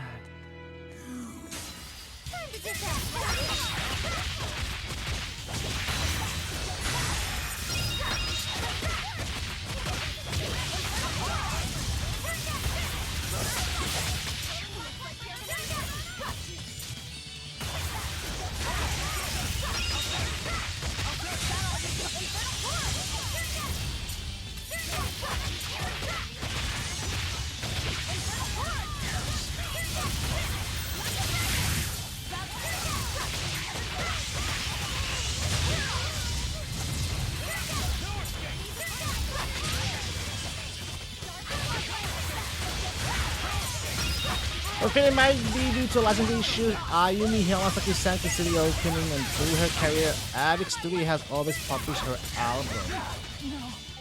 Oh.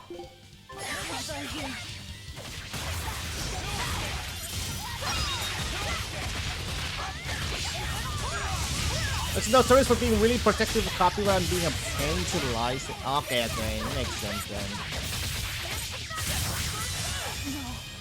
How many? What the fuck? Are you kidding me? Why did they hit so hard?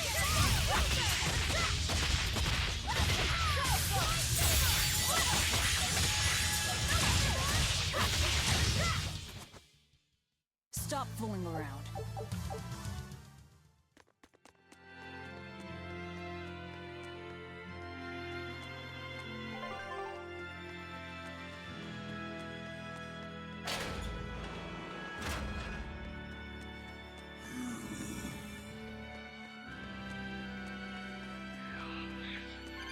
They've been chasing me.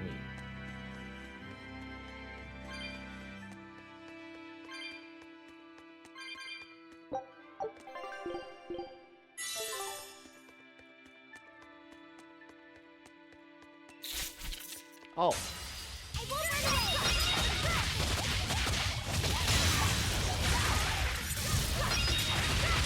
I was Nintendo handshake been obnoxiously protecting of IP. They sure are.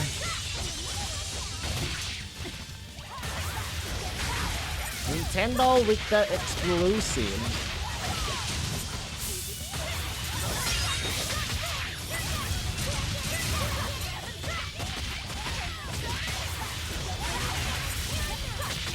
Like an Avex with the art, music, all the artists, whatever.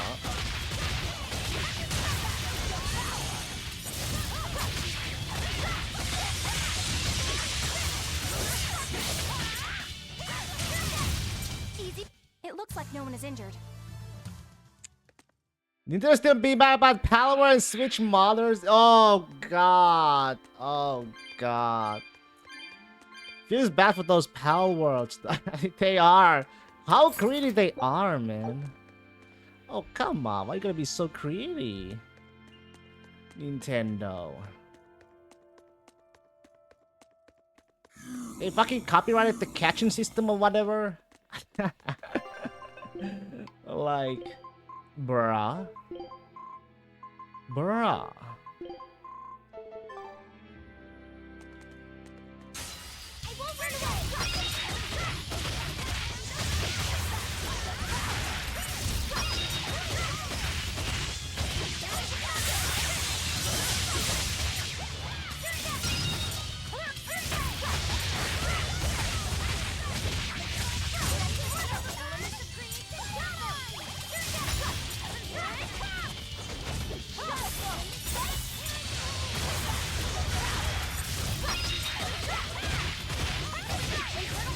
My guess is the man doesn't really have a strong opinions about Pokemon type game either way, but it's kind of silly to watch that all go down.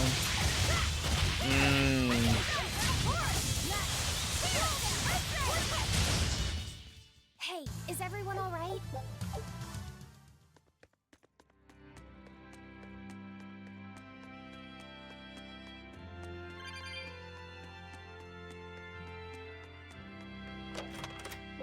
You okay? Turtles! Oh. Oil, oysters in the cloisters. Oh, Ah. got another letter for you, Eisen. Okay.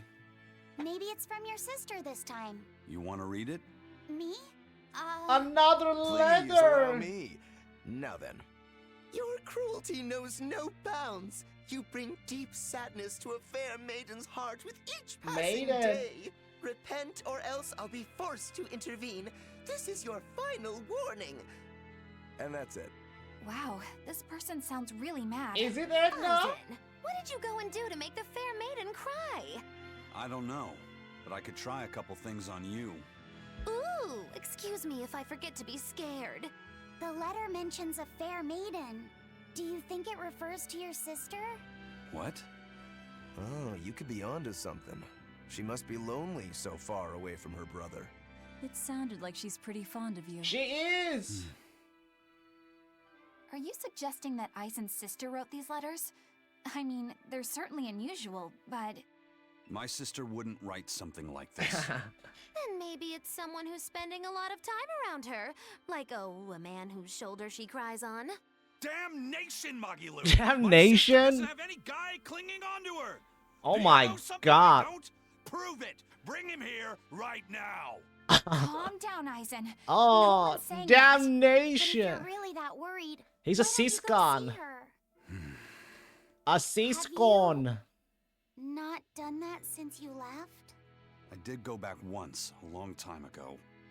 But as soon as I showed up, a crowd started to gather. Overcome by malevolence, Aww. they turned into demons and attacked my sister then and there. Do you think it's your fault that happened? What do you think? I'd moved us to a safe place, low in malevolence and high up a rugged mountainside. So much for coincidence. I haven't gone back That's to see her Reaper's since. curse! Changing topics. I know I said these Nord You know what dolls were a Berseria little off, world needs? but I Zoom think I'm and starting or to see that as part of Discord. their appeal. Oh, that. My point is, no matter how odd it might be, any gift could make a girl happy if it's given from the heart. For sure. Sorry, you can't have They one. need a telephones of some kind. It's a world of magic. Maybe make a magic line or something.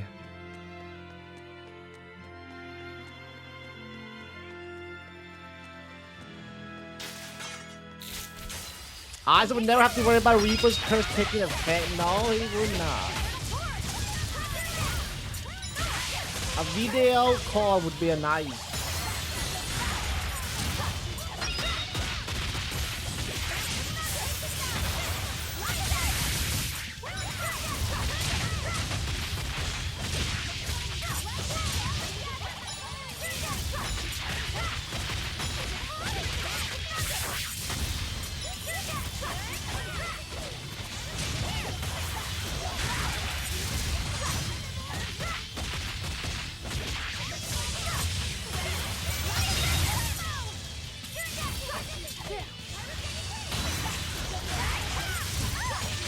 Oh my god!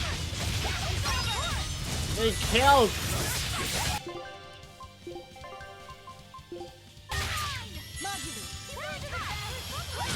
Heal me!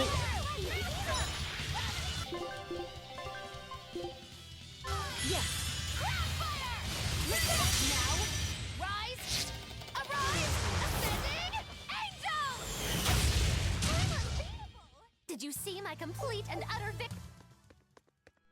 Ooh.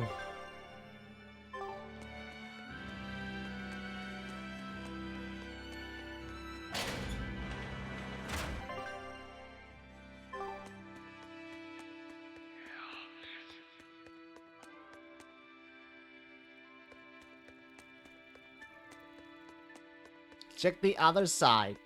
So I bet the next remaster probably gonna be the second one then. And after Celia 2, hopefully Abyss. Or something, or you know, older tales for sure. Any older tales would be nice.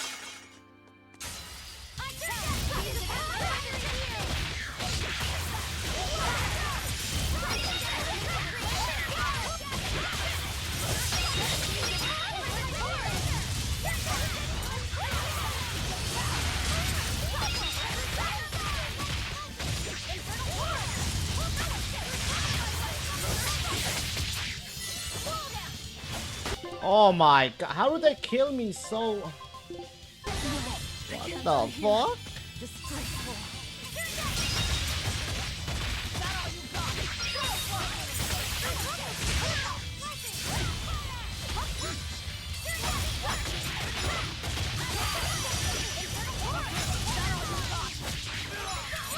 Berseria 2 time to pay off student loans in HD. I'm gonna die again.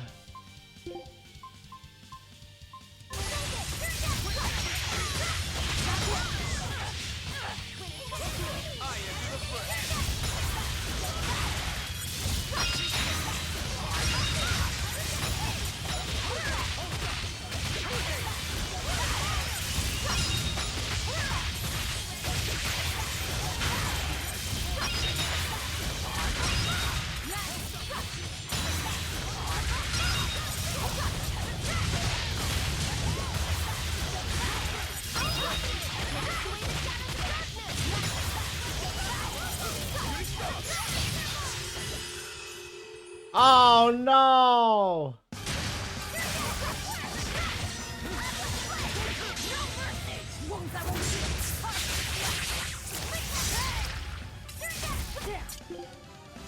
Lindworm!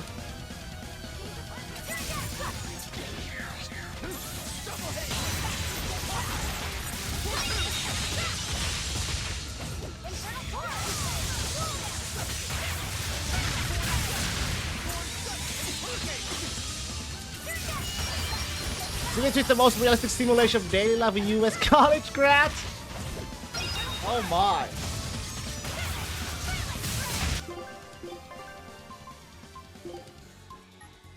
What? Tyrannized?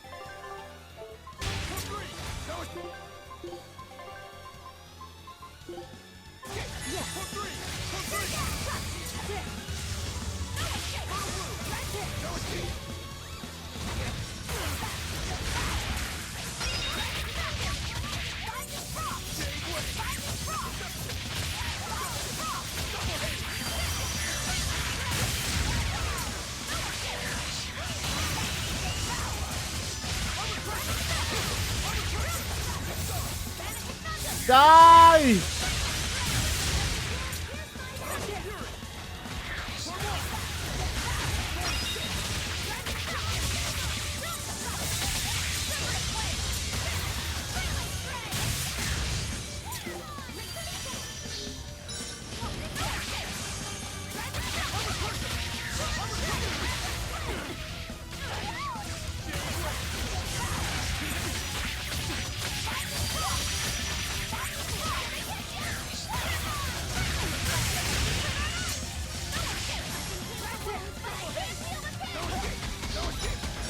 Jesus!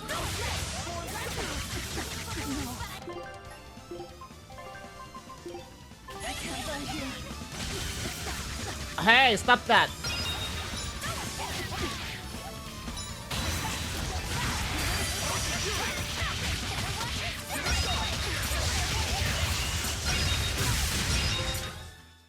Oh! Your style is really unique. Crazy.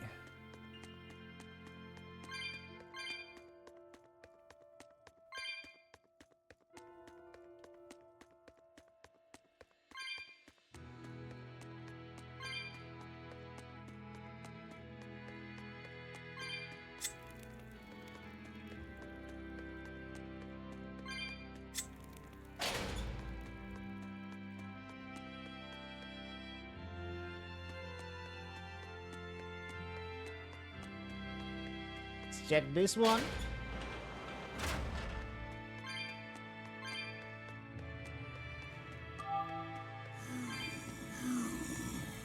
Guys, too slow.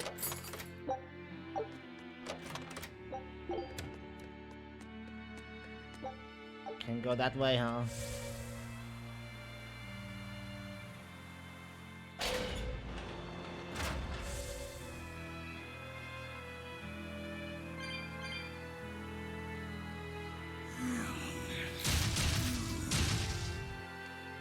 Let's say again about the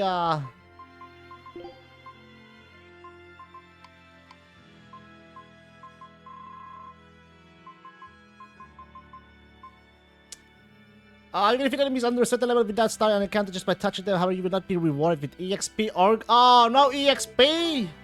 What the... What the... No EXP!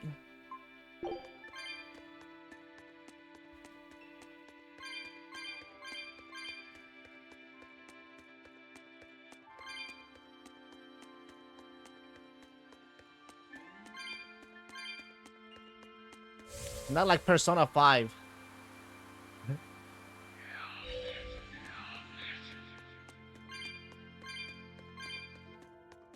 Oh.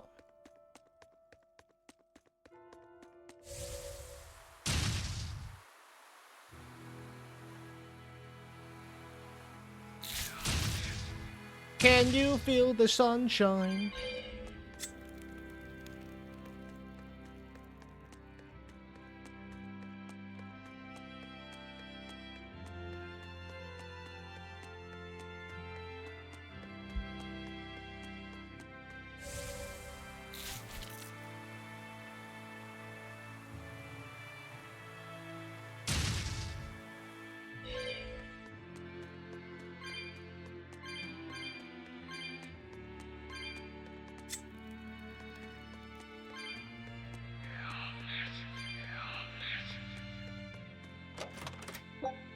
All divides. I never actually really used those divides thingy.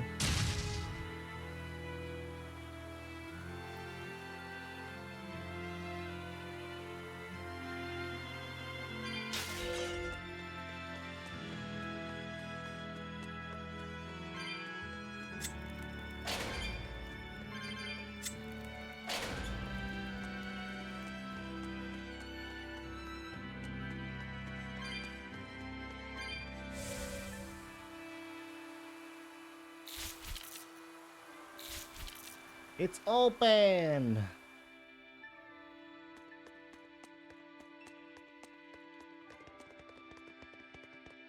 How's Medissa been acting? Hello. She's calm. It looks like letting her in on the truth worked as well as we thought it might. Good. Maybe she'll be easier to control now.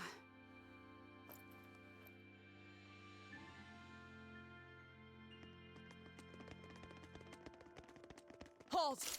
Who are you? Who are we? Your worst nightmare. I'm vengeance.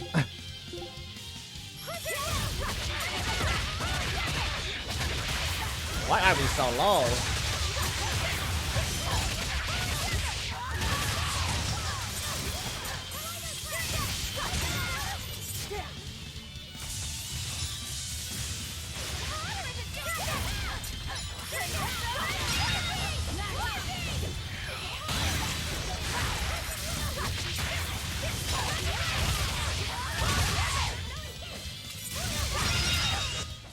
We're finished here.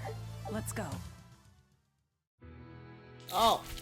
So, Medissa really is here. But what's this about the truth and controlling her?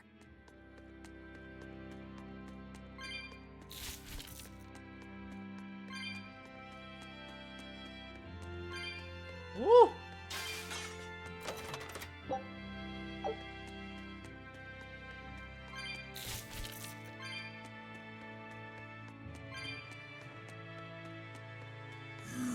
Oh.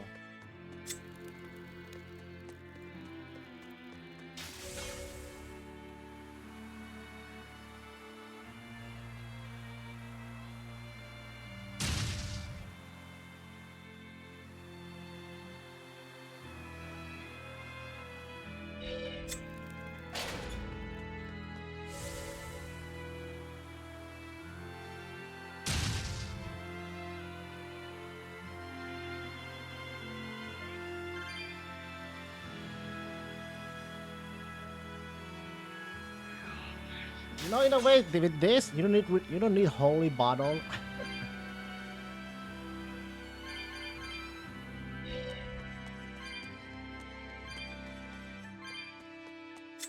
Let's see, one, two. Oh, it's already open.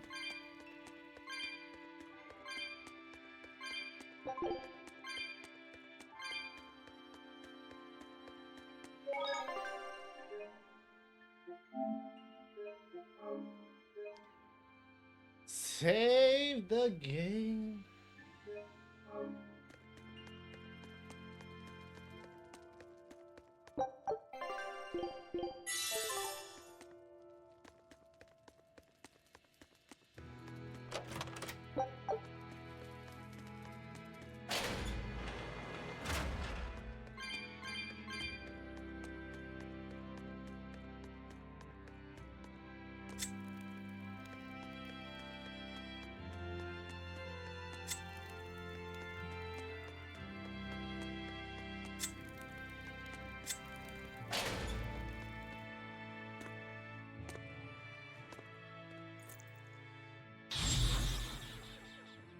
A barrier.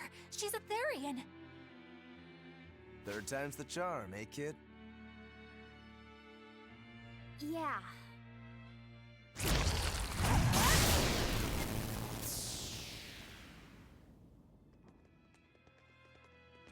You're Medusa? Medusa. I am. And who might you be? We're like you. We carry grudges against the Abbey. And Shepherd Artorias. It's gonna be okay. We came to get you out of here, Medusa. There's no escape. What? Please, don't give up. I can... No, you don't understand. There's no escape for you. What? If you dare sully Shepherd Artorias' Oh my ideals and the light god. the Abbey shines upon the world, I will kill you all! Why are you doing this? She's the Abbey's lackey now. Way to jinx it, Rokuro.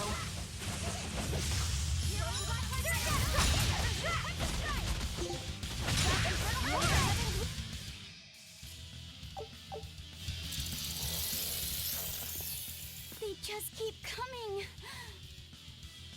That snake woman keeps summoning them. If we don't go after her directly, there'll be no end to it. Your left hand. Don't tell me you're the calamity. Why are you doing this, Medusa? Why fight for the Abbey after they forced you to become a Therian? They didn't. I became one of my own free will. She did? But your daughter, slain at an exorcist's hands. You must hate the Abbey for that, don't you? Oh, I feel hate. Toward a world where demons spawn from the people's malevolence. You know about malevolence? The exorcist told me the truth. Diana turned into a demon because of the malevolence she radiated. I knew what I had to do. Become a Therian, and devour malevolence so that such a tragedy would never repeat itself. It matters not what dreadful form my body may take. I will revive Enominat and change this wretched world! If that's how it is, fine. We'll take you by force.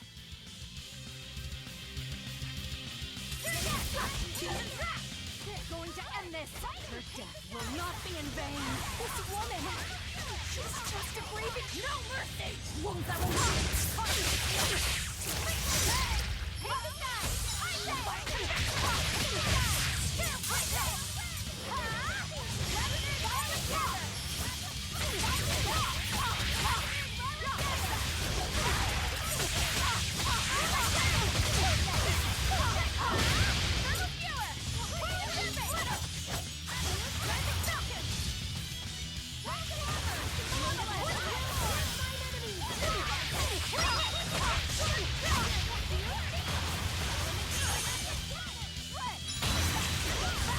I missed!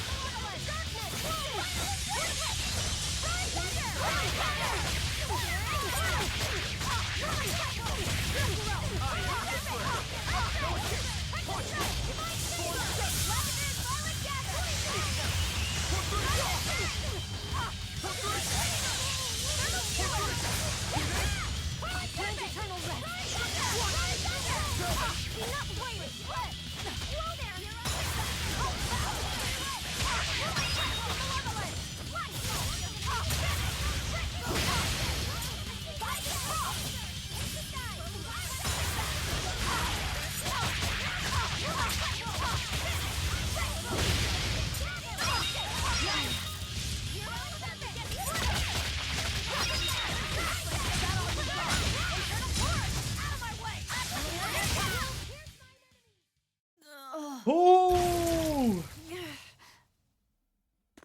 It's over. Curse you, Lord of Calamity. Not me. Lord of Calamity. Lord of Calamity. That's the name of the demon lord who will bring about the age That's of Helldolf. chaos. The unrepentant embodiment of malevolence. That is whose Helldolf. blind pursuit of self-gratification will rain destruction upon the world. The irredeemable, uncontrollable personification of human sins. An evil like you. Demon, Therian, Lord of Calamity. Call me whatever you like. But if I'm the supposed Lord of Demons, then you're just a minion to be used as I please. Nothing more. No, I refuse. What happened to my Diana was my fault. That's why I will fight you until my dying breath! Stop! Don't get in my way! No! Enough mothers have died. I won't let you join them! Eleanor and Kamawana, they both lost their mothers too. It's a terrible thing. Kamawana? A little girl that the Abbey forcefully made into a Therian. Her mother tried to save her, but she failed. All she could do was to offer her own life to fill her child's empty stomach. Kamawana's been crying ever since. She misses her mother. If you die here, I can only imagine how sad that would make your Diana. Diana! You don't need me anymore, Mom. I get it. Oh. This new dad more than your own daughter! No, honey. I did it for you. But you really thought I stopped loving you. And the malevolence made you into a demon. It's all my fault. I'm so sorry. Forgive me, Diana. Medissa. She'll be all right. She's just unconscious. Let's grab her and haul her back. I'll place her under a binding art, just in case. Gotta hand it to the Abbey. Very resourceful, taking advantage of Medissa's regrets like that. Emotional damage! And who would do their bidding. It's just so cruel. Who cares? Reason above all, no? Who cares? It's true. Literal The way emotional I feel goes against all damage. reason. There's no telling what'll happen to Heliphys once we take Medissa out of here. And yet I'm doing exactly that, all on account of my own hang-ups. Even crushing Medissa's honest resolve. According to reason, malevolence is the fault of the individual. You assume no responsibility or guilt for what happens to them. I refuse to turn a blind eye to the consequences of my actions. I chose this path to seek the truth, not to deny it. If I'm to betray reason, then that is the very least I should do. You're too much, you know that? You and Medissa both. Quit overthinking things. Just blame all the suffering on the Lord of Calamity. Makes life easier. Velvet, I'm not trying to cheer you up. She was the very, very, very first Lord of the Calamity, huh? Whatever's coming, I can handle it. The very, very, very first.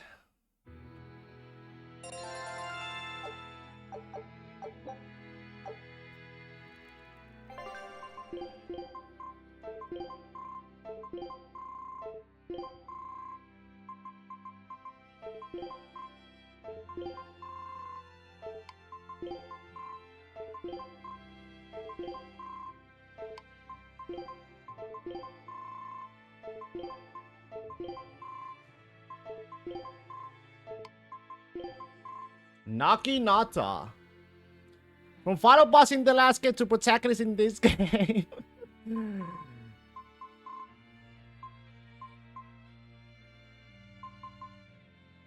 But if I upgrade this, it would be better than this for sure.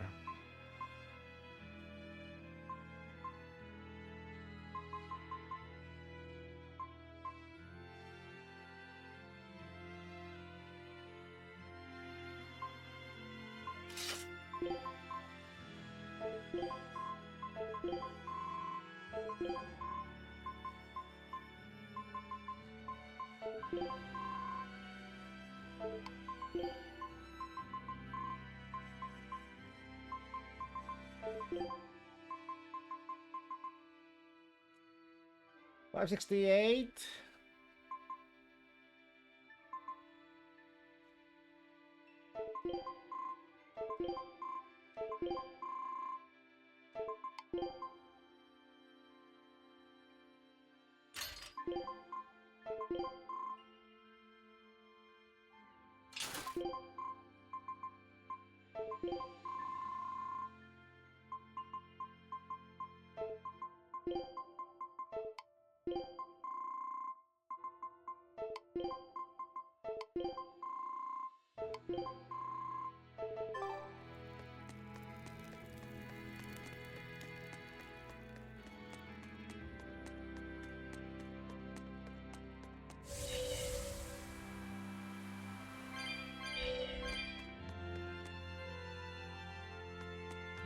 Hey.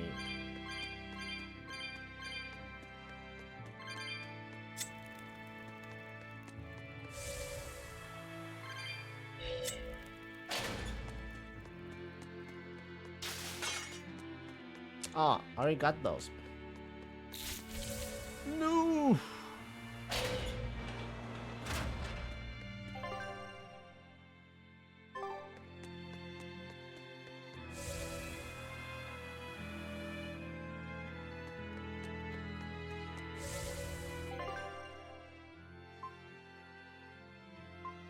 I'm gonna check where that led.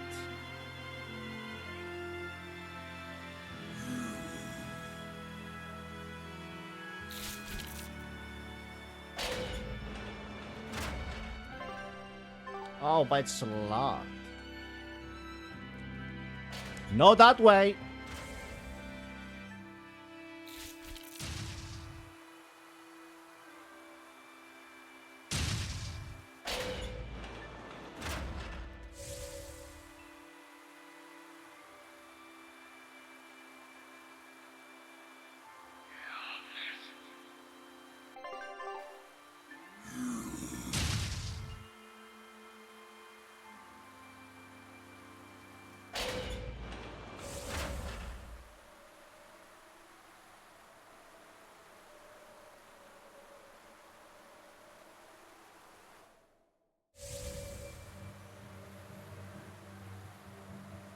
Hey, Eleanor. I was wondering, do you think I hurt Medusa saying that stuff to her back there?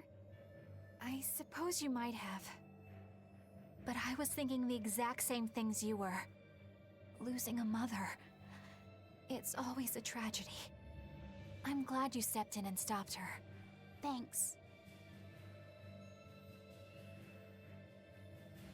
That Eleanor. I swear, she feels way more responsibility for everything than she needs to. You think we need to worry?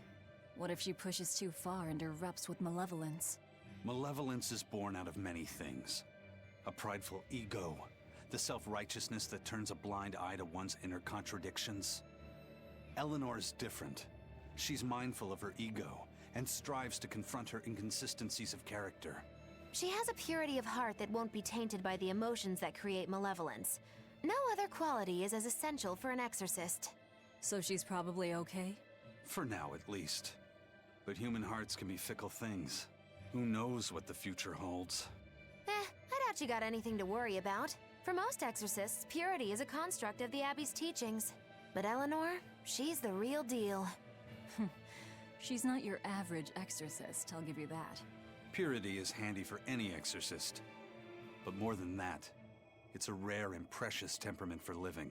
Everybody's got an ego and certain internal contradictions to some degree. Facing one's own ugliness in an honest manner is never easy. To be a normal human is to live carrying malevolence. It's just how much you let it control you that varies. I guess malevolence might just be a fact of life, huh? But Artorias can't accept that.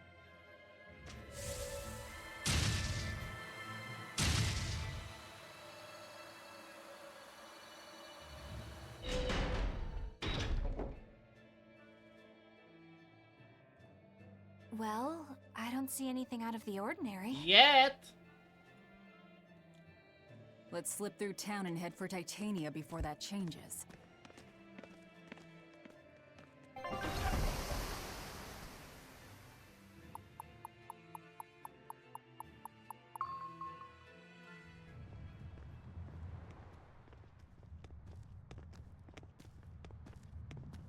So this is your secret hideout.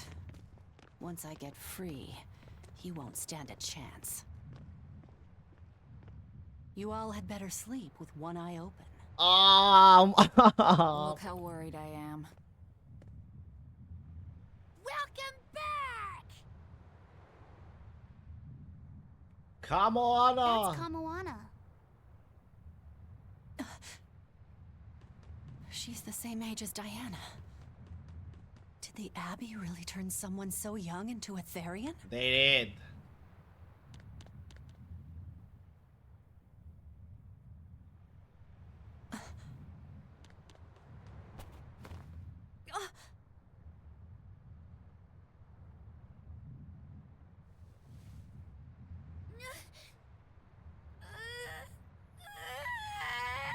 You made her cry! Eleanor!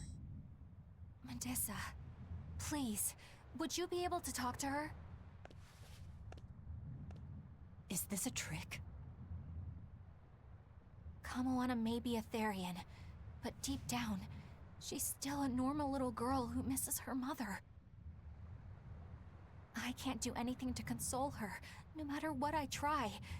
But if it were you...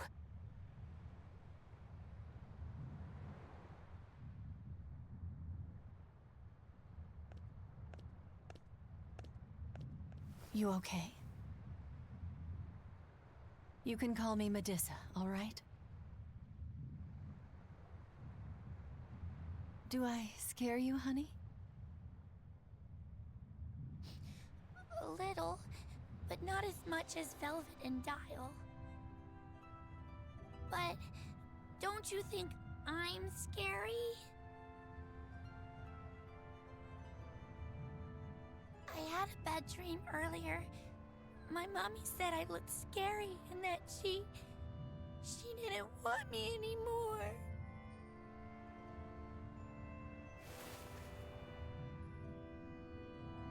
She would never. Your mother would never think that about her daughter. But how do you know? Because I'm a mother too. Mothers always love their children, no matter what. No matter if we die. No matter how the world changes. There's nobody who loves you more in the world than...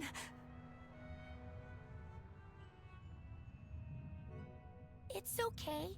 You don't have to cry.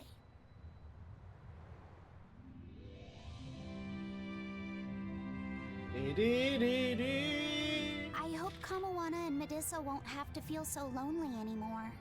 Yeah, trying to stop the waterworks gets old fast. Listen, if it's not too personal, was your mother, She's dead.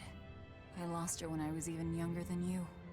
Oh, I'm sorry to hear that. It's fine.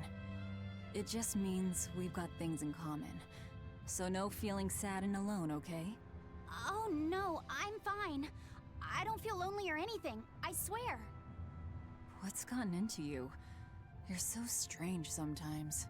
No, I'm not. Eleanor, I'll have you watch over Kamoana and Medissa. Yes, of course. I'd be honored. Thank you. Are exorcists supposed to be so polite to a grand poobah of calamity or whatever? Sure, why not? Besides, The Demon Lord ought to not trouble herself over such trivialities. Velvet, Grimoire's calling for you. She says to bring Laphicet and meet her at the observation tower. Got it. We better get going then.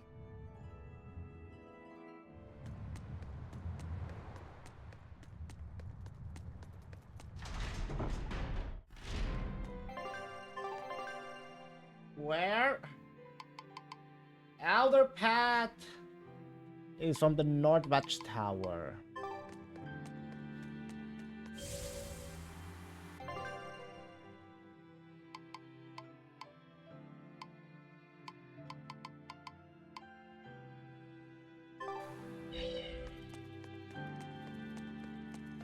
Hey, do you all have mothers?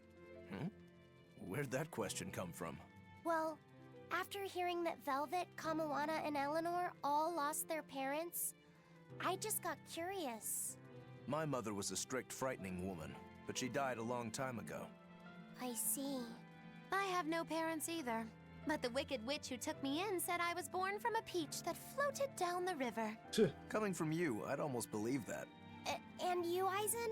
We Malakim are formed from untainted mana. Sometimes humans are reborn as Malakim, but they retain no memory of their previous lives. In other words, we don't have blood relations like humans do. I see. By the time I was aware of anything around me, I was already tethered and being called number 2. I suppose having no mother means I don't have any memories before that. I told Medusa that losing a mother is painful, but I can't know how painful it is. Go easy on him, Eisen. He's just a kid.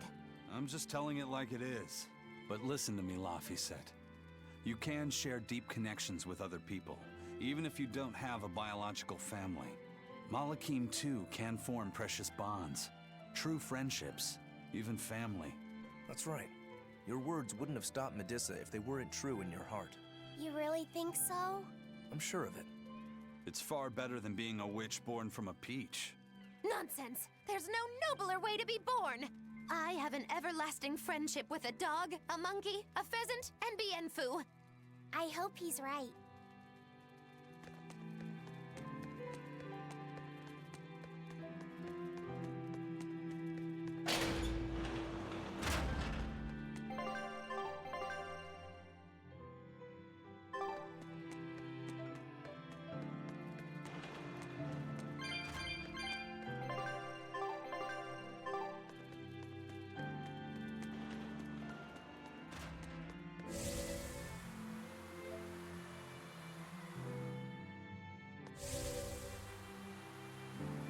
It's all thanks to you that construction of our hideout is proceeding so smoothly. About that retractable ventilation shutter, please, let me make a new one. What? Why? We already installed it, and it works just fine. It's the hinges. Hinges? When they move, it makes this unbearable squeak. I can hear it every time the wind blows. Oh, come on, that's nothing. Besides, anything we install is going to rust up once the sea breeze gets to it. More importantly, I'd love it if you made us a nice big pot and a frying pan, too. Not happening. I can't focus with that incessant squeaking. I can't work under these conditions. Fine. You can make a new shutter. But make us a pot and pan while you're at it. Can I also fix that autonomous hunter-killer anti-personnel spinning blade engine I made the other day? That too? But you said you were satisfied with how it turned out. I was at first, but when I thought about it, I realized I forgot to install an off switch. So, off switch. Can I fix it? God, yes! Fix it before it kills us all! Great. Okay. Shutter first, then... Spinning death machine first!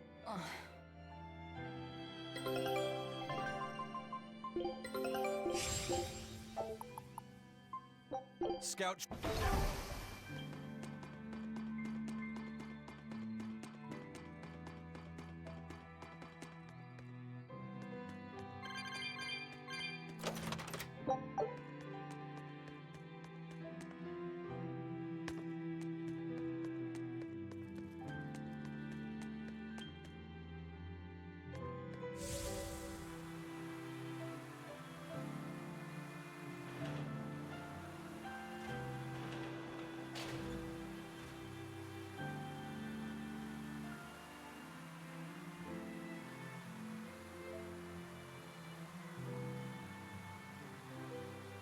You said that Malakim can have familial ties, but what makes you and your sister siblings if you're not related by blood? Well, a very long time ago, I was born into this world from an Earth Pulse point up on a sacred mountain. Nani? I remained in that place for a long while, and then one day, she was born from the very same Earth Pulse point. Oh! Before we knew it, we had wound up living together under the same roof. Are two Malakim always siblings if they come from the same Earth Pulse point? No. Other Malakim were born there, but I never felt like they were my family. But something, I don't know what, was different with her. Edna! If she was sad, I'd feel sad. And if I was happy, she'd be happy too. She can be abrasive, but when she smiles, it's like nothing else. I swore to myself that whatever happened, I would protect her. Aww. I made a pendant from a stone on that sacred mountain and gave it to her as a lucky charm. Of course, she just wears it as a necklace. And your pendant? Did she give that to you? Aww. She had the same idea I had. She made the pendant herself and gave it to me as a good luck charm. Without either of us having mentioned a word of it beforehand, we each gave each other pendants in the same shape on the very same day. That's when I really knew that what I had felt all along was true. We were brother and sister. Is that her in the picture? Yeah. It's a self-portrait she drew for me on the day I left home. Did you draw her a picture of yourself? No. I don't exactly have an artistic side. Well, I'm sure that if you looked inside her pendant, you'd find a portrait of the person who matters most to her. I hope so. Yeah, and it would be nice if it was you.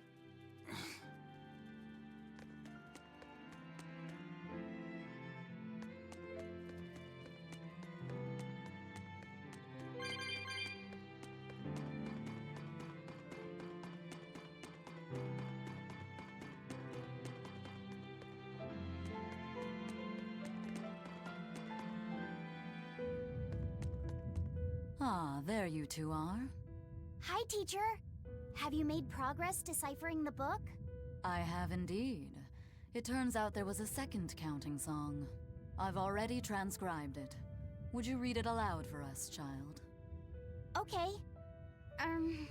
When the 8 malevolences overflow, in the culmination of mankind's despair, Innominat will bring an end to all peoples and restore them to time immemorial.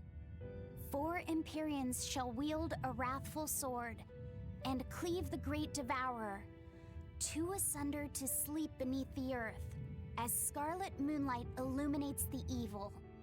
The nameless Empyrean hath one heart. The nameless Empyrean hath one body. Oh, yet more delightful material to keep us awake at night. If I'm understanding this right, it's discussing the specific nature of Innominat? That's what I believe, yes. When the 8 malevolences overflow in the culmination of mankind's despair, Innominat will bring an end to all peoples. So, when the world is at peak malevolence, Innominat will use that power to bring an end to all. Is that it? He's going to wipe out all of humanity? Is that what the Abbey is after? Is that why they've been trying to bring back Innominat? No, Artorias is not that kind of man. His 2 primary ideals are the many over one, and the restoration of order through will and reason. He sacrificed Laufey to protect this world, not to eradicate it. You mean that's who he is as far as you know, yeah? People change, Velvet. Perhaps the shepherd gave up hope. Maybe he lost faith in mankind. Fools prone to sin, endlessly generating malevolence. He's not like that. If that's all true, then what point was there in Laufey's death? Is there anything else in that book? Yes and no. This copy itself is incomplete. There ought to be further pages, but they're missing. For now, I've done all I can. There must be an original somewhere, right? Without it, I doubt the Abbey would be plotting Innominat's revival.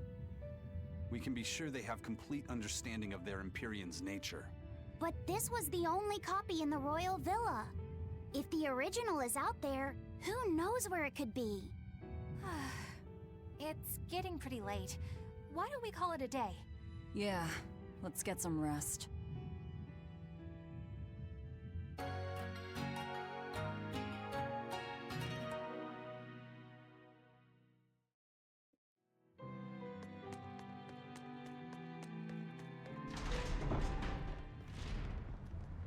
Laphicet! Medessa let me sleep in her bed last night. She's warm for a snake lady. That's great. She's gonna help me take a bath now. You should come join us too. What? I couldn't. It's okay. I don't mind at all. Hey, Kamoana. Did you know? Dial started to grow a brand new tail. Wow, really? I want to see. He's up at the observation tower. Let's go see. Medessa, you too. All right. But don't run, or you'll trip.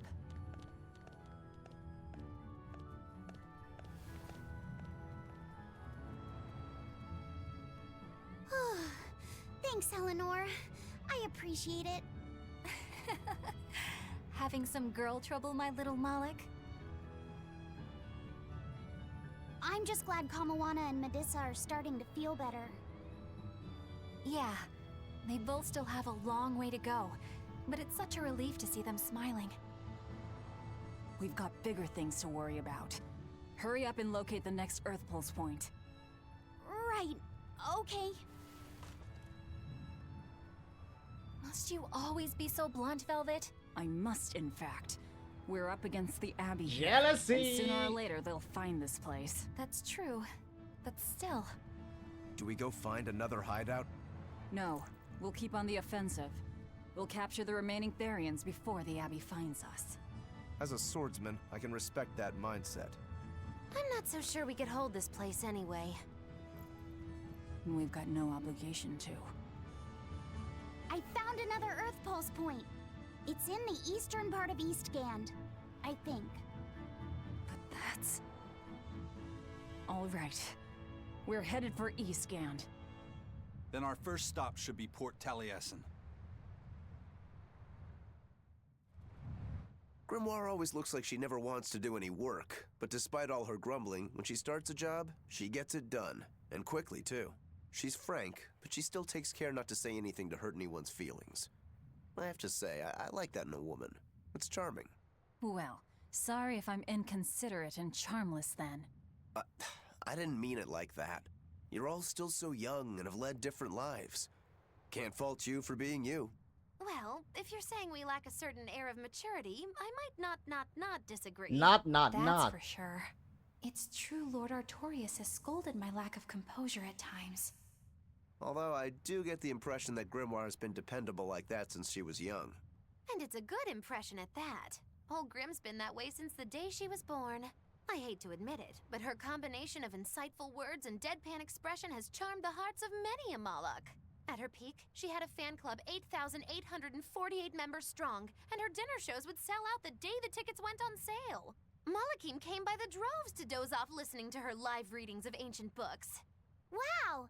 I had no idea she was so popular. Yeah, she's even a regular feature in Who's Who Among Norman. Now that I think about it, I could see how a person could interpret her lethargy as patience and her vague dispassion as maturity and poise. Compared to her, I'm just... Were you just trying to imitate her? No, I didn't mean to. Whether you meant to or not, that kind of felt like her just now. I can see it in you, waiting to be awakened. That sophisticated charm. Me? Sophisticated and charming? I don't know. Try talking like her. You know how she lets her sentences trail off. This is your make or break moment here.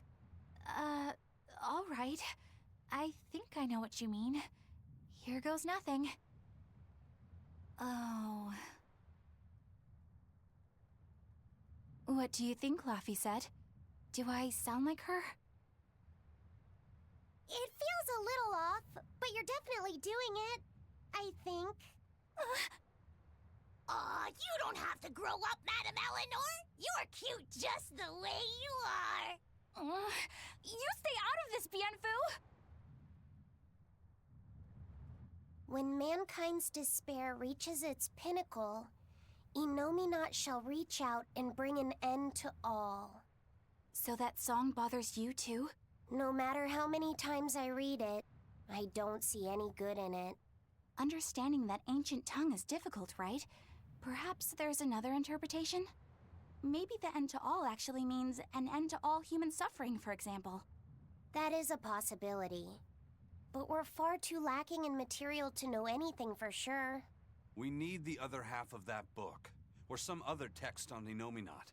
We don't have the time to search for it. Wouldn't even know where to start looking. And don't forget that that book is just a copy. Whoever transcribed it might have made an error, too. That's an unexpectedly sharp insight coming from you. I'm an expert at errors. When Miss Magilu made me copy magic tomes for her, I did it pretty half-heartedly. Didn't that cause a lot of problems? Well, when she tried to cast a spell from one of the tomes, the spell exploded in her face. It's really her own fault, though. She told me to copy 100 books in 3 days! That's impossible! Oh, how cruel! Cruel is right! That witch is a real devil, I tell you! A slave driver! Bien Fu, let's go somewhere a little more private, shall Well, we? rip. Miss Magilu! Hush now. There's no need to worry. I'll make it a half-hearted punishment. Not that I really care, but who ended up winning the fishing competition when we were trying to catch a Therian? Man, that was a while ago. I lost because I came away with nothing. No, it was a draw. As I'm sure everyone remembers, all I fished up were octopus demons. We were competing over who would catch the Therian. Demons didn't count, so my score was 0-2. No, the loss is mine, and I'm not giving it to you. That's not just something you can up and decide like that. In fact, by fishing up those octopus demons, I put everyone in danger. That should count for negative points. I lost. Who cares? It was all in fun. I care. Every competition must have a winner and a loser, no matter what. That's just how I see it. Yeah, I'm with Eisen on this one. It doesn't do anyone any good to make the final results murky.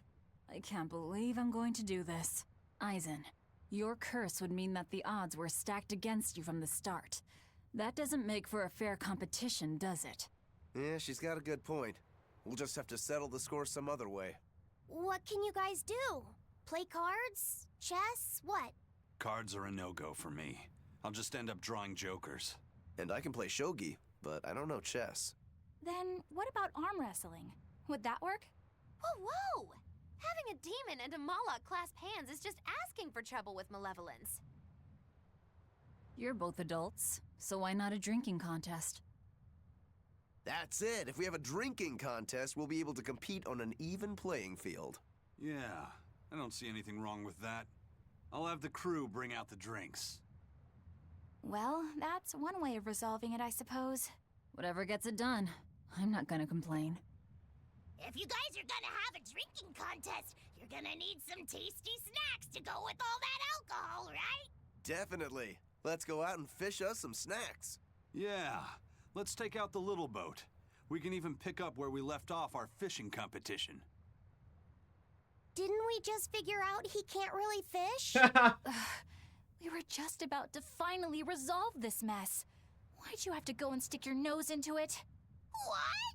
Why are you yelling at me? I didn't do anything wrong! Bien!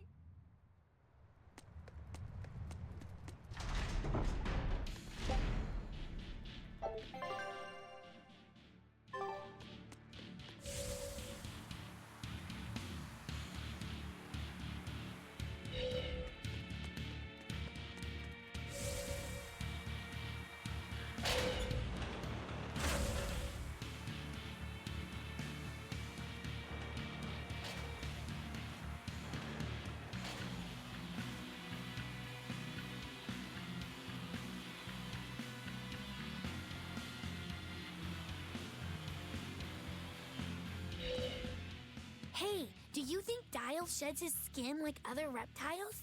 I don't know. On the outside, he looks like an Emir monitor lizard. But he used to be a human and is a demon now, so I kind of doubt it. Ow! My ears are burning red hot right now. Were you guys talking about me? No. Yeah, we were. So, Dial, do you ever shed your skin? I'm really curious. Tell me.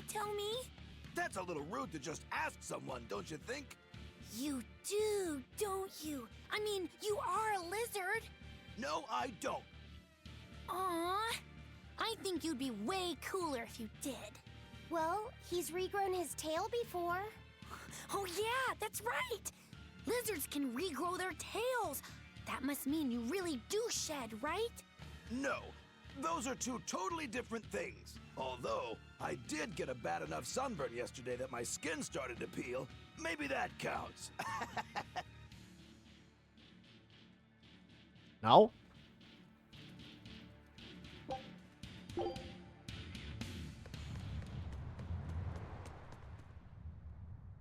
Hey, get this! I was out fishing the other day, when before I knew it, I'd wound up near a Class 4 island. Once I realized what was happening, I tried to turn the ship around, but then it got dark all around me. Was it a sudden storm?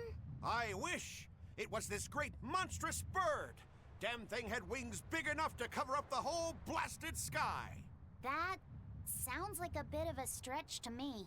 You think I'm lying? Then check it out for yourself. You just might not make it back alive. A huge bird.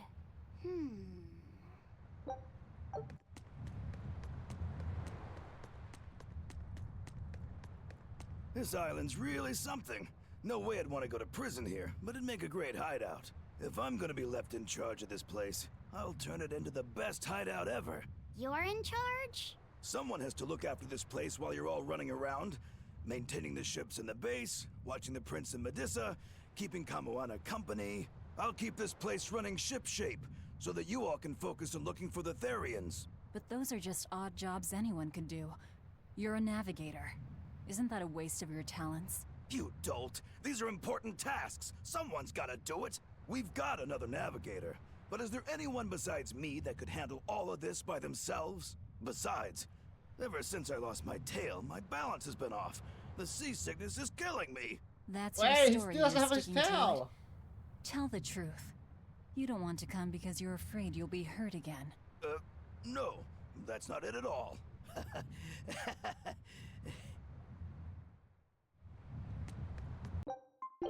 Alright, I think that would be all for today.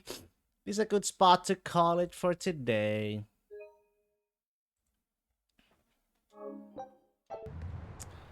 Alright guys, with that I hope you all enjoyed the stream. Happy Tuesday. I'll catch you all tomorrow, alright? For more Tales of Berseria, see you around!